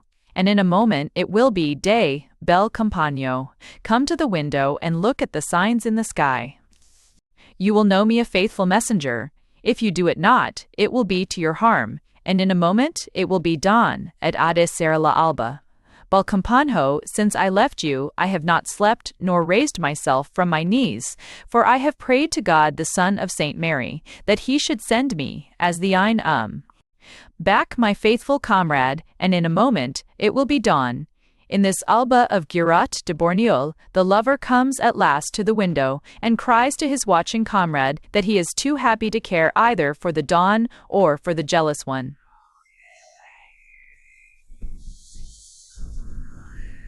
He must away at once and without delay, sings the watchman in a poem of Wolfram, the austere singer of Parsifal and the Grail quest.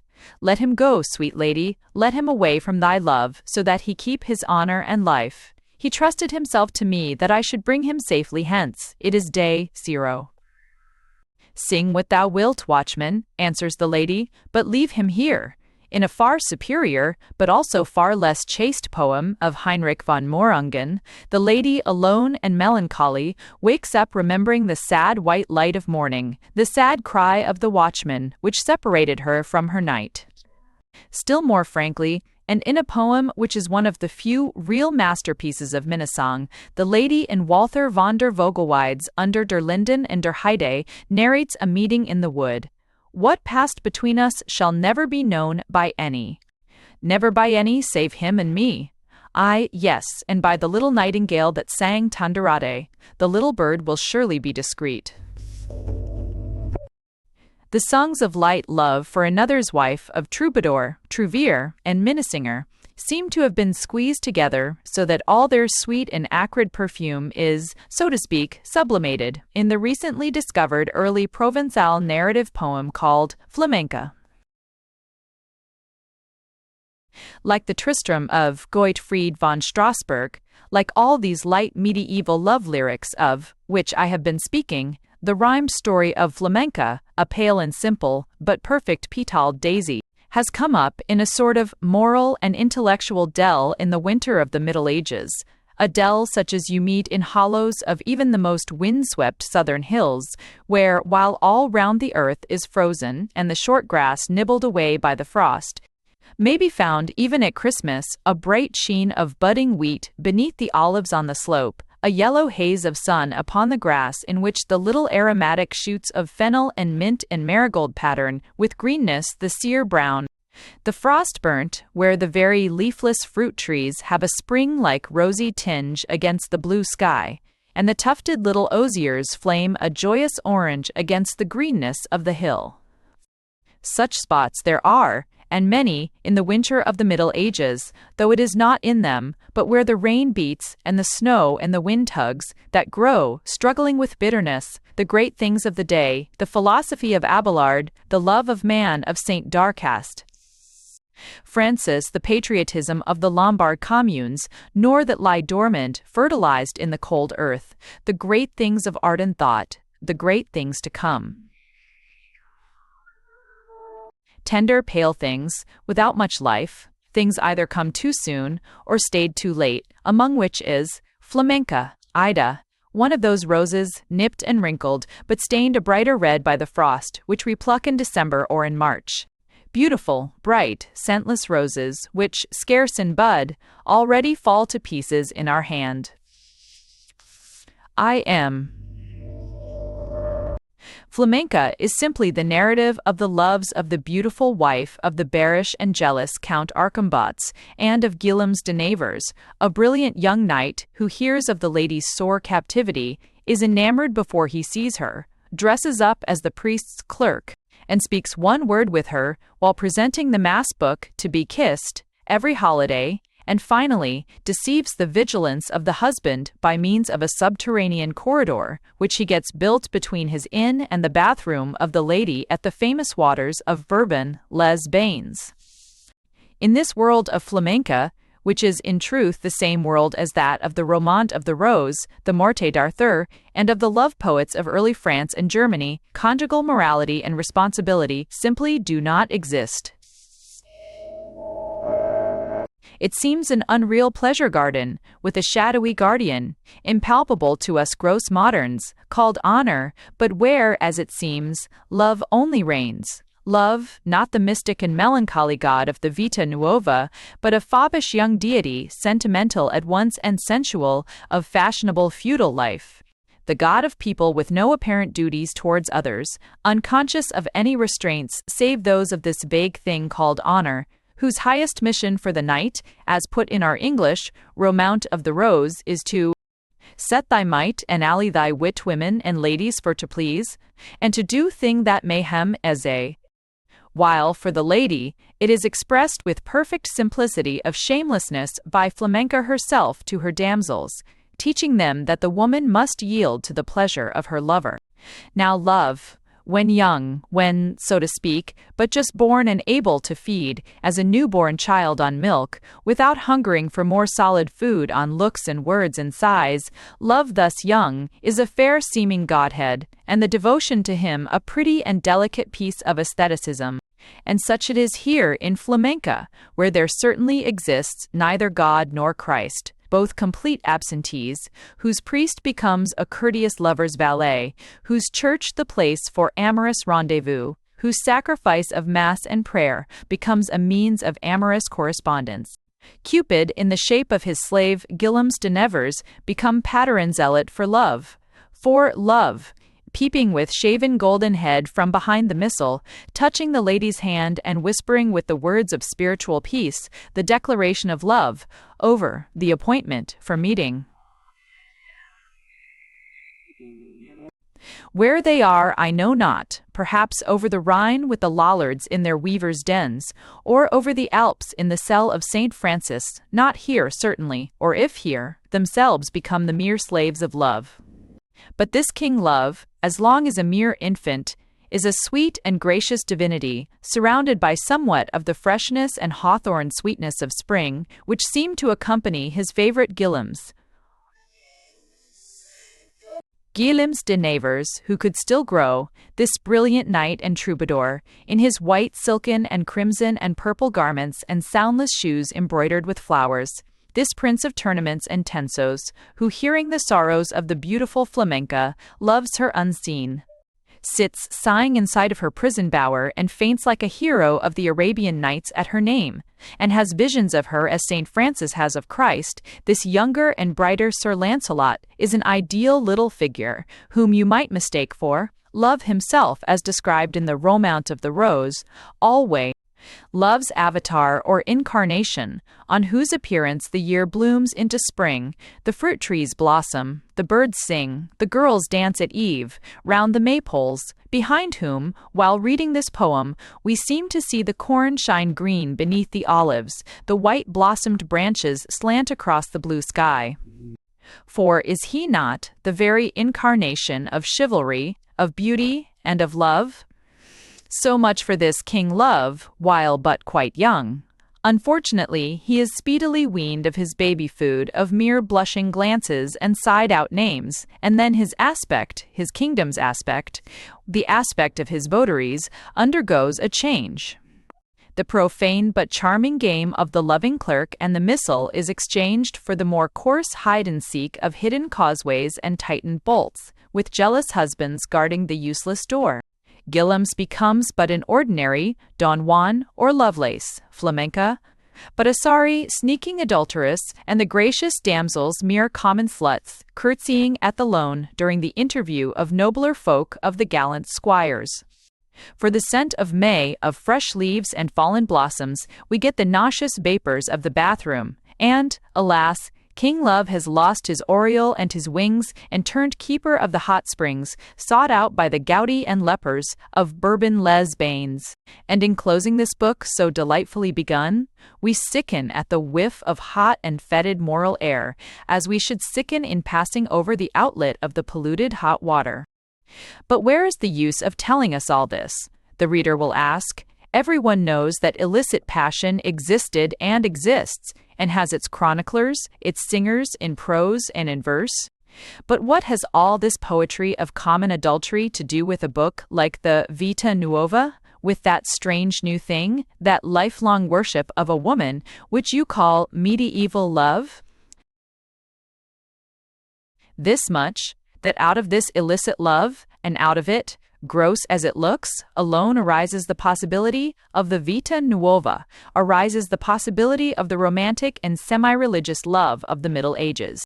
Or, rather, let us say that this mere loose love of the Albus and Ephiocletor and flamenca is the substratum, nay, is the very flesh and blood, of the spiritual passion to which, in later days, we owe the Book of Beatrice.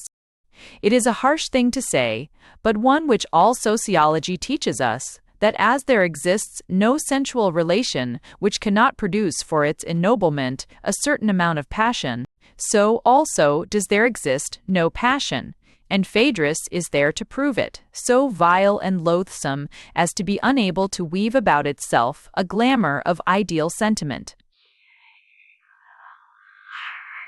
This, however, veiled with fine and delicate poetic expressions, is the thing for which they wait and sigh and implore.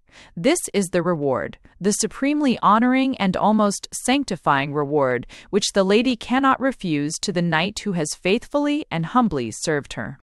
The whole bulk of the love lyrics of the early Middle Ages are there to prove it, and if the allusions in them are not sufficiently clear, those who would be enlightened may study the discussions of the allegorical persons even in the English and later version of Guillaume de Loris's Roman de la Rose, and turn to what, were it in Languedoc, we should call a tenso of Guillaume le Vignières among Meitzner's Altfranzo Aetius chez Lieder Dichter. The catastrophe of Ulrich von Liechtenstein's Frauendienst, where the lady, the virtuous, the pure, as he is pleased to call her, after making him cut off his finger, dress in leper's clothes, chop off part of his upper lip, and go through the most marvelous quixotic antics, dressed in satin and pearls and false hair as Queen Venus, and jousting in this costume with every knight between Venice and Styria, all for her honor and glory, pulls the gallant in a basket up to her window, and then lets him drop down into the moat, which is no better than a sewer. This grotesque and tragically resented of Ulrich's first love service speaks volumes on the point. The stones in Nostradamus's Lives of the Troubadours, the incidents in Gottfried's Tristan und Isolde, nay, the adventures even in our expunged English, Morte d'Arthur, relating to the birth of Sir Galahad, are as explicit as anything in Brantôme or the Queen of Navarre. The most delicate love songs of Provence and Germany are cobwebs spun round Decameronian situations. And all this is permitted, admitted, sanctioned by feudal society, even as the cessicesbeos of the noble Italian ladies were sanctioned by the society of the 17th and 18th centuries. In the medieval castle, where, as we have seen, the lady, separated from her own sex, is surrounded by a swarm of young men without a chance of marriage, and bound to make themselves agreeable to the wife of a military superior. The woman soon ceases to be the exclusive property of her husband, and the husband speedily discovers that the majority, hence public ridicule, are against any attempt at monopolizing her. Thus adultery becomes, as we have seen, accepted as an institution under the name of service, under the name of servisaxi, and, like all other social institutions, develops a morality of its own, a morality within immorality, of faithfulness within infidelity. The lady must be true to her knight, and the knight must be true to his lady. The courts of love solemnly banish from society any woman who is known to have more than one lover. Faithfulness is the first and most essential virtue of medieval love, a virtue unknown to the erotic poets of antiquity, and which modern times have inherited from the Middle Ages as a requisite, even as the reproaches of poets of the Alfred de Musset school teach us in the most completely illicit love. Tristram and Lancelot, the two paragons of knighthood, are inviolably constant to their mistress. The husband may and must be deceived, but not the wife who helps to deceive him. Iseult of Brittany and Elaine, the mother of Galahad, do not succeed in breaking the vows made to Iseult the Fair and to Queen Guinevere. The beautiful lady in the hawthorn Alba, a son Cor and Amar le Helmans. But this loyal loving is for the knight who is warned to depart, certainly not for the husband, the Shylos, in whose despite, bels daus amios, bisem nos la ui vos. Avel els pratzon, chantols azelos, ors al ofasem, on despit del gilos, or tiem, they are meeting. The ladies of the Minnesingers are pure, good, faithful, and each and all are pure, good, and faithful, as long as they do not resist from the point of view of the lover, not of the husband, if indeed a husband be permitted to have any point of view at all. And as fidelity is the essential virtue in these adulterous connections, so infidelity is the greatest crime that a woman, and even a man, can commit, the greatest misfortune which fate can send to an unhappy knight.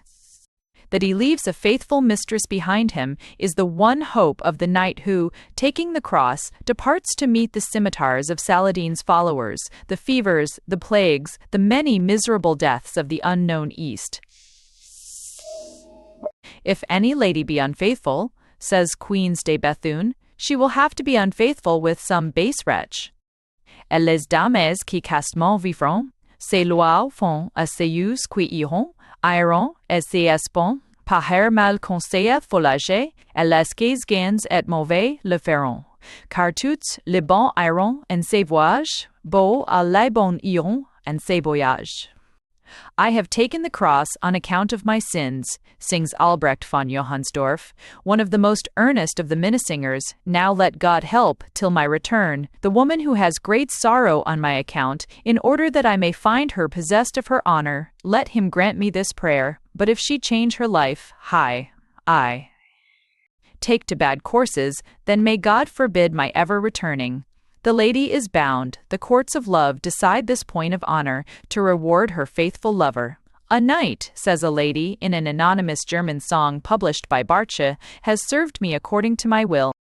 Before too much time elapse, I must reward him. Nay, if all the world were to object, he must have his way with me. Und was all der Welt leite, so muss is an der Welt leit, so muss isation bielein." But, on the other hand, the favored knight is bound to protect his lady's good fame. Sejai, mami and telpointmis, ko tut motroit, amoktroit, sans es former, tant doi, chemiac sonor gaiter. Thus, one of the interlocutors in a French jeu party, published by Meitzner, a rule which, if we may judge from the behavior of Tristram and Lancelot, and from the last remnants of medieval love lore in modern French novels, means simply that the more completely a man has induced a woman to deceive her husband, the more stoutly is he bound to deny, with lies, rows, and blows, that she has ever done anything of the sort. Here, then, we find established, as a very fundamental necessity of this socially recognized adultery, a reciprocity of fidelity between lover and mistress, which antiquity never dreamed of, even between husband and wife. Agamemnon has a perfect right to Briseis or Chryseis, but Clytemnestra has no right to Aegisthus, and which indeed could scarcely arise as a moral obligation, except where the woman was not bound to love the man, which the wife is, and where her behavior towards him depended wholly upon her pleasure, that is to say, upon her satisfaction with his behavior towards her. This, which seems to us so obvious, and of which every day furnishes us an example in the relations of the modern suitor and his hoped-for wife, could not, at a time when women were married by family arrangement, arise except as a result of illegitimate love. Horrible as it seems, the more we examine into this subject of medieval love, the more shall we see that our whole code of Grandisonian chivalry between lovers who intend marriage is derived from the practice of the Lancelots and Guineveras, not from that of the married people. We may remember the manner in which Gunther woos his wife Brunhild in the Nibelungenlied of former ages. Nay, the more we shall have to recognize that the very feeling which constitutes the virtuous love of modern poets is derived from the illegitimate loves of the Middle Ages. Let us examine what are the habits of feeling and thinking which grow out of this reciprocal fidelity, due to the absence of all one-sided legal pressure, in this illegitimate, but socially legitimated, love of the early Middle Ages, which are added on to it by the very necessities of illicit connection. The lover, having no right to the favors of his mistress, is obliged, in order to win and to keep them, to please her by humility, fidelity, and such knightly qualities as are the ideal plumage of a man. He must bring home to her, by showing the world her colors victorious in serious warfare, in the scarcely less dangerous play of tournaments, and by making her beauty and virtues more illustrious in his song than are those of other women in the songs of their lovers. He must bring home to her that she has a more worthy servant than her rivals.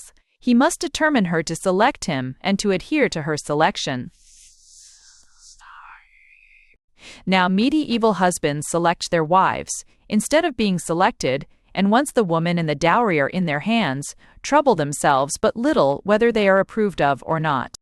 On the other hand, the mistress appears to her lover invested with imaginative, ideal advantages, such as cannot surround her in the eyes of her husband. She is, in nearly every case, his superior in station, and the desired of many beholders. She is bound to him by no tie which may grow prosaic and wearisome. She appears to him in no domestic capacity, can never descend to be the female drudge. Her possession is prevented from growing stale, her personality from becoming commonplace, by the difficulty, rareness, mystery, adventure, danger, which even in the days of courts of love attach to illicit amours. Above all, being for this man neither the housewife nor the mother, she remains essentially and continually the mistress, the beloved.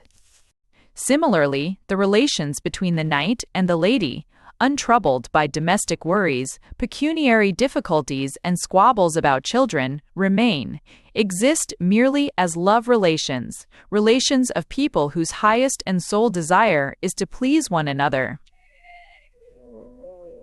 Moreover, and this is an important consideration, the lady who is a mere inexperienced, immature girl when she first meets her husband is a mature woman, with character and passions developed by the independence of conjugal and social life. When she meets her lover, whatever power or dignity of character she may possess is ripe. Whatever intensity of aspiration and passion may be latent is ready to come forth. For the first time, there is equality in love. Equality? This woman who is the wife of his feudal superior, this woman surrounded by all the state of feudal sovereignty, this woman who, however young, has already known so much of life, this woman whose love is a free gift of grace to the obscure, trembling vassal who has a right not even to be noticed. This lady of medieval love must always remain immeasurably above her lover.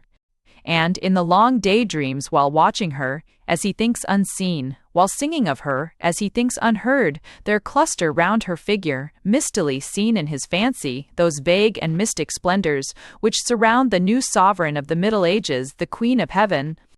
There mingles in the half-terrified raptures of the first kind glance, the first encouraging word, the ineffable passion stored up in the Christian's heart for the immortal beings who, in the days of Bernard and Francis, descend cloud-like on earth and fill the cells of the saints with unendurable glory. And thus, out of the baseness of habitual adultery, arises incense-like, in the early medieval poetry, a new kind of love, subtler, more imaginative, more passionate, a love of the fancy and the heart, a love stimulating to the perfection of the individual, as is any religion. Nay, a religion, and one appealing more completely to the complete man, flesh and soul, than even the mystical beliefs of the Middle Ages. And as, in the fantastic song of Ritter Teniuser, whose liege lady, so legend tells, was Dame Venus herself, the lady bids the knight go forth and fetch her green water which has washed the setting sun, salamanders snatched from the flame, the stars out of heaven. So would it seem as if this new power in the world, this poetically worshipped woman, had sent forth mankind to seek wonderful new virtues, never before seen on earth.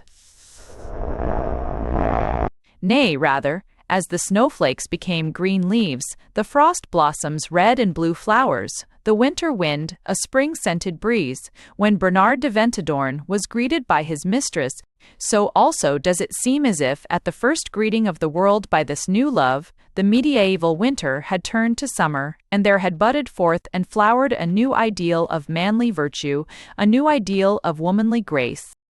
But evil is evil, and evil is its fruit. Out of circumstances hitherto unknown, circumstances come about for the first time, owing to the necessities of illegitimate passion, have arisen certain new and nobler characters of sexual love, certain new and beautiful conceptions of manly and womanly nature. The circumstances to which these are owed are pure in themselves. They are circumstances which in more modern times have characterized the perfectly legitimate passion of lovers held asunder by no social law, but by mere accidental barriers, from Romeo and Juliet to the Master of Ravenswood and Lucy Ashton. And pure so far have been the spiritual results. But these circumstances were due, in the early Middle Ages, to the fact of adultery, and to the new ideal of love has clung, even in its purity, in its superior nobility, an element of corruption as unknown to gross and corrupt antiquity as was the delicacy and nobility of medieval love. The most poetical and pathetic of all medieval love stories, the very incarnation of all that is most lyric at once and most tragic in the new kind of passion, is the story, told and retold by a score of poets and prose writers, of the loves of Iseult of Ireland and of Sir Tristram who, as the knight was bringing the princess to his uncle and her affianced, King Mark of Cornwall, drank together by a fatal mistake, a philtre which made all such as partook of it in common, inseparable lovers even unto death. Everyone knows the result, how Iseult came to her husband already, the paramour of Tristram, how Brongwain, her damsel, feeling that this unhallowed passion was due to her having left within reach the potion intended for the King and Queen of Cornwall, devoted herself, at the price of her maidenhood, to connive in the amours of the lovers whom she had made. How King Mark was deceived and doubted and was deceived again, how Tristram fled to Brittany, but how, despite his seeming marriage with another and equally lovely Iseult, he remained faithful to the Queen of Cornwall. One version tells that Mark slew his nephew while he sat harping to Queen Iseult. Another, that Tristram died of grief because his scorned, though wedded wife told him that the white-sailed ship, bearing his mistress to meet him, bore the black sail, which meant that she was not on board. But all versions, I think, agree in ending with the fact that the briar rose growing on the tomb of the one slowly trailed its flowers and thorns along till it had reached also the grave of the other, and knit together, as love had knit together with its sweet blossoms and sharp spines, the two fated lovers. The Middle Ages were enthralled by this tale, but they were also, occasionally, a little shocked by it.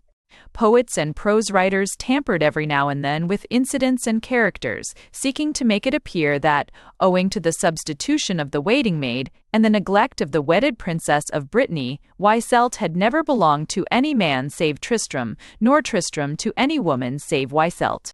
Or that King Mark had sent his nephew to woo the Irish queen's daughter merely in hopes of his perishing in the attempt, and that his whole subsequent conduct was due to a mere unnatural hatred of a better knight than himself, touching up here and there with a view to justifying and excusing to some degree the long series of deceits which constituted the whole story, thus the more timid and less gifted. But when, in the very first years, 1210s of the 13th century, the greatest medieval poet that preceded Dante, the greatest German poet that preceded Goethe, Meister Gottfried von Strasberg, took in hand the old threadbare story of Tristan und Isolde, he despised all alterations of this sort, and accepted the original tale in its complete crudeness.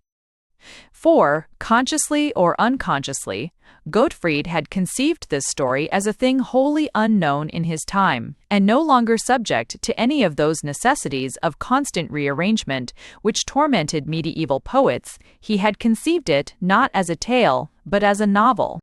Gottfried himself was probably but little aware of what he was doing. The poem that he was writing probably fell for him into the very same category as the poems of other men.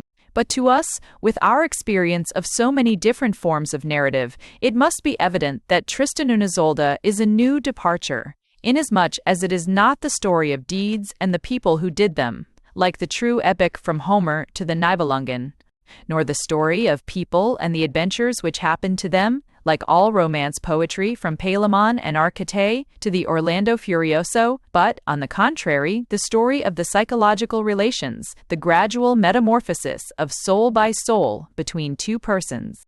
The long introductory story of Tristram's youth must not mislead us, nor all the minute narrations of the killing of dragons and the drinking of love philters. Gottfried, we must remember, was certainly no deliberate innovator, and these things are the mere inevitable externalities of medieval poetry, preserved with dull slavish care by the rewriter of a well-known tale, but, enclosing in reality something essentially and startlingly modern, the history of a passion, and of the spiritual changes which it brings about in those who are its victims. To meet again this purely psychological interest, we must skip the whole rest of the Middle Ages, nay, skip even the great period of dramatic literature, not stopping till we come to the end of the 17th and beginning of the 18th century, to the Princesse de Cleves, Otha, to Clarissa Harlowe, nay, really, to the Nouvelle Heloise. For even in Shakespeare there is always interest and importance in the action and reaction of subsidiary characters. In the event, in the accidental, there is intrigue, chance, misunderstanding, fate. Active agencies of which Othello and Hamlet, King Lear and Romeo, are helpless victims. There is, even in this psychological English drama of the Elizabethans, fate in the shape of Iago, in the shape of the ghost, in the shape of the brothers of Webster's Duchess, fate in the shape of a ring, a letter, a drug, but fate always. And in this Tristan und Isolde of Gottfried von Strasbourg, is there not fate also in the love potion intended for King Mark, and given by the mistake of Brangwain to Mark's bride and his nephew? To this objection, which will naturally occur to any reader who is not acquainted with the poem of Gottfried, I simply answer, there is not. The love potion there is, but it does not play the same part as do, for instance, the drugs of Friar Lawrence and his intercepted letter. Suppose the friar's narcotic to have been less enduring in its action, or his message to have reached in safety, why then Juliet would have been awake instead of asleep, or Romeo would not have supposed her to be dead, and instead of the suicide of the two lovers, we should have had the successful carrying off of Juliet by Romeo. Not so with Gottfried. The philtre is there, and a great deal is talked about it, but it is merely one of the old threadbare trappings of the original story, which he has been too lazy to suppress. It is merely, for the reader, the allegorical signal for an outburst of passion, which all our subsequent knowledge of Tristram and Iseult shows us to be absolutely inevitable. In Gottfried's poem, the drinking of the potion signifies merely that all the rambling, medieval prelude, not to be distinguished from the stories of Morte d'Arthur and of half the romances of the Middle Ages, has come to a close and may be forgotten, and that the real work of the great poet, the real, matchless tragedy of the four actors, Tristram, Iseult, Mark, and Brangwain, has begun. Yet if we seek again to account to ourselves for this astonishing impression of modernness which we receive from Gottfried's poem, we recognize that it is due to something far more important than the mere precocious psychological interest, nay, rather, that this psychological interest is itself dependent upon the fact which makes Tristan und Isolde so modern to our feelings. This fact is simply that the poem of Gottfried is the earliest, and yet perhaps almost the completest, example of a literary anomaly which antiquity, for all its abominations, did not know. The glorification of fidelity in adultery, the glorification of excellence within the compass of guilt.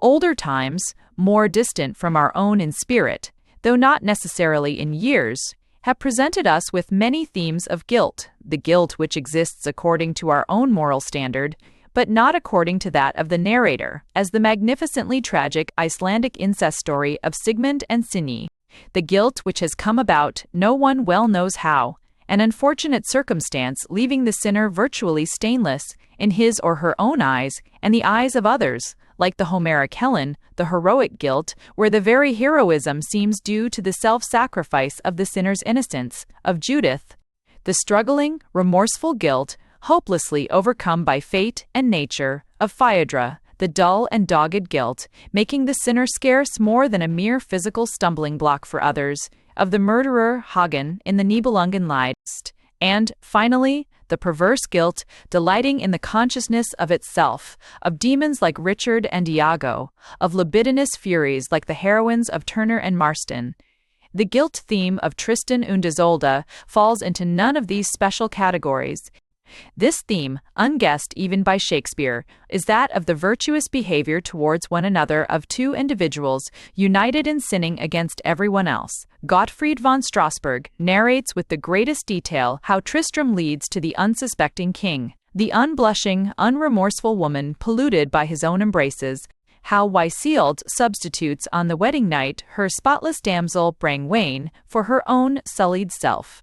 Then, terrified lest the poor victim of her dishonor should ever reveal it, attempts to have her barbarously murdered, and, finally, seeing that nothing can shake the heroic creature's faith, admits her once more to be the remorseful go-between in her amours.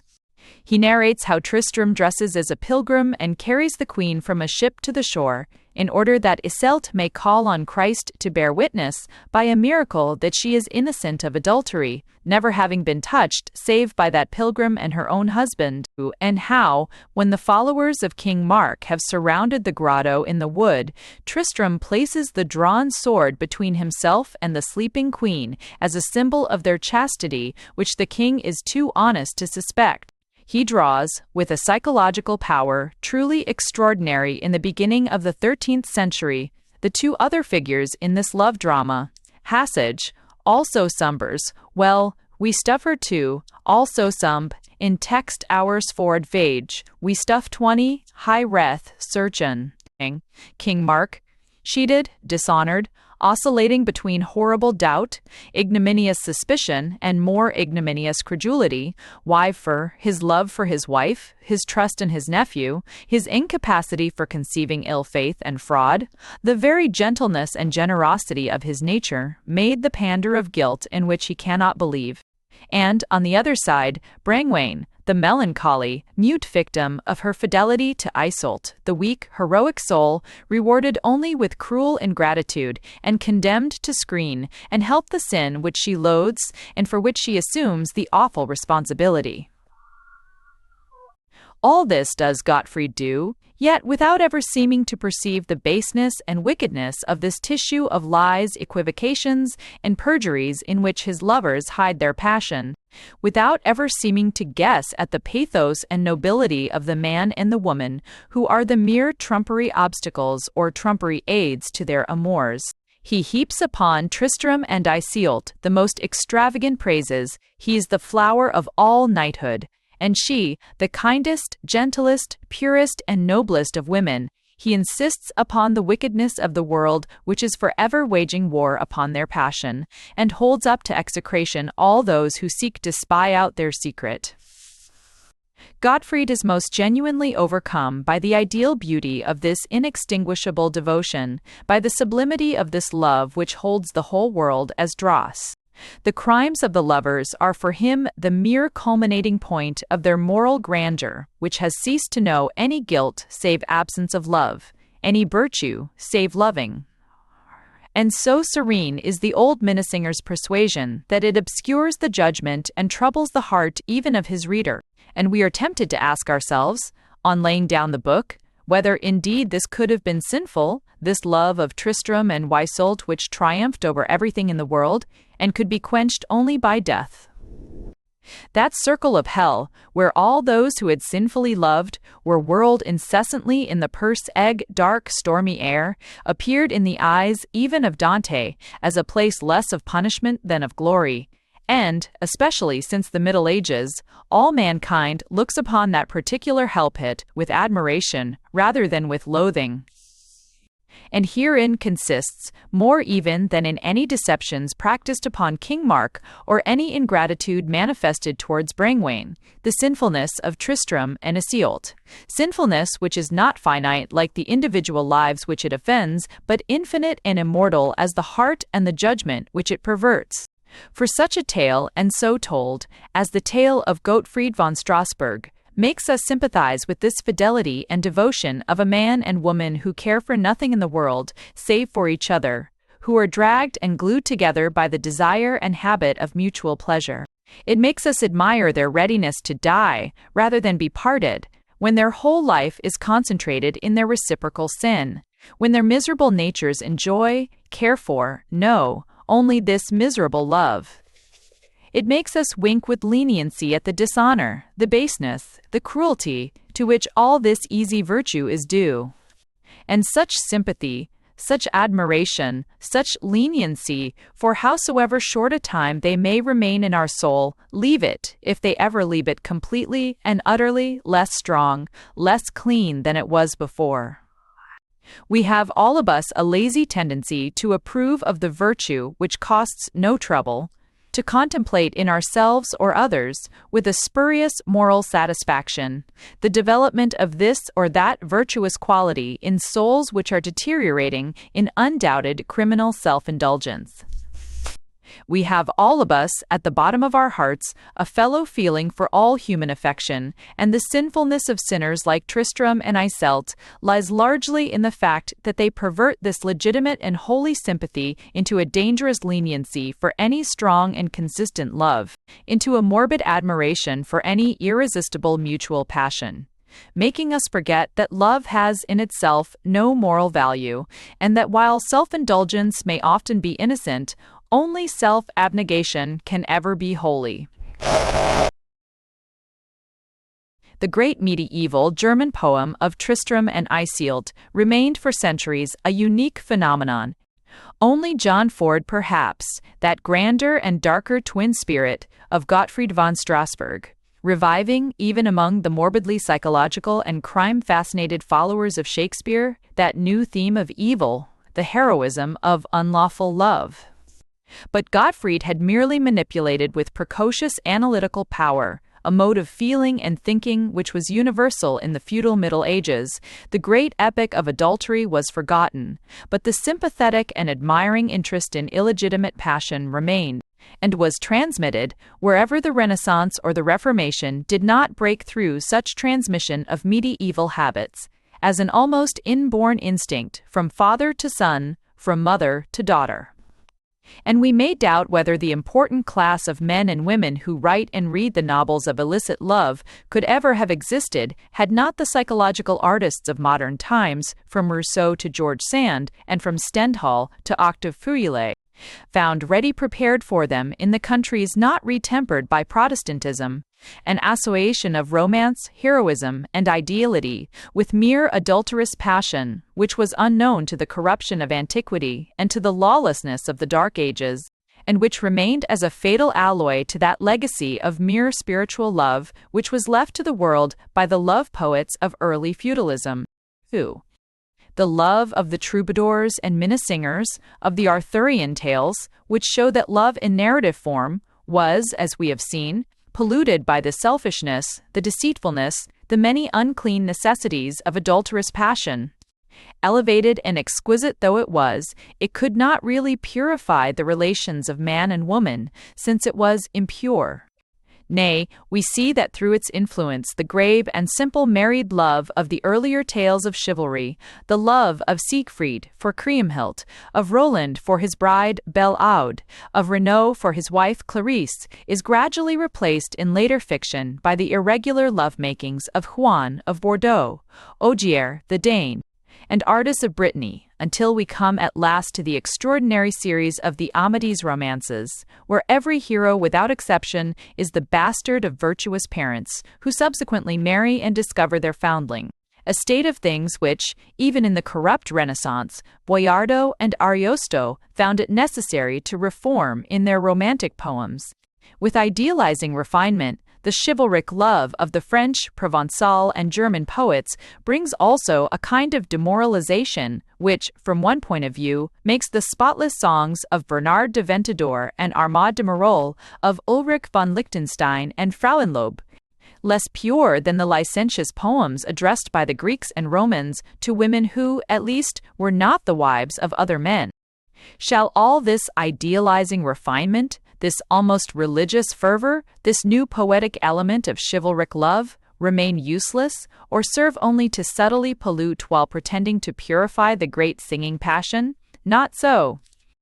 But to prevent such waste of what in itself is pure and precious is the mission of another country, of another civilization, of a wholly different cycle of poets who, receiving the new element of medieval love, after it has passed through and been sifted by a number of hands, shall cleanse and recreate it in the fire of intellectual and almost abstract passion, producing that wonderful essence of love, which, as the juices squeezed by alchemists out of jewels purified the body from all its ills, shall purify away all the diseases of the human soul.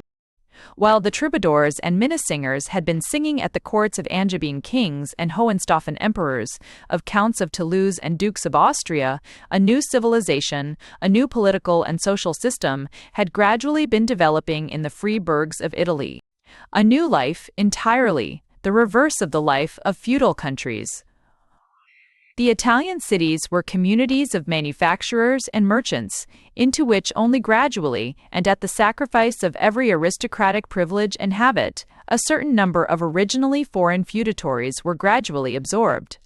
Each community consisted of a number of mercantile families, equal before the law, and illustrious or obscure according to their talents or riches, whose members, instead of being scattered over a wide area like the members of the feudal nobility, were most often gathered together under one roof. Sons, brothers, nephews, daughters, sisters, and daughters-in-law, forming a hierarchy attending to the business of factory or counting house under the orders of the father of the family, and to the economy of the house, under the superintendence of the mother, a manner of living at once businesslike and patriarchal.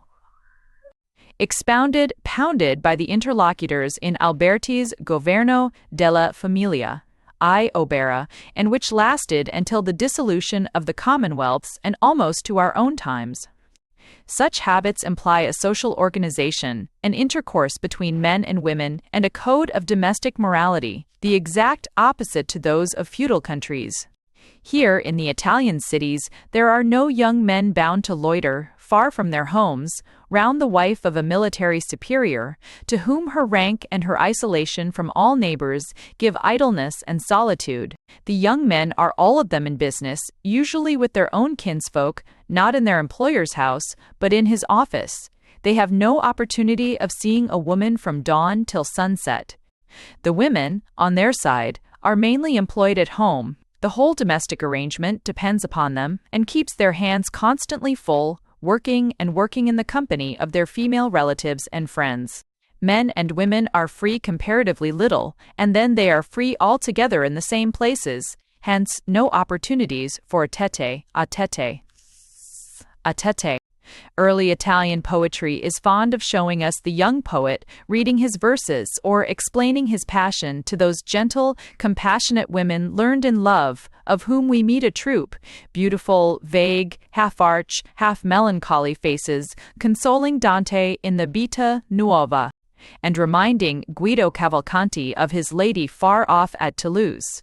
But such women almost invariably form a group. They cannot be approached singly. Such a state of society inevitably produces a high and strict morality.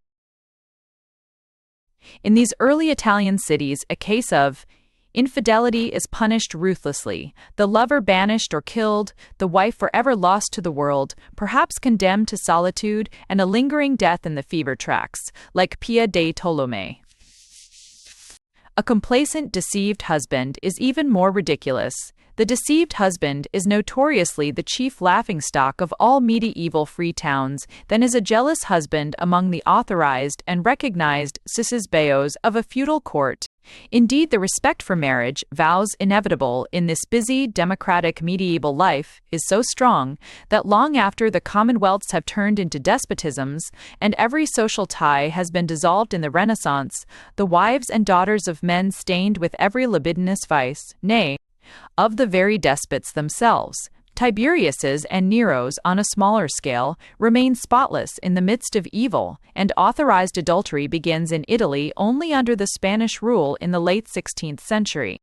Such were the manners and morals of the Italian commonwealths when, about the middle of the 13th century, the men of Tuscany, now free and prosperous, suddenly awoke to the consciousness that they had a soul which desired song, and a language which was spontaneously singing. It was the moment when painting was beginning to claim for the figures of real men and women the walls and vaulted spaces whence had hitherto glowered, with vacant faces and huge ghost-like eyes, mosaic figures from their shimmering golden ground. The moment when the Pisan artists had sculptured solemnly draped Madonnas and kings not quite unworthy of the carved sarcophagi which stood around them. The moment when, merging together old Byzantine traditions and northern examples, the architects of Florence, Siena, and Orvieto conceived a style which made cathedrals into marvelous and huge reliquaries of marble, jasper, alabaster, and mosaics. The medieval flowering time had come late, very late, in Italy, but the atmosphere was only the warmer, the soil the richer, and Italy put forth a succession of exquisite and superb immortal flowers of art when the artistic sap of other countries had begun to be exhausted. But the Italians, the Tuscans, audacious in the other arts, were diffident of themselves with regard to poetry. Architecture, painting, sculpture had been the undisputed field for plebeian craftsmen, belonging exclusively to the free burghs and disdained by the feudal castles, but poetry was essentially the aristocratic, the feudal art, cultivated by knights and cultivated for kings and barons. It was probably an unspoken sense of this fact which caused the early Tuscan poets to misgive their own powers and to turn wistfully and shyly towards the poets of Provence and of Sicily. There, beyond the seas, under the last lords of Toulouse and the brilliant mongrel Hohenstaufen princes, were courts, knights, and ladies. There was the tradition of this courtly art of poetry. And there only could the sons of Florentine or Sienese merchants, clodhoppers in gallantry and song, hope to learn the correct style of thing. Hence the history of the Italian lyric before Dante is the history of a series of transformations which connect a style of poetry absolutely feudal and feudally immoral with the hitherto unheard-of Platonic love subtleties of the Vita Nuova. And it is curious in looking over the collections of early Italian lyrists to note the alteration in tone as Sicily and the feudal courts are left further and further behind. Ciolo d'Alcamo, flourishing about 1190, is the only Italian writing poet absolutely contemporaneous with the earlier and better trouvers, troubadours, and minnesingers, and he is also the only one who resembles them very closely. His famous tenso, beginning Rosa fresca a lentissima, a tolerably faithful translation, heads the beautiful collection of the late Mr. D. G. Rossetti, is indeed more explicitly gross and immoral than the majority of Provençal and German love songs, or follow. Loose as are many of the albas, serenas, Wachtlieder, and even many of the less special forms of German and Provençal poetry, I am acquainted with none of them which comes up to this singular dialogue in which a man, refusing to marry a woman, little by little wins her over to his wishes and makes her brazenly invite him to her dishonor. Between Ciolo d'Alcamo and his successors there is some gap of time and a corresponding want of gradation. Yet the Sicilian poets of the courts of Hohenstaufen and Anjou, recognizable by their name or the name of their town, Inhilfredi, Manfredi, Ranieri, and Ruggiero de Palermo, Tommaso and Matteo de Messina, Guglielmo de Messina, Guglielmo d'Otranto, Rinaldo d'Aquino, Pier della Vigna, either maintain altogether unchanged the tone of the troubadours, or only gradually, as in the remarkable case of the notary of Lentino, approximate to the Platonic poets of Tuscany, are completely Provençal in feeling as in form, though infinitely inferior in execution. With him it is always the pleasure which he hopes from his lady, or the pleasure which he has had. Quando ambedue stavamo in allegranza alla dolce fera, pregovi donna mia. Sospiro esto in rancura, che ciosan si disioso, ssc paraso. Mi fate penare, ma tanto emsira, assicura. Lo suo viso amoroso, or e lo gioioso. Lo gioioso.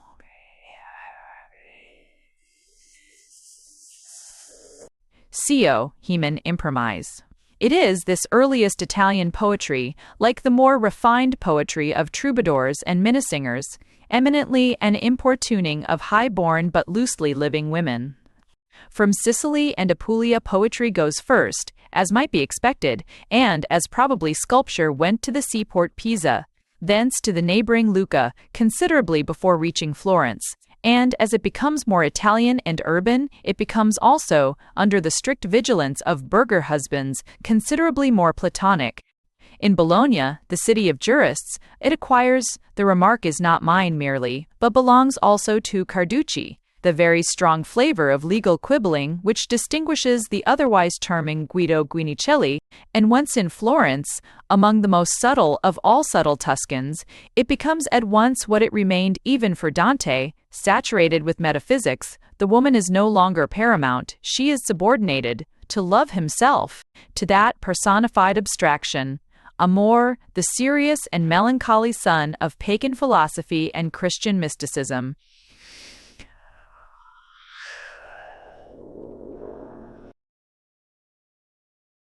Any other kind of love, at a time when Italy still read and relished her would-be Provençals, Lanfrancicala and Sordel of Mantua, would have been unfashionable and unendurable. But in these Italian commonwealths, as we have seen, poets are forced, nilly-willy, to be Platonic. An importuning poem found in her work-basket may send a Tuscan lady into a convent, or, like Pia, into the Maremma, an Alba or a Serena, interrupted by a wool weaver of Calimara or a silk spinner of Lucca, may mean that the imprudent poet be found weltering in blood under some archway the next morning. The chivalric sentimentality of feudalism must be restrained, and little by little, under the pressure of such very different social habits, it grows into a veritable Platonic passion. Poets must sing, and in order that they sing, they must adore. So, men actually begin to seek out and adore and make themselves happy and wretched about women from whom they can hope only social distinctions, and this purely aesthetic passion goes on by the side, nay, rather on the top, of their humdrum conjugal life or loosest libertinage. Petrarch's bastards were born during the reign of Madonna Laura, and that they should have been, was no more a slight or infidelity to her than to the other Madonna, the one in heaven. Laura had a right to only ideal sentiments, ideal relations. The poet was at liberty to carry more material preferences elsewhere. But could such love as this exist? Could it be genuine? To my mind, indubitably. For there is, in all our perceptions and desires of physical and moral beauty, an element of passion which is akin to love. And there is, in all love, that is not mere lust, a perception of, a craving for, beauty, real or imaginary, which is identical with our merely aesthetic perceptions and cravings. Hence the possibility, once the wish for such a passion present, of a kind of love which is mainly aesthetic, which views the beloved as gratifying merely to the wish for physical or spiritual loveliness, and concentrates upon one exquisite reality, all dreams of ideal perfection. Moreover, there comes, to all nobler natures, a love dawning, a brightening and delicate flushing of the soul before the actual appearance of the beloved one above the horizon, which is as beautiful and fascinating in its very clearness, pallor, and coldness, as the unearthly purity of the pale amber and green and ashy rose which streaks the heavens before sunrise. The love of the early Tuscan poets, for we must count Guinicelli, in virtue of his language as a Tuscan, had been restrained by social necessities first, then by habit and deliberate aesthetic choice, within the limits of this dawning state, and in this state it had fed itself off mere spiritual food, and acquired the strange intensity of mere intellectual passions. We give excessive weight, in our days, to spontaneity in all things, apt to think that only the accidental, the unsought, can be vital.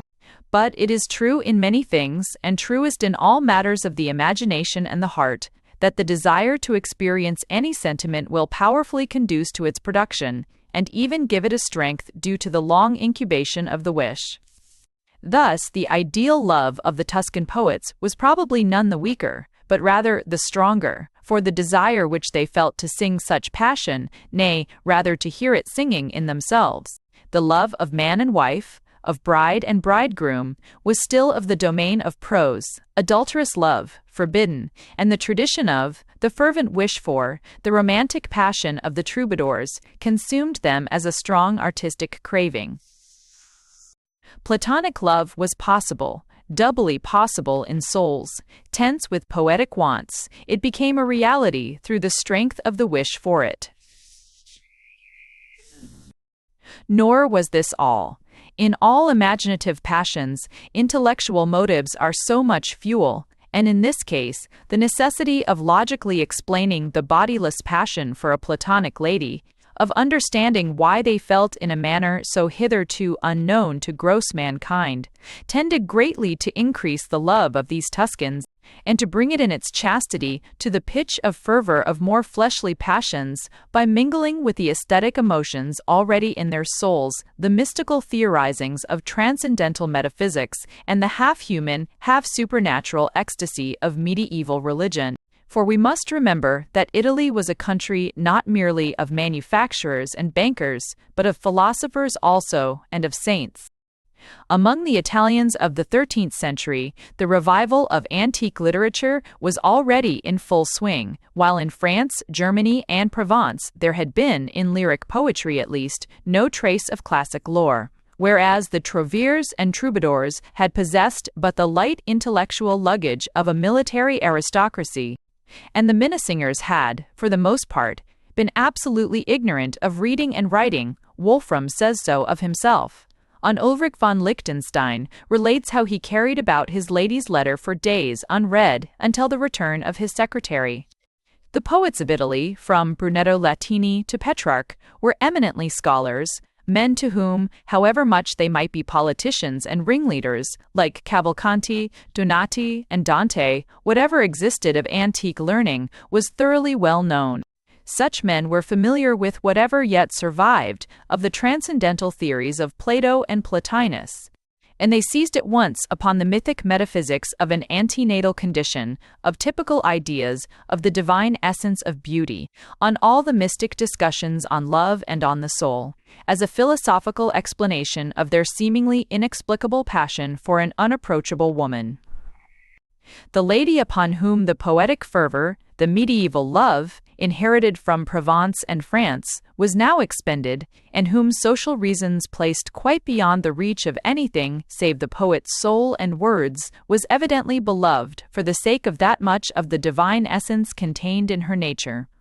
She was loved for purely spiritual reasons, loved as a visible and living embodiment of virtue and beauty, as a human piece of the Godhead. So far, therefore, from such an attachment being absurd, as absurd it would have seemed to troubadours and minnesingers, who never served a lady save for what they called a reward, it became, in the eyes of these Platonizing Italians, the triumph of the well-bred soul, and as such soon after, a necessary complement to dignities, talents, and wealth, the very highest occupation of a liberal mind. Thus did their smattering of Platonic and Neoplatonic philosophy supply the Tuscan poets with a logical reality for this otherwise unreal passion. But there was something more. In this democratic and philosophizing Italy, there was not the gulf which separated the chivalric poets, men of the sword and not of books, from the great world of religious mysticism, for, though the minnesingers especially were extremely devout and sang many a strange love song to the Virgin, they could know nothing of the contemplative religion of Eckhart and his disciples, humble and transcendental spirits, whose words were treasured by the sedentary, dreamy townsfolk of the Rhine, but would have conveyed no meaning even to the poet of the Grail epic, with its battles and feasts, its booted and spurred slapdash morality. Wolfram von Eschenbach. In the great manufacturing cities of Italy, such religious mysticism spread as it could never spread in feudal courts. It became familiar, both in the mere passionate sermons and songs of the wandering friars, and in the subtle dialectics of the divines. Above all, it became familiar to the poets. Now the essence of this contemplative theology of the Middle Ages, which triumphantly held its own against the cut-and-dry argumentation of scholastic rationalism, was love. Love which assuredly meant different things to different minds. A passionate benevolence towards man and beast, to godlike simpletons like Francis of Assisi, a mere creative and impassive activity of the divinity to deep-seeing, so deep as to see only their own strange passionate eyes and lips reflected in the dark well of knowledge, and almost pantheistic thinkers like Master Eckhart. But love, nevertheless, love. Amor, amore, ardo di amor, St. Francis had sung in a wild rhapsody, a sort of mystic dance, a kind of furious malaguena of divine love, and that he who would wish to know God, let him love. Qui vult habere notitiam Dei, amit, had been written by Hugo of St. Forde. Victor, one of the subtlest of all the mystics. Amor oculus est, said Master Eckhart, love, love. Was not love, then, the highest of all human faculties, and must not the act of loving, of perceiving God's essence in some creature which had virtue, the soul's beauty, and beauty, the body's virtue, be the noblest business of a noble life? Thus argued the poets, and their argument, half passionate, half scholastic, mixing Phaedrus and Bonaventura, the schools of Alexandria and the courts of love of Provence, resulted in adding all the fervid reality of philosophical and religious aspiration to their clear and cold phantom of disembodied love of woman. Little by little, therefore, together with the carnal desires of Provençals and Sicilians, the Tuscan poets put behind them those little coquetries of style and manner, complications of meter and rhythm, learned and fantastic as a woman's plaited and braided hair. Those metaphors and similes, like bright flowers or shining golden ribbons, dropped from the lady's bosom and head and eagerly snatched by the lover, which we still find, curiously transformed and scented with the rosemary and thyme of country lanes in the peasant poetry of modern Tuscany. Little by little does the love poetry of the Italians reject such ornaments and clothe itself in that pale garment, pale and stately in heavy folds like a nun's or friar's weeds, but pure and radiant and solemn as the garment of some painted angel, which we have all learned to know from the Vita Nuova. To describe this poetry of the immediate precursors and contemporaries of Dante is to the last degree difficult. It can be described only by symbols, and symbols can but mislead us. Dante Rossetti himself, after translating with exquisite beauty the finest poems of this school, showed how he had read into them his own spirit, when he drew the beautiful design for the frontispiece of his collection. These two lovers, the youth kneeling in his cloth of silver robe, lifting his long, throbbing neck towards the beloved, the lady stooping down towards him, raising him up and kissing him. The mingled cloud of waving hair, the four tight-clasped hands, the four tightly glued lips, the profile hidden by the profile, the passion and the pathos, the eager, wistful faces, nay, the very splendor of brocade robes and jewels, the very sweetness of blooming rose spaliers. All this is suitable to illustrate this group of sonnets or that of the House of Life, but it is false in efflorescence and luxuriance of passion, splendor and color of accessory to the poetry of these early Tuscans. Imaginative their poetry certainly is, and passionate, indeed the very concentration of imaginative passion, but imagination and passion unlike those of all other poets, perhaps because more rigorously reduced to their elements, imagination purely of the heart, passion purely of the intellect, neither of the senses, all stark drasterides. Love in its most essential condition, but, just because in essence, purged of earthly alloys, rarefied, sublimated into a cultus or a philosophy. These poems might nearly all have been written by one man. Were it possible for one man to vary from absolute platitude to something like genius, so homogeneous is their tone. Everywhere do we meet the same simplicity of diction, struggling with the same complication and subtlety of thought, the same abstract speculation strangely mingled with most individual and personal pathos. The mode of thinking and feeling, the conception of all the large characteristics of love, and of all its small incidents are, in this cycle of poets, constantly the same, and they are the same, in the Vita Nuova. Dante having, it would seem, invented and felt nothing unknown to his immediate predecessors and contemporaries, but merely concentrated their thoughts and feelings by the greater intenseness of his genius. This Platonic love of Dante's days is, as I have said, a passion sublimated into a philosophy and a cultus. And fact, the philosophy of love engages much of these poets' attention. All have treated of it, but Guido Cavalcanti, Dante's elder brother in poetry, is love's chief theologian. He explains, as Eckhart or Bonaventura might explain the mysteries of God's being and will, the nature and operation of love. Love, which enamors us of excellence, arises out of pure virtue of the soul and equals us to God, he tells us, and subtly develops his theme. This being the case, nothing can be more mistaken than to suppose, as do those of little sense, that love is blind, and goes blindly about, da sentir poco, I da credenza vana, frest,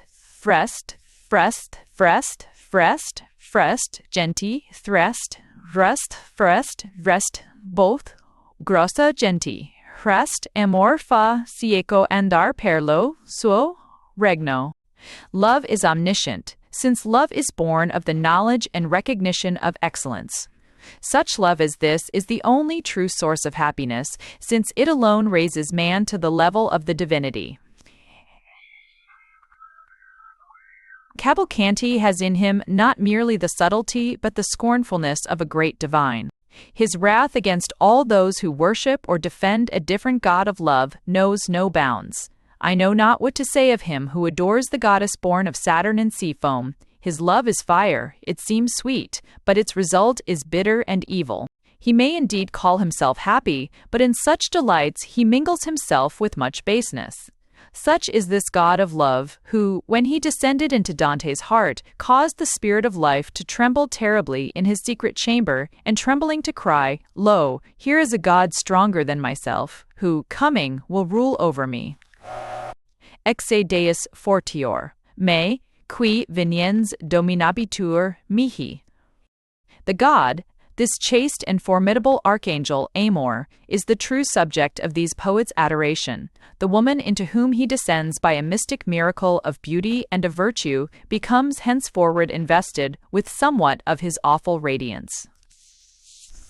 She is a gentle, gracious lady, a lovable and loving woman, in describing whose gray-green eyes and color as of snow tinted with pomegranate, the older Tuscans would fain linger, comparing her to the new-budded rose, to the morning star, to the golden summer air, to the purity of snowflakes falling silently in a serene sky. But the sense of the divinity residing within her becomes too strong. From her eyes dart spirits who strike awe into the heart. From her lips come words which make men sigh. On her passage the poet casts down his eyes, notions, all these, with which we are familiar from the Vita Nuova, but which belong to Cavalcanti, Lappogiani, nay, even to Guinicelli, quite as much as to Dante. The poet bids his verse go forth to her, but softly, and stand before her with bended head, as before the Mother of God. She is a miracle herself, a thing sent from heaven, a spirit, as Dante says in that most beautiful of all his sonnets, the summing up of all that the poets of his circle had said of their lady. She passes along the streets so beautiful and gracious, says Guinicelli, that she humbles pride in all whom she greets, and makes him of our faith if he does not yet believe, and no base man can come into her presence. And I will tell you another virtue of her: no man can think aught of evil as long as he looks upon her. The noble mind which I feel, on account of this youthful lady who has appeared, makes me despise baseness and vileness, says Lappogiani. The women who surround her are glorified in her glory, glorified in their womanhood and companionship with her. The ladies around you, says Cavalcanti, are dear to me for the sake of your love, and I pray them, as they are courteous, that they should do you all honor. She is, indeed, scarcely a woman and something more than a saint, an avatar, an incarnation of that Amor who is born of virtue and beauty and raises men's minds to heaven. And when Cavalcanti speaks of his lady's portrait behind the blazing tapers of Orsan Michele, it seems but natural that she should be on an altar, in the Madonna's place. The idea of a mysterious incarnation of love in the lady, or of a mystic relationship between her and love, returns to these poets. Lappogiani tells us first that she is Amor's sister, then speaks of her as Amor's bride. Nay, in this love theology of the 13th century arises the same kind of confusion as in the mystic disputes of the nature of the Godhead. A Sienese poet, Ugo da Massa, goes so far as to say, "Amor and I are all one thing, and we have one will and one heart, and if I were not, Amor were not, mind you, do not think I am saying these things from subtlety, a non penseci a eda eldica per arte, for certainly it is true that I am love, and he who should slay me would slay love." Together with the knowledge of public life and of scholastic theories, together with the love of occult and Kabbalistic science, and the craft of Provençal poetry, Dante received from his Florence of the 13th century the knowledge of this new, this exotic and esoteric intellectual love. And, as it is the mission of genius to gather into an undying whole, to model into a perfect form, the thoughts and feelings and perceptions of the less highly endowed men who surround it, so Dante molded out of the love passion and love philosophy of his day the Vita Nuova. Whether the story narrated in this book is fact, whether a real woman whom he called Beatrice ever existed, some of those praiseworthy persons who prowl in the charnel house of the past and put its poor fleshless bones into the acids and sublimate of their laboratory have gravely doubted. But such doubts cannot affect us, for if the story of the Vita Nuova be a romance, and if Beatrice be a mere romance heroine, the real meaning and value of the book does not change in our eyes, since, to concoct such a tale, Dante must have had a number of real experiences which are fully the tale's equivalent, and to conceive and create such a figure as Beatrice, and such a passion as she inspires her poet, he must have felt as a poignant reality the desire for such a lady, the capacity for such a love. Aldus Prot and the Minimal, a tale merely of the soul, and of the soul's movements and actions, this Vita Nuova. So why should it matter if that which could never exist save in the spirit should have been but the spirit's creation? It is, in its very intensity, a vision of love. What if it be a vision merely conceived and never realized? Hence the futility of all those who wish to destroy our faith and pleasure by saying all this never took place. Fools, can you tell what did or did not take place in a poet's mind? Be this as it may, the Vita Nuova, thank heaven, exists, and, thank heaven, exists as a reality to our feelings. The longed-for ideal, the perfection whose love, said Cavalcanti, raises us up to God, has seemed to gather itself into a human shape, and a real being has been surrounded by the halo of perfection emanated from the poet's own soul. The vague visions of glory have suddenly taken body in this woman, seen rarely, at a distance, the woman whom, as a child, the poet, himself a child, had already looked at with the strange ideal fascination which we sometimes experience in our childhood. People are apt to smile at this opening of the Vita Nuova, to put aside this narrative of childish love, together with the pathetic little pedantries of learned poetry and Kabbalah of the long glosses to each poem, and the elaborate calculations of the recurrence and combination of the number 9, and that curious little bit of encyclopedic display about the Syrian month A Tisman, as so much pretty local coloring or obsolete silliness. But there is nothing at which to laugh in such childish fascinations. The wonderful, the perfect, is more open to us as children than it is afterwards. A word, a picture, a snatch of music will have for us an ineffable, mysterious meaning. And how much more so some human being, often some other, more brilliant child, from whose immediate contact we are severed by some circumstance, perhaps by our own consciousness of inferiority, which makes that other appear strangely distant, above us, moving in a world of glory which we scarcely hope to approach. A child sometimes, or sometimes some grown person, beautiful, brilliant, who sings or talks or looks at us, the child, with ways which we do not understand, like some fairy or goddess. No, indeed, there is nothing to laugh at in this first blossoming of that love for higher and more beautiful things, which in most of us is trodden down, left to wither, by our maturer selves, nothing to make us laugh. Nay, rather, to make us sigh that later on we see too well, see others too much on their real level, scrutinize too much, alas, for what at best is but an imperfect creature. And in this state of fascination, does the child Dante see the child Beatrice, as a strange, glorious little vision, from a childish sphere quite above him, treasuring up that vision, till with his growth, it expands and grows more beautiful and noble, but none the less fascinating and full of awfulness.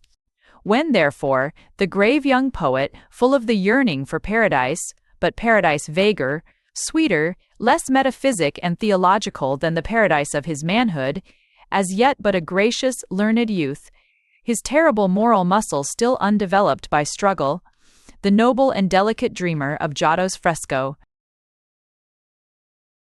with the long, thin, almost womanish face, marked only by dreamy eyes and lips, wandering through this young Florence of the Middle Ages, when, I say, he meets after long years the noble and gentle woman, serious and cheerful and candid, and is told that she is that same child who was the queen and goddess of his childish fancies, then the vague glory with which his soul is filled expands and enwraps the beloved figure, so familiar and yet so new. And the blood retreats from his veins, and he trembles, and a vague god within him, half allegory, half reality, cries out to him that a new life for him has begun. Beatrice has become the ideal. Beatrice, the real woman, has ceased to exist. The Beatrice of his imagination only remains, a piece of his own soul embodied in a gracious and beautiful reality, which he follows, seeks, but never tries to approach. Of the real woman he asks nothing, no word throughout the Vita Nuova of entreaty or complaint, no shadow of desire, not a syllable of those reproaches of cruelty which Petrarch is forever showering upon Laura. He desires nothing of Beatrice, and Beatrice cannot act wrongly. She is perfection, and perfection makes him who contemplates humble at once and proud, glorifying his spirit. Once, indeed, he would wish that she might listen to him. He has reason to think that he has fallen in her esteem, has seemed base and uncourteous in her eyes, and he would explain. But he does not wish to address her. It never occurs to him that she can ever feel in any way towards him. It is enough that he feels towards her. Let her go by and smile and graciously salute her friends. The sight of her grave and pure regalness, nay, rather divinity, of womanhood suffices for his joy. Nay, later, the consciousness comes upon him that it is sufficient to know of her existence and of his love, even without seeing her. And, as must be the case in such ideal passion, where the action is wholly in the mind of the lover, he is at first ashamed, afraid, he feels a terror, lest his love, if known to her, should excite her scorn, a horror lest it be misunderstood and befouled by the jests of those around him, even of those same gentle women to whom he afterwards addresses his praise of Beatrice. He is afraid of exposing to the air of reality this ideal flower of passion, Winstitut, but the moment comes when he can hide it no longer, and, behold, the passion flower of his soul opens out more gloriously in the sunlight of the world. He is proud of his passion, of his worship. He feels the dignity and glory of being the priest of such a love. The women all round, the beautiful, courteous women, of whom, only just now, he was so dreadfully afraid, become his friends and confidants. They are quite astonished, half in love, perhaps, with the young poet at this strange way of loving. They sympathize, admire, are in love with his love for Beatrice. And to them he speaks of her rather than to men, for the womanhood which they share with his lady consecrates them in his eyes. And they, without jealousy towards this ideal woman, though perhaps not without longing for this ideal love, listen as they might listen to some new and unaccountably sweet music, touched and honored, and feeling towards Dante as towards some beautiful, half-mad thing.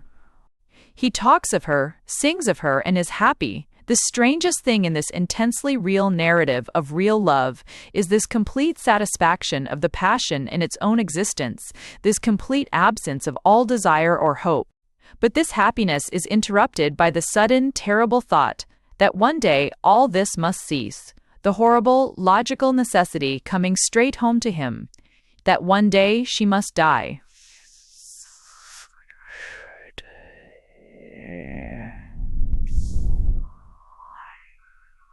There is nothing truer, more intensely pathetic, in all literature, than this frightful pang of evil, not real, but first imagined, this frightful nightmare vision of the end coming when reality is still happy.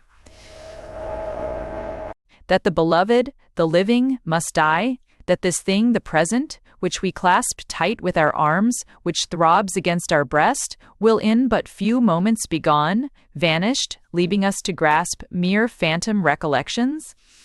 Compared with this, the blow of the actual death of Beatrice is gentle. And then, the truthfulness of his narration.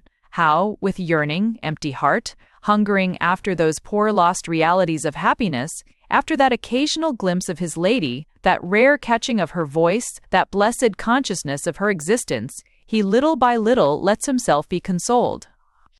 Cradled to sleep like a child which has sobbed itself out, in the sympathy, the vague love, of another, the Donna della Finestra, with whom he speaks of Beatrice, and the sudden, terrified, starting up and shaking off of any such base consolation, the wrath at any such mental infidelity to the dead one, the indignant impatience with his own weakness, with his baseness in not understanding that it is enough that Beatrice has lived and that he has loved her, in not feeling that the glory and joy of the ineffaceable past is sufficient for all present and future. A revolution in himself which gradually merges in that grave final resolve, that sudden seeing how Beatrice can be glorified by him, that solemn, quiet, brief determination not to say any more of her as yet, not till he can show her transfigured in paradise. After this sonnet, there appeared unto me a marvelous vision, in which I beheld things that made me propose unto myself to speak no more of this blessed one, until the time when I might more worthily treat of her. And that this may come to pass, I strive with all my endeavor, even as she truly knows it. Thus, if it should please him, through whom all things do live, that my life continue for several more years, I hope to say of her such things as have never been said of any lady, and then may it please him, who is the Lord of all courtesy, that my soul shall go forth to see the glory of its lady, that is to say, of that blessed Beatrice, who gloriously looks up into the face of him, qui est per omnia saecula benedictus. Thus ends the Vita Nuova, a book, to find any equivalent for whose reality and completeness of passion, though it is passion for a woman whom the poet scarcely knows and of whom he desires nothing, we must go back to the merest fleshly love of antiquity, of Sappho or Catullus, for modern times are too hesitating and weak. So, at least it seems, but in fact, if we only think over the matter, we shall find that in no earthly love can we find this reality and completeness. It is possible only in love like Dante's. For there can be no unreality in it. It is a reality of the imagination, and leaves, with all its mysticism and idealism, no room for falsehood. And, after reading that last page which I have above transcribed, as those closing Latin words echo through our mind like the benediction from an altar, we feel as if we were rising from our knees in some secret chapel, bright with tapers and dim with incense, among a crowd kneeling like ourselves, yet solitary, conscious of only the glory we have seen and tasted, of that love qui est per omnia saecula benedictus. 3. But is it right that we should feel thus? Is it right that love, containing within itself the potentialities of so many things so sadly needed in this cold real world, as patience, tenderness, devotion, and loving kindness, is it right that love should thus be carried away out of ordinary life and enclosed, a sacred thing for contemplation, in the shrine or chapel of an imaginary Beatrice? And, on the other hand, is it right that into the holy places of our soul, the places where we should come face to face with the unattainable ideal of our own conduct, that we may strive after something nobler than mere present pleasure and profit? Is it right that into such holy places, destined but for an abstract perfection, there should be placed a mere half-unknown, vaguely seen woman? In short, is not this Vita Nuova a mere false ideal? One of those works of art which, because they are beautiful, get worshipped as holy? This question is a grave one, and worthy to make us pause. The world is full of instances of the fatal waste of feelings misapplied, of human affections, human sympathy and compassion, so terribly necessary to man, wasted in various religious systems, upon Christ and God, of religious aspirations, contemplation, worship, and absorption, necessary to the improvement of the soul, wasted in various artistic or poetic crazes upon mere pleasant works or pleasant fancies of man. wastefulness of emotions, wastefulness of time, which constitute 2/3 of mankind's history and explain the vast amount of evil in past and present. The present question therefore becomes, is not this vita nuova merely another instance of this lamentable carrying off of precious feelings in channels where they result no longer in fertilization but in corruption? The Middle Ages, especially in its religion, its philosophy, nay, in that very love of which I am writing, are one succession of such acts of wastefulness. This question has come to me many a time and has left me in much doubt and trouble. But on reflection, I am prepared to answer that such doubts as these may safely be cast behind us, and that we may trust that instinct which, whenever we lay down the vita nuova, tells us that to have felt and loved this book is one of those spiritual gains in our life which, come what may, can never be lost entirely. The Vita Nuova represents the most exceptional of exceptional moral and intellectual conditions. Dante's love for Beatrice is, in great measure, to be regarded as an extraordinary and exquisite work of art, produced not by the volition of man, but by the accidental combination of circumstances. It is no more suited to ordinary life than would a golden and ivory goddess of Phidias be suited to be the wife of a mortal man. But it may not therefore be useless, nay, it may be of the highest utility. It may serve that high utilitarian mission of all art, to correct the real by the ideal, to mold the thing as it is in the semblance of the thing as it should be. Herein, let it be remembered, consists the value, the necessity of the abstract and the ideal. In the long history of evolution, we have now reached the stage where selection is no longer in the mere hands of unconscious nature, but of conscious or half-conscious man, who makes himself, or is made by mankind, according to not merely physical necessities, but to the intellectual necessity of realizing the ideal, of pursuing the object, of imitating the model, before him. No man will ever find the living counterpart of that chryselephantine goddess of the Greeks. Ivory and gold, nay, marble fashioned by an artist, are one thing, flesh is another, and flesh fashioned by mere blind accident. But the man who should have beheld that Phidian goddess, who should have felt her full perfection, would not have been as easily satisfied as any other with a mere commonplace living woman. He would have sought and seeking, would have had more likelihood of finding, the woman of flesh and blood who nearest approached to that ivory and gold perfection. The case is similar with the Vita Nuova. No earthly affection, no natural love of man, for woman, of an entire human being, body and soul, for another entire human being, can ever be the counterpart of this passion for Beatrice, the passion of a mere mind, for a mere mental ideal. But if the old lust-fattened evil of the world is to diminish rather than to increase, why then every love of man for woman and of woman for man should tend, to the utmost possibility, to resemble that love of the Vita Nuova.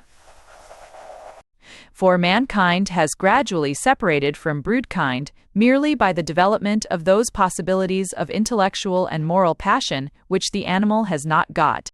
An animal man will never cease to be, but a man he can daily more and more become, until from the obscene goat-legged and goat-faced creature which we commonly see, he has turned into something like certain antique fawns, a beautiful creature, not noticeably a beast in only the smallest portion of his nature. In order that this may come to pass, and its coming to pass means, let us remember, the enormous increase of happiness and diminution of misery upon earth, it is necessary that day by day and year by year there should enter into man's feelings, emotions, and habits into his whole life a greater proportion of that which is his own and is not shared by the animal, that his actions, preferences, the great bulk of his conscious existence, should be busied with things of the soul, truth, good, and beauty, and not with things of the body. Hence the love of such a gradually improving and humanizing man for a gradually improving and humanizing woman should become, as much as is possible, a connection of the higher and more human, rather than of the lower and more bestial, portions of their nature. It should tend, in its reciprocal stimulation, to make the man more a man, the woman more a woman, to make both less of the mere male and female animals that they were. In brief, love should increase instead, like that which oftenest profanes love's name, of diminishing, the power of aspiration, of self-direction, of self-restraint, which may exist within us. Now, to tend to this is to tend towards the love of the vita nuova. To tend towards the love of the vita nuova is to tend towards this. Say what you will of the irresistible force of original constitution, it remains certain, and all history is there as witness, that mankind, that is to say, the only mankind in whom lies the initiative of good, mankind, which can judge and select, possesses the faculty of feeling and acting in accordance with its standard of feeling and action, the faculty in great measure of becoming that which it thinks desirable to become. Now to have perceived the even imaginary existence of such a passion as that of Dante for Beatrice must be, for all who can perceive it, the first step towards attempting to bring into reality a something of that passion. The real passion conceived, while the remembrance of that ideal passion be still in the mind, will bear to it a certain resemblance, even as, according to the ancients, the children born of mothers whose rooms contained some image of Apollo or Adonis would have in them a reflex, however faint, of that beauty in whose presence they came into existence. In short, it seems to me that as the Vita Nuova embodies the utmost ideal of absolutely spiritual love, and as to spiritualize love must long remain one of the chief moral necessities of the world, there exists in this book a moral force, a moral value, a power in its unearthly passion and purity, which, as much as anything more deliberately unselfish, more self-consciously ethical, we must acknowledge and honor as holy. As the love of him who has read and felt the Vita Nuova cannot but strive towards a purer nature, so also the love of which poets sang became also nobler, as the influence of the strange Tuscan school of Platonic lyrists spread throughout literature, bringing to men the knowledge of a kind of love born of that idealizing and worshipping passion of the Middle Ages, but of medieval love chastened by the manners of stern democracy, and passed through the sieve of Christian mysticism and pagan philosophy. Of this influence of the Vita Nuova, for the Vita Nuova had concentrated in itself all the intensest characteristics of Dante's immediate predecessors and contemporaries, causing them to become useless and forgotten. Of this influence of the Vita Nuova, there is perhaps no more striking example than that of the poet who, constituted by nature to be the mere continuator of the romantically gallant tradition of the troubadours, became, and hence his importance and glory, the mediator between Dante and the centuries which followed him, the man who gave to mankind, incapable as yet of appreciating or enduring the spiritual essence of the Vita Nuova, Weiss L. Fonders and that self-same essence of intellectual love in an immortal dilution. I speak, of course, of Petrarch. His passion is neither ideal nor strong. The man is in love, or has been in love, existing on a borderland of loving and not loving, with the beautiful woman. With the beautiful woman, half knightly, half scholarly, and altogether courtly mind, is delighted with her. With her curly yellow hair, her good red and white beauty, we are never even told that Dante's Beatrice is beautiful, yet how much lovelier is she not than this Laura, descended from all the golden-haired, bright-eyed ladies of the troubadours. With her manner, her amiability, her purity and dignity in this ecclesiastical Babylon, called Avignon, he maintains a semi-artificial love, frequenting her house, writing sonnet after sonnet, rhetorical exercises, studies from the antique and the Provençal for the most part, and he, who was born to be a mere troubadour, like Ventador or Folquet, becomes, through the influence of Dante, the type of the poet Abate, of the poetic cavaliere servente. Now also seating them seventation with the accurates of the city's ability epitalon, who, failing to get the better of Laura's virtue, doubtless consoles himself elsewhere, but returns to an habitual contemplation of it. He is, being constitutionally a troubadour, an Italian priest turned partly Provençal, vexed at her not becoming his mistress. Then, having made up his mind, which was but little set upon her, quite pleased at her refusal, it turns her into a kind of Beatrice, and him, poor man, heaven help him, ass, into a kind of Dante, a Dante for the use of the world at large. He goes on visiting Laura and writing to her a sonnet regularly so many times a week, and the best, carefully selected, we feel distinctly persuaded, at regular intervals. It is a determined cultus, a sort of half-real affectation, something equivalent to lighting a lamp before a very well-painted and very conspicuous shrine. All his humanities, all his Provençal lore go into these poems, written for whom? For her? Decidedly, for she has no reason not to read the effusions of this amiable, weak priestlet. She feels nothing for him. For her, but doubtless also to be handed round in society, a new sonnet or canzone by that charming and learned man, the Abbate Petrarch. He praises Laura's chastity, then grows impatient, then praises her again, adores her, calls her cruel, his goddess, his joy, his torment. He does not really want her, but in the vacuity of his feeling, thinks he does. Calls her alternately the flat, abusive, and eulogistic names, which mean nothing. He plays loud and soft with this absence of desire. He fiddle-faddles in descriptions of her, not passionate or burning, but delicately undressed. He sees her, but with chaste eyes. In her bath, he envies her veil, and cc. He neither violently intellectually embraces nor humbly bows down in imagination before her. He trifles gracefully, modestly, half familiarly, with her fingertips, with the locks of her hair, and so forth. Fancy Dante abusing Beatrice. Fancy Dante talking of Beatrice in her bath. The mere idea of his indignation and shame makes one shameful and indignant at the thought. But this perfect Laura is no Beatrice, or only a half-and-half sham one. She is no ideal figure, merely a figure idealized. This is no imaginative passion, merely an unreal one. Compare, for instance, the suggestion of Laura's possible death with the suggestion of the possible death of Beatrice. Petrarch does not love sufficiently to guess what such a loss would be. Then Laura does die. Here Petrarch rises. The severing of the dear old habits, the absence of the sweet reality, the terrible sense that all is over, death, the great poetizer and giver of love philters, all this makes him love Laura as he never loved her before. The poor weak creature, who cannot, like a troubadour, go seek a new mistress when the old one fails him, feels dreadfully alone, the world dreadfully dreary around him. He sits down and cries, and his crying is genuine, making the tears come also into our eyes. And Laura, as she becomes a more distant ideal, becomes nobler, though noble, with only a faint earthly graciousness not comparable to the glory of the living Beatrice.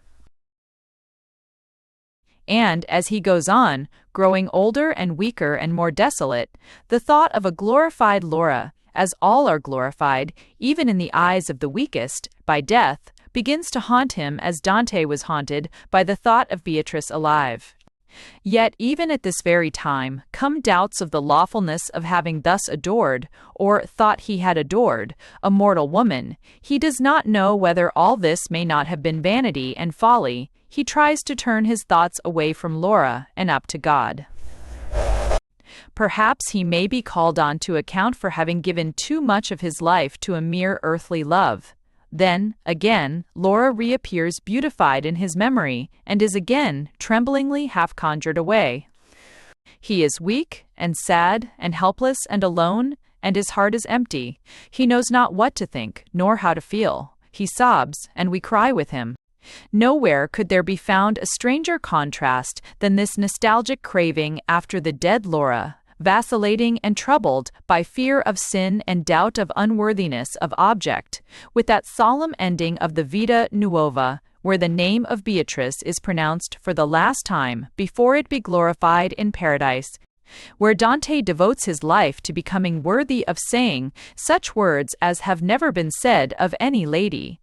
The ideal woman is one and unchangeable in glory, and unchangeable is the passion of her lover. But of this sweet dead Laura, whose purity and beauty and cruelty he had sung, without a tremor of self-unworthiness all her life, of her the poor weak Petrarch begins to doubt, of her, and her worthiness of all this love, and when she is dead and himself is dying.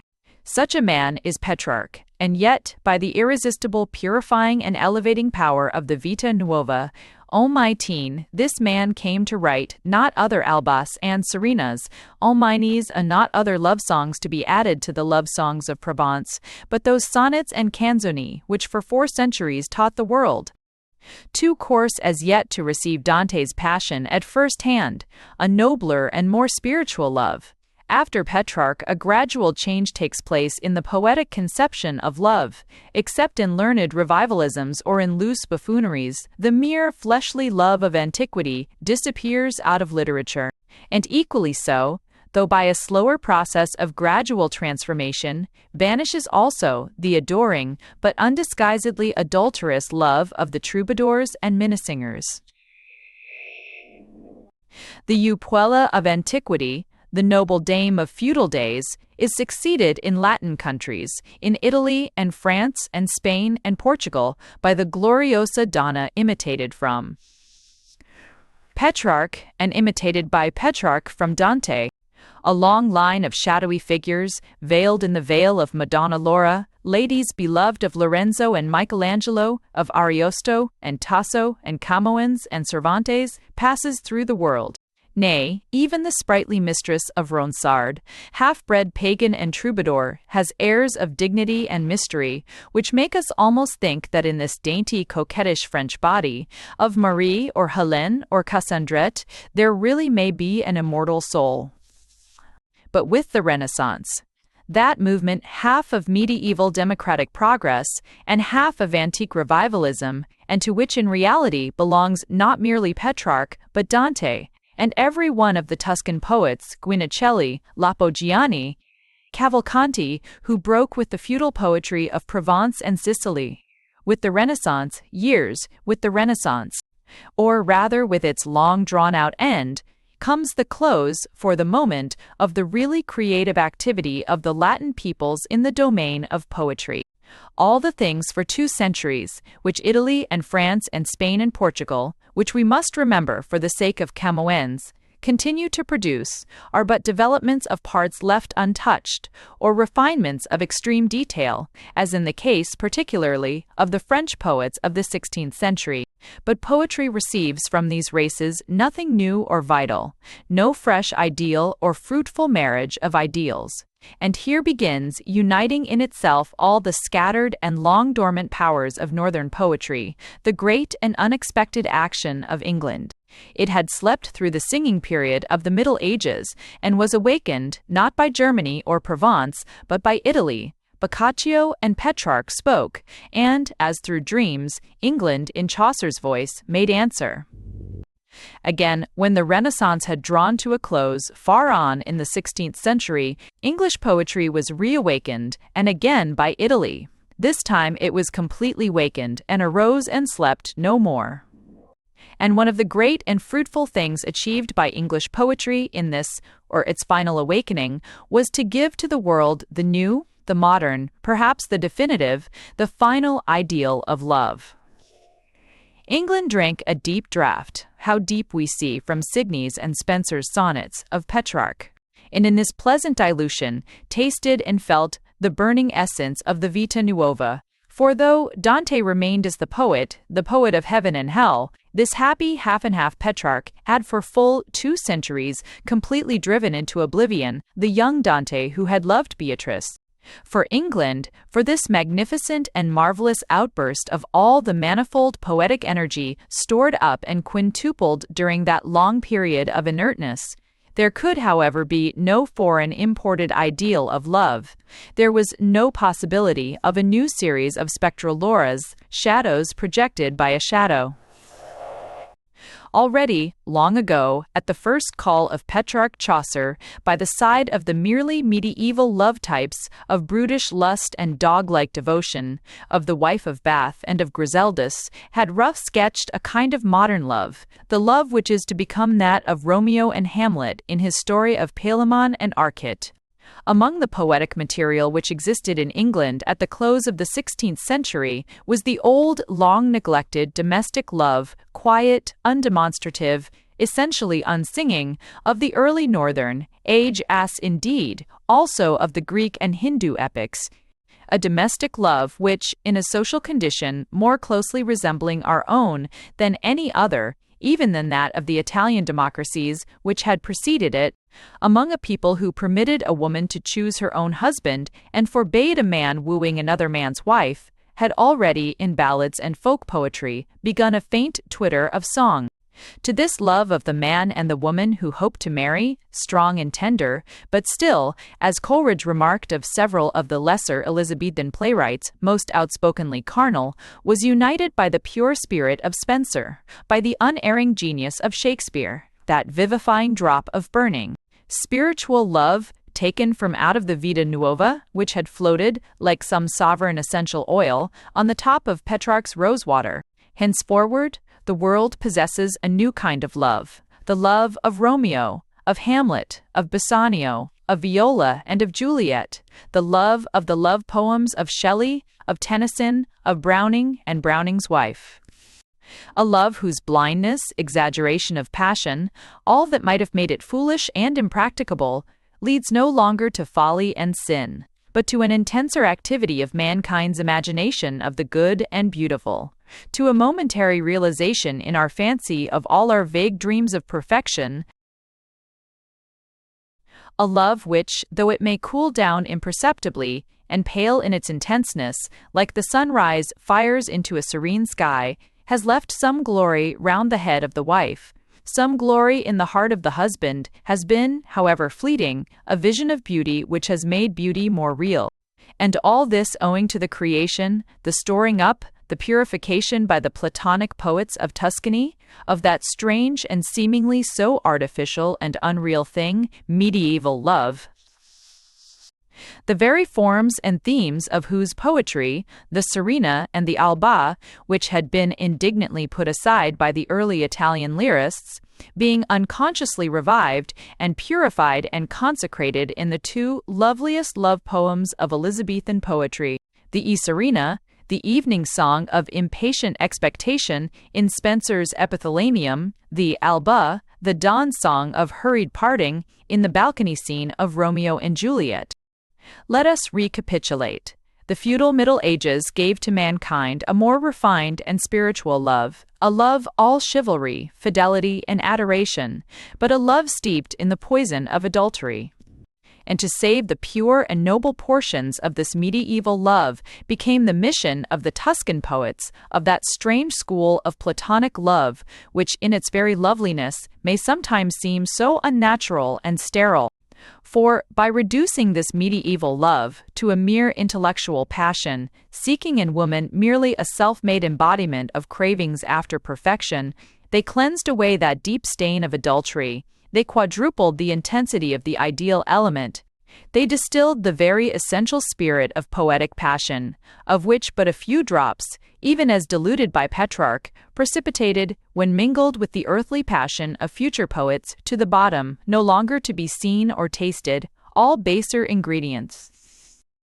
And, while the poems of minnesingers and troubadours have ceased to appeal to us, and remain merely for their charm of verse and of graceful conceit, the poetry written by the Italians of the 13th century for women, whose love was but an imaginative fervor, remains concentrated in the Vita Nuova, and will remain for all time the sovereign purifier to which the world must have recourse whenever that precipitate of baser instincts which thickened like slime, the love poetry of antiquity, shall rise again and sully the purity of the love poetry of today. Epilogue.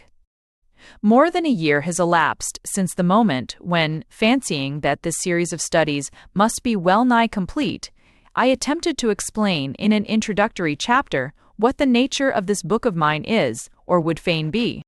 I had hoped that each of these studies would complete its companions, and that, without need for explicit explanation, my whole idea would have become more plain to others than it was at that time even to myself. But instead, it has become obvious that the more carefully I had sought to reduce each question to unity, the more that question subdivided and connected itself with other questions, and that, with the solution of each separate problem, had arisen a new set of problems which infinitely complicated the main lessons to be deduced from a study of that many-sided civilization to which, remembering the brilliant and mysterious offspring of Faustus and Helena, I have given the name of Euphorion. Hence, as it seems, the necessity for a few further words of explanation. In those introductory pages written some 15 months ago, I tried to bring home to the reader a sense which has haunted me throughout the writing of this volume, namely, that instead of having deliberately made up my mind to study the Renaissance, as one makes up one's mind to visit Greece or Egypt or the Holy Land, I have, on the contrary, quite accidentally and unconsciously, found myself wandering about in spirit among the monuments of this particular historic region, even as I might wander about in the streets of Siena, where I wrote last year, of Florence, whence I write at present, wandering about among these things, and little by little feeling a particular interest in one, then in another, according as each happened to catch my fancy or to recall some already known thing.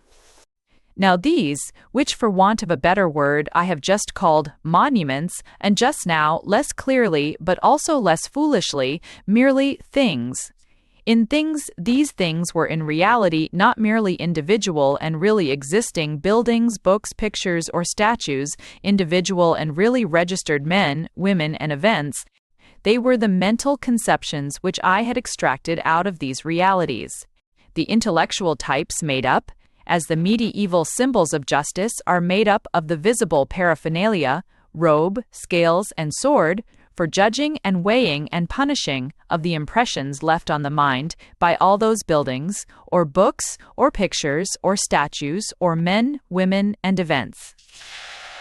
They were not the iniquities of this particular despot, nor the scandalous sayings of that particular humanist, but the general moral chaos of the Italian 15th and 16th centuries, not the poem of Pulci, of Boiardo, of Ariosto in especial, but a vast imaginary poem made up of them all, not the medieval saints of Angelico and the pagan demigods of Michelangelo, but the two tremendous abstractions, the spirit of medievalism in art, and the spirit of antiquity, the interest in the distressed soul, and the interest in the flourishing body.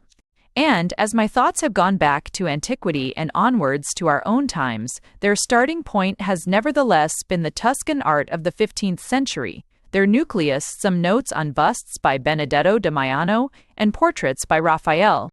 My dramatist persona have been modes of feeling and forms of art.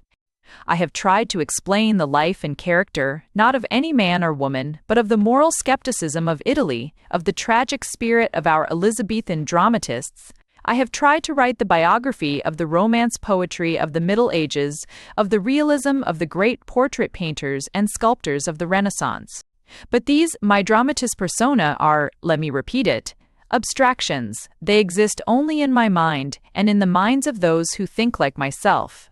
Hence, like all abstractions, they represent the essence of a question, but not its completeness, its many-sidedness as we may see it in reality. Hence it is that I have frequently passed over exceptions to the rule which I was stating, because the explanation of these exceptions would have involved the formulating of a number of apparently irrelevant propositions, so that anyone who please may accuse me of inexactness. And, to give an instance, cover the margins of my essay on medieval love with a whole list of virtuous love stories of the Middle Ages, or else ferret out of Reinward and von der Hagen a dozen pages of medieval poems in praise of rustic life. These objections will be perfectly correct, and so far as my knowledge permitted me, I might have puzzled the reader with them myself. But it remains nonetheless certain that, in the main, medieval love was not virtuous, and medieval peasantry not admired by poets, or because and admired by poets, and none the less certain. I think also that in describing the characteristics and origin of an abstract thing, such as medieval love or medieval feeling towards the country and country folk, it was my business to state the rule and let alone the exceptions. There is another matter which gives me far greater concern. In creating and dealing with an abstraction, one is frequently forced, if I may use the expression, to cut a subject in two, to bring one of its sides into full light and leave the other in darkness, nay, to speak harshly of one side of an art or of a man without being able to speak admiringly of another side. This one-sidedness, this apparent injustice of judgment, has in some cases been remedied by the fact that I have treated in one study those things which I was forced to omit in another study. As, in two separate essays, I have pointed out, first, the extreme inferiority of Renaissance sculpture to the sculpture of antiquity with regard to absolute beauty of form, and then the immeasurable superiority of Renaissance over antique sculpture in the matter of that beauty and interest dependent upon mere arrangement and handling, wherein lies the beauty-creating power of realistic schools. But most often I have shown one side, not merely of an artist or an art, but of my own feeling, without showing the other. And in one case, this inevitable one-sidedness has weighed upon me almost like personal guilt, and has almost made me postpone the publication of this book to the Greek Kalendes, in hopes of being able to explain and to atone. I am alluding to Fra Angelico. I spoke of him in a study of the progress of mere beautiful form, the naked human form, moreover, in the art of the Renaissance. I looked at his work with my mind full of the unapproachable superiority of antique form. I judged and condemned the artist with reference to that superb movement towards nature and form and bodily beauty which was the universal movement of the 15th century. I lost patience with this saint because he would not turn pagan. I pushed aside, because he did not seek for a classic Olympus, his exquisite dreams of a medieval paradise. I had taken part, as its chronicler, with the art which seeks mere plastic perfection, the art to which Angelico said, retro me sathana. It was my intention to close even this volume with a study of the poetical conception of early Renaissance painting, of that strange kind of painting in which a thing but imperfect in itself, a mere symbol of lovely ideas, brings home to our mind, with a rush of associations, a sense of beauty and wonder greater perhaps than any which we receive from the sober reality of perfect form. Again, there are the German masters, the great engravers, Kronach, Altdorfer, Aldegrever especially, of whom, for their absolute pleasure in ugly women, for their filthy delight in horrors, I have said an immense amount of ill, and of whom, for their wonderful intuition of dramatic situation, their instinct of the poetry of common things, and their magnificently imaginative rendering of landscape, I hope some day to say an equal amount of good. I have spoken of the lesson which may be derived from studies even as humble as these studies of mine, since, in my opinion, we cannot treat history as a mere art, though history alone gives us now a day's tragedy which has ceased to exist on our stage, our street, and wonder which has ceased to exist in our poetry. We cannot seek in it mere selfish enjoyment of imagination and emotion without doing our soul the great injury of cheating it of some of those great indignations, some of those great lessons which make it stronger and more supple in the practical affairs of life. Each of these studies of mine brings its own lesson, artistic or ethical, important or unimportant. Its lesson of seeking certainty in our moral opinions, beauty in all, and whatever our forms of art, spirituality in our love. But besides these, I seem to perceive another deduction, an historical fact with a practical application. To see it as the result, not merely perhaps of the studies of which this book is the fruit, but of those further studies, of the subtler sides of medieval and Renaissance life and art, which at present occupy my mind and may some day add another series of essays to this, a lesson still vague to myself, but which, satisfactorily or unsatisfactorily, I shall nevertheless attempt to explain, if indeed it requires to be brought home to the reader. Of the few forms of feeling and imagination which I have treated, things so different from one another as the feeling for nature and the chivalric poem as modern art, with its idealism and realism and modern love, of these forms, emotional and artistic, which antiquity did not know or knew but little.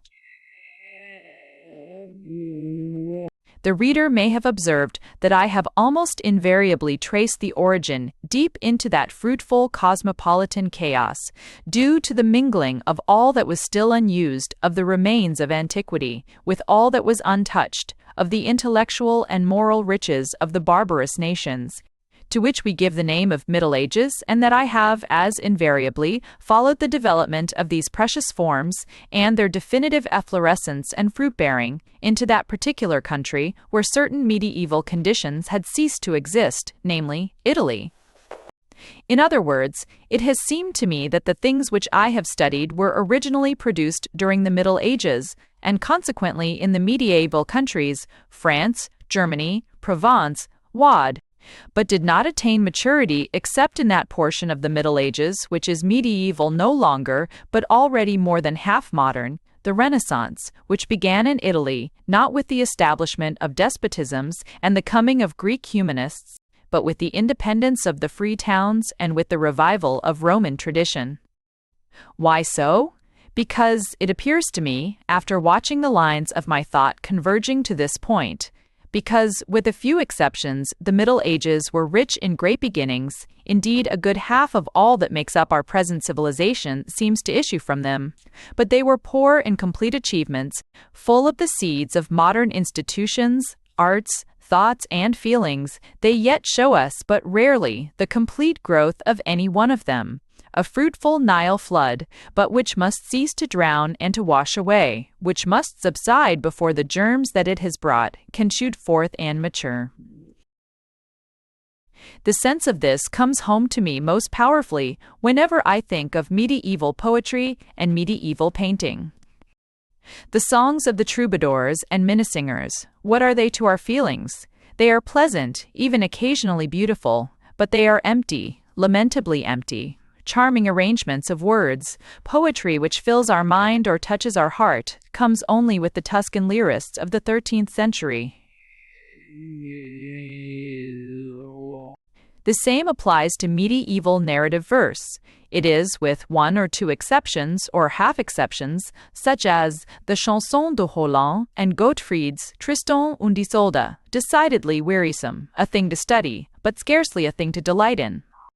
I do not mean to say that the old legends of Wales and Scandinavia, subsequently embodied by the French and German poets of the Middle Ages, are without imaginative or emotional interest. Nothing can be further from my thoughts. The Nibelung story possesses, both in the Norse and in the Middle High German version, a tragic fascination, and a quaint fairy tale interest, every now and then rising to the charm of a Decameronian novella, is possessed by many of the Celtic tales, whether briefly told in the Mabinogion or lengthily detailed by Christian de Troyes and Wolfram von Eschenbach. But all this is the interest of the mere story, and you would enjoy it almost as much if that story were related not by a poet but by a peasant.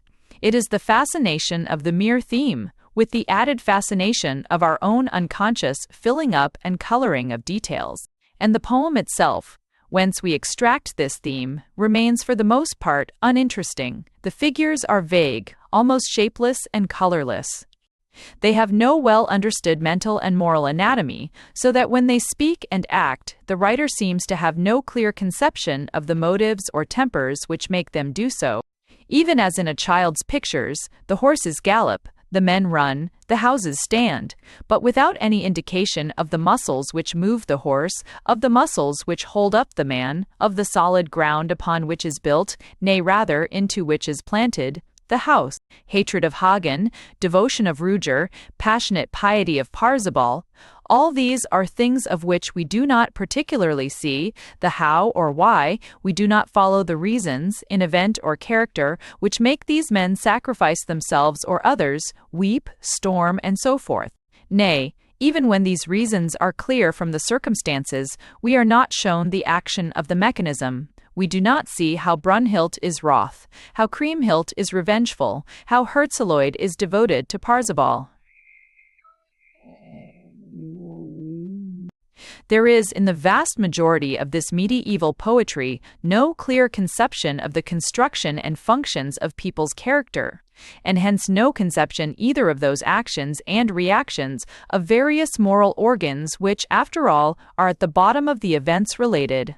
Herein lies the difference between the forms of the Middle Ages and those of antiquity, for how perfectly felt, understood, is not every feeling and every action of the Homeric heroes, how perfectly indicated. We can see the manner and reason of the conflict of Achilles and Agamemnon, of the behavior of the returned Odysseus, as clearly as we see the manner and reason of the movements of the fighting centaurs and Lapithae, or the Amazons.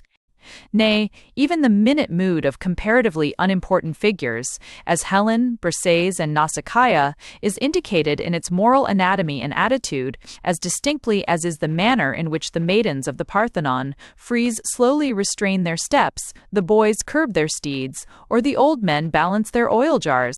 Nothing of this in medieval literature except perhaps in Flamenca and Tristan, where the motive of action, mere imaginative desire, is all-permeating and explains everything. These people clearly had no interest, no perception, connected with character. A valorous woman, a chivalrous knight, an insolent steward, a jealous husband, a faithful retainer, things recognized only in outline, made to speak and act only according to a fixed tradition, without knowledge of the internal mechanism of motive, these sufficed.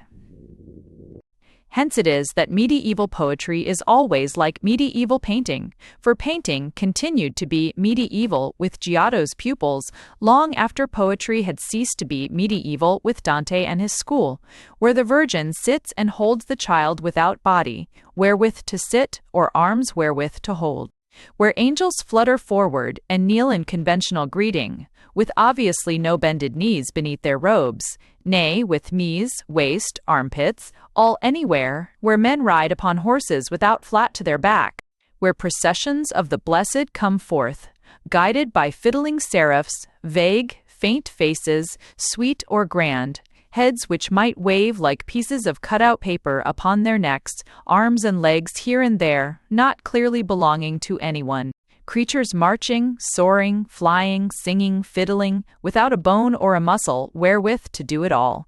And meanwhile, in this medieval poetry, as in this medieval painting, there are yards and yards of elaborate preciousness, all the embossed velvets, all the white and gold-shot brocades, all the silks and satins and jewel-embroidered stuffs of the universe cast stiffly about these phantom men and women, these phantom horses and horsemen.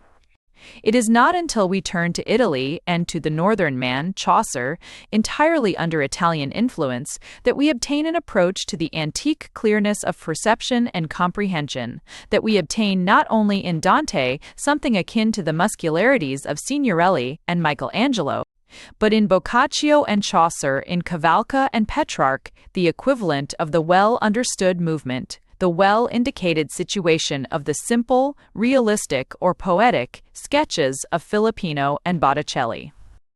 This, you will say, is a mere impression. It is no explanation, still less such an explanation as may afford a lesson.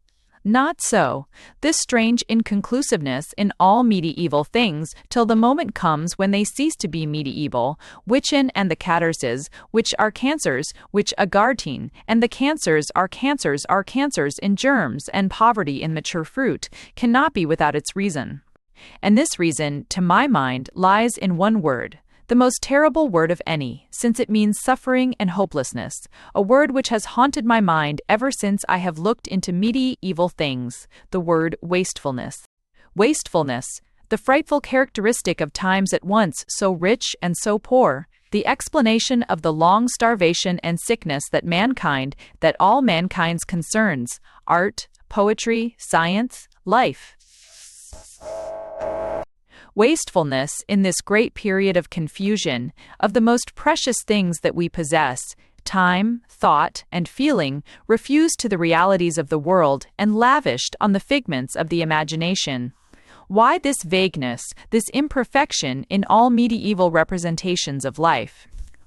Because even as men's eyes were withdrawn, by the temporal institutions of those days, from the sight of the fields and meadows which were left to the blind and dumb thing called serf, so also the thoughts of mankind, its sympathy and intentions, were withdrawn from the mere earthly souls, the mere earthly wrongs and woes of men by the great self-organized institution of medieval religion. Pity of the body of Christ held in bondage by the infidel, love of God, study of the unknowable things of heaven, such are the noblest employments of the medieval soul. How much of pity, of love, may remain for man, how much of study for the knowable? Albo enstut, Tama, Saction. To wastefulness like this, to misapplication of mind ending almost in palsy, must we ascribe, I think, the strange sterility of such medieval art as deals not merely with pattern, but with the reality of man's body and soul. And we might be thankful if, during our wanderings among medieval things, we had seen the starving of only art and artistic instincts, but the soul of man has lain starving also, starving for the knowledge which was sought only of divine things, starving for the love which was given only to God. The explanation, therefore, and its lesson may thus be summed up in the one word, wastefulness, and the fruitfulness of the Renaissance. All that it has given to us of art, of thought, of feeling, for the Vita Nuova, is its fruit, is due, as it seems to me, to the fact that the Renaissance is simply the condition of civilization when, thanks to the civil liberty and the spiritual liberty inherited from Rome and inherited from Greece, man's energies of thought and feeling were withdrawn from the unknowable to the knowable, from heaven to earth, and were devoted to the developing of those marvelous new things which antiquity had not known, and which had lain neglected and wasted during the Middle Ages. Florence, a January 1884. Appendix. I have seen the pictures and statues and towns which I have described, and I have read the books of which I attempt to give an impression. But here my original research, if such it may be called, comes to an end. I have trusted only to myself for my impressions, but I have taken from others everything that may be called historical fact, as distinguished from the history of this or that form of thought or of art which I have tried to elaborate. My references are therefore only to standard historical works, and to such editions of poets and prose writers as have come into my hands. How much I am indebted to the genius of Michelet, nay, rather, how much I am, however unimportant, the thing made by him, every one will see and judge. With regard to positive information, I must express my great obligations to the works of Jacob Burckhardt, of Profens Villari, and of Mr. J. A. Symonds in everything that concerns the political history and social condition of the Renaissance. Mr. Cross is D. Symonds's name. I have placed last, although this is by no means the order of importance in which the three writers appear in my mind, because vanity compels me to state that I have deprived myself of the pleasure and profit of reading his volumes on Italian literature, from a fear that, finding myself doubtless forestalled by him in various appreciations, I might deprive my essays of what I feel to be their principal merit, namely, the spontaneity and wholeness of personal impression. With regard to philological lore, I may refer, among a number of other works, to M. Gaston Paris's work on the cycle of Charlemagne, on de la Villemarqué's companion volume on Celtic romances, and Professor Rajna's Fonte del Ariosto. My knowledge of troubadours, trouvores, and minnesingers is obtained mainly from the great collections of Reynaud, Wackernagel, Meitzner, Bartsch, and von der Hagen, and from Bartsch's and Simrock's editions and versions of Gottfried von Strasberg, Hartmann von Adi, and Wolfram von Eschenbach. Flamenca, I have read in Professor Paul Meyer's beautiful edition, text and translation, Aucassin et Nicolette, in an edition published, if I remember rightly, by Janet, and also in a very happy translation contained in Delbau's huge collection of Romans de Chevalerie, which contains, unfortunately, sometimes garbled, as many of the prose stories of the Carolingian and Amadis cycle as I, at all events, could endure to read. For the early Italian poets, excepting Carducci's Sino da Pistoia, my references are the same as those in Rossetti's Dante and his cycle, especially the Rime Antiche and the Poeti del Primo Secolo. Professor d'Ancona's pleasant volume has greatly helped me in the history of the transformation of the courtly poetry of the early Middle Ages into the folk poetry of Tuscany. I owe a good deal also, with regard to this same essay, The Outdoor Poetry, to Roscoff's famous Geschichte des Teufels, and to Signor Novati's recently published Carmina Medai e Ivi. The Italian novellieri, Bandello, Cinthio, and their set I have used in the Florentine editions of 1820 or 1825, Masuccio edited by De Sanctis. For the essay on the Italian Renaissance on the Elizabethan stage, I have had recourse, chiefly, to the 15th century chronicles in the Archivio Storico Italiano, and to Dyce's Webster, Hartley Coleridge's Massinger and Ford, Churton Collins's Cyril Tourneur, and J. O. Halliwell's Marston. The essays on art have naturally profited by the now inevitable Crow and Cavalcaselle, but in this part of my work, while I have relied very little on books, I have received more than the equivalent of the information to be obtained from any writers in the suggestions and explanations of my friend Mr. T.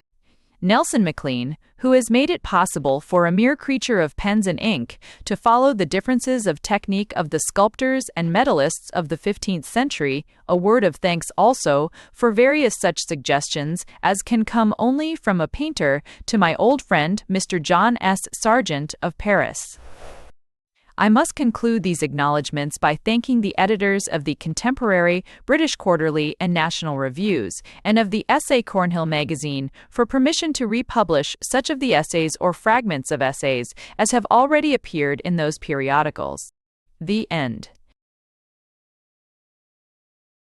Thanks for listening to Euphorion by Vernon Lee.